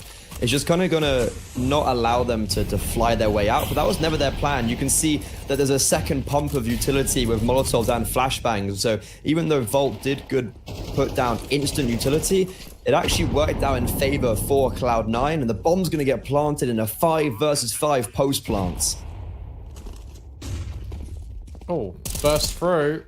Mac 10 trying to take space. A molly to separate them off is perfect. Axai will get 2, and then the Mac 10 round the corner. It's explosive out of Cloud9, and they're not even allowing these players to save. Flamus, last one in top middle. He is out of there, but it's double digits for Cloud9. They got exactly what they wanted.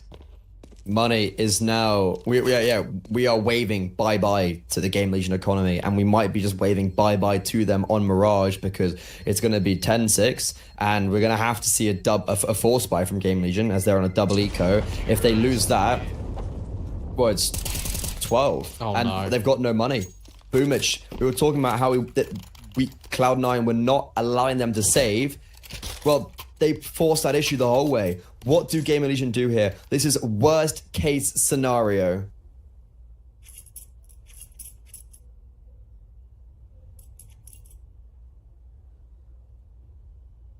I think as soon as you lose those players in ticket, you just got to get out.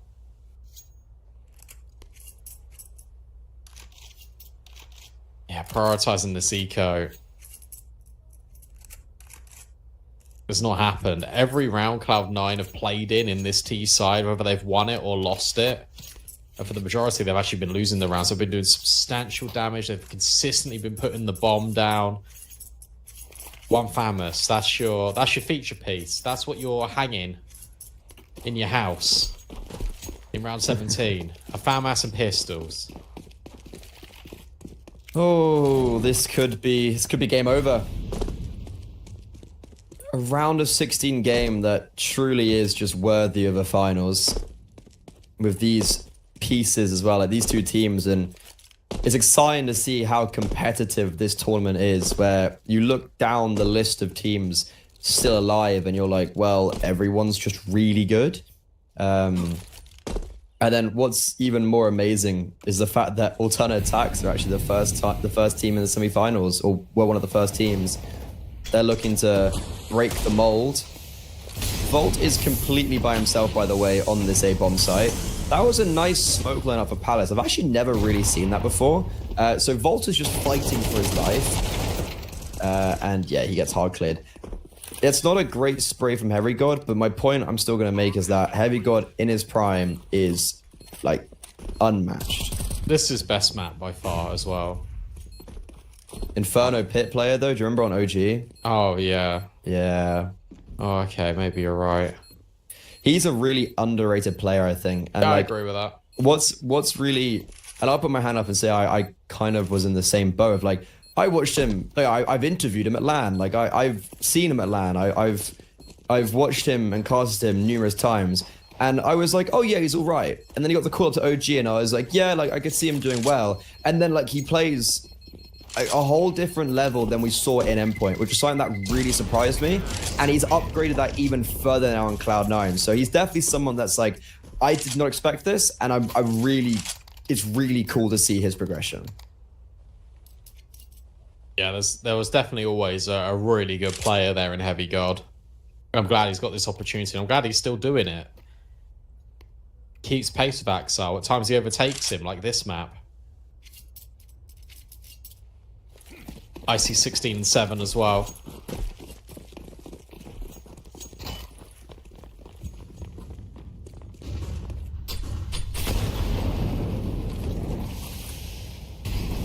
GamerLegion push ramp early. Get a boost up as well for Andu on the FAMAS. This could net him a kill. It does. Even a second. That's massive. And it shows how important these save weapons can be. He's got more to do though. The nade lands on him. But Andu, an unrelenting force. A weapon that everybody says is bad. Andu shows how good it truly can be. And he's still alive. He's still kicking. He's repositioned. And also everybody else is here for the fun. Everyone wants a piece of the pie. And surely Icy and Inters can't fight their way out of this. No, they can't. You can reset and go spawn and go to A if you want, I suppose. But that scope has just been heard. I think they're really hoping that someone from GamerLegion gets curious and tries to clear B apps. Yeah.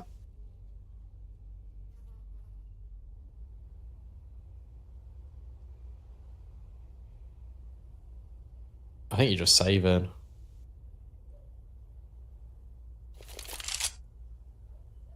Money's not the issue, but it's more the argument of why would you want to give GamerLegion over rifles when they can invest them themselves, you know?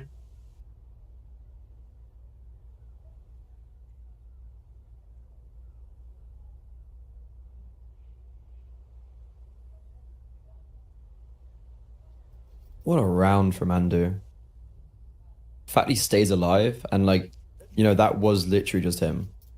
Like he just wins. And this is a theme we were bringing up a lot in Dust 2 of when GamerLegion down in the dumps, you look at the people on your roster and you got like Andu, Flamus as kind of maybe the two primest examples. And you're like, yeah, we can just get bailed out. And we've seen it time and time again. And that's given GamerLegion a lifeline. Can they make anything work with that now? I'll put Volt in that conversation as well.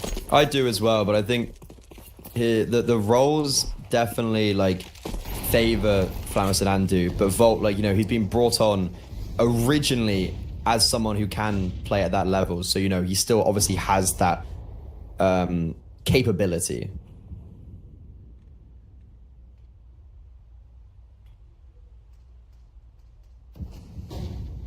What's the move here for Cloud9? It's very default. They've got mid control through Heavy God and Boomage. They're really hoping that someone pushes and gets interested. It's not happening.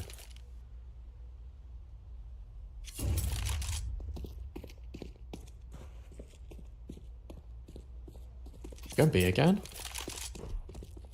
So this is an interesting round from GamerLegion because they've chosen to, you can see there's definitely a gamble towards the A bomb site, and this makes me a little bit worried for ZTR because the closest rotation is in window and it's Andu. And now they definitely have no mid control. So Cloud9 have played this round perfectly. They've just smoked Topcon and window, and GamerLegion have just nothing. Well, timed smoke, but that's just a delay. He doesn't know whether people are here or not. The ZTR makes the read. He gets a rotate over. Andu is on the way. And in the best time possible, ZTR forced away from his original position from that Molotov. A second one as well is going to damage him. ZTR just can't find the right place. Jumping down into him as well. An excellent entry from Heavy God. Andu, we were talking about his rotation. Unfortunately, he's only able to silence one. But now, here comes the cavalry. A 3 versus 3 retake needed for GamerLegion if they still want to keep the dream alive in regulation. Yeah, I see. Oh, I was going to say he was in the power position. He still could be. Just needs to hold this cross. Out the door they go. Boomage is cleared, and Flamus again. Icy follows suit. I don't think he's aware of how low Flamus truly is. Flamus Picked up a kit. Yeah, and now he can potentially try and stick. He's just faking it the entire time. Icy now knows he's off it. He's just playing with him. Flam's got no idea about this reposition. Icy clutches up. That's 3 kills in the round from Apartments. And Cloud9 are up to series point. Icy plays that clutch perfectly by doing nothing. He lets Flammus get into his own head. He lets Flammus just kind of play himself, and that's exactly what happens. If Flammus had just stuck on one of those deeper angles that he was on, he probably would have won the round, but instead he taps the bomb like 10 times. Icy just reads into it perfectly, and he calls the bluff time and time and time again, saving Cloud9. He got brought up onto his team. There were a lot of question marks, but he really has proved himself, and especially in this match, he's been outdoing Slend. However, finally, the Hungarian is now on the board. Yeah, that is a monumental drop-off from Slend, isn't it? But what a time for him to come alive. He's also knows Icy's ramp. I was going to say that he knows that the AWP was ramp. Boomich dealt with. It's going to be a flawless round here for GamerLegion. Oh, you jinxed I it. spoke too soon. But it's a needed round, because like you see... Oh, what's happening there? I don't really know. I think Icy got legged. Okay, well, Icy gets away. Not quite scot-free. Yeah, it's a round where there was like legitimately lack of investments. But you will now hopefully be able to keep a majority stake in this round, and you can then bring everyone alive to round 21. Everyone will be on rifles. And with 30 seconds left, I wouldn't hate the possibility of a safer Cloud9. As much as it's tedious. It was a save 20 seconds ago. Yeah, I'd say as much as it's tedious, I think this is the right play. Yeah, no, I agree, it is. Unfortunately, ZTR will not be able to upgrade his 5.7 because he's deep in Apartments. Imagine if he just flies around this. Oh no, he's going to go get the gun off Boomich's body. Okay, so ZTR will be able to also get a rifle, which is very nice. We're not over yet, Brandon. I think Cloud9 are just going to pump. They're just going to pump A in the next round, because that was the round that worked for them previously. I don't even think you can buy into this. Okay, first stage loss. Okay, you have to. I think A, because A was working really well for them when they did it with sort of like Tech 9s, like 1 AK, 1 Mac 10. It makes the most sense to sort of go and end there, because that's where GamerLegion have really been faltering. B has been on lock. That's not live. Aww. That cuts down all the excitement. We had such a good vibe going on in the server, but it's going to have to be reset.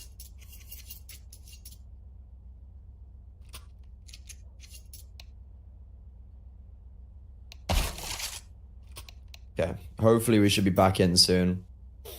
Not sure what the issue was.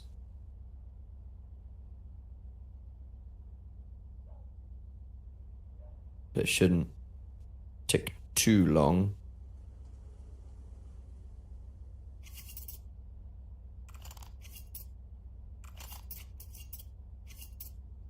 It should be fine. Do we see overtime possible?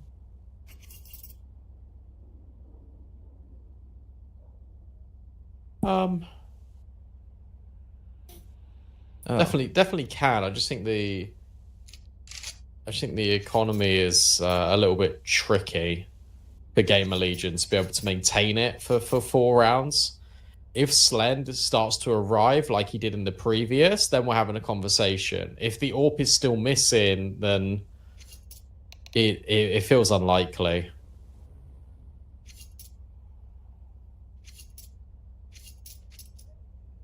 Well, there seems to be an internet issue with one of the players. I'm not sure what the delay might be like.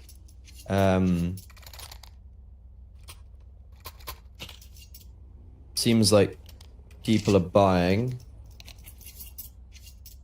Yeah, I think we should be getting back into this very soon then. There we go. Also, guys, even though this is a very exciting game, stick around. Bet Boom versus Monty next. That's equally going to be a banger. Yeah, I'm really fascinated to watch that one, because there's a lot of questions that I sort of have for both Bet Boom and Monty. More Monty. Yeah. Here's the A play.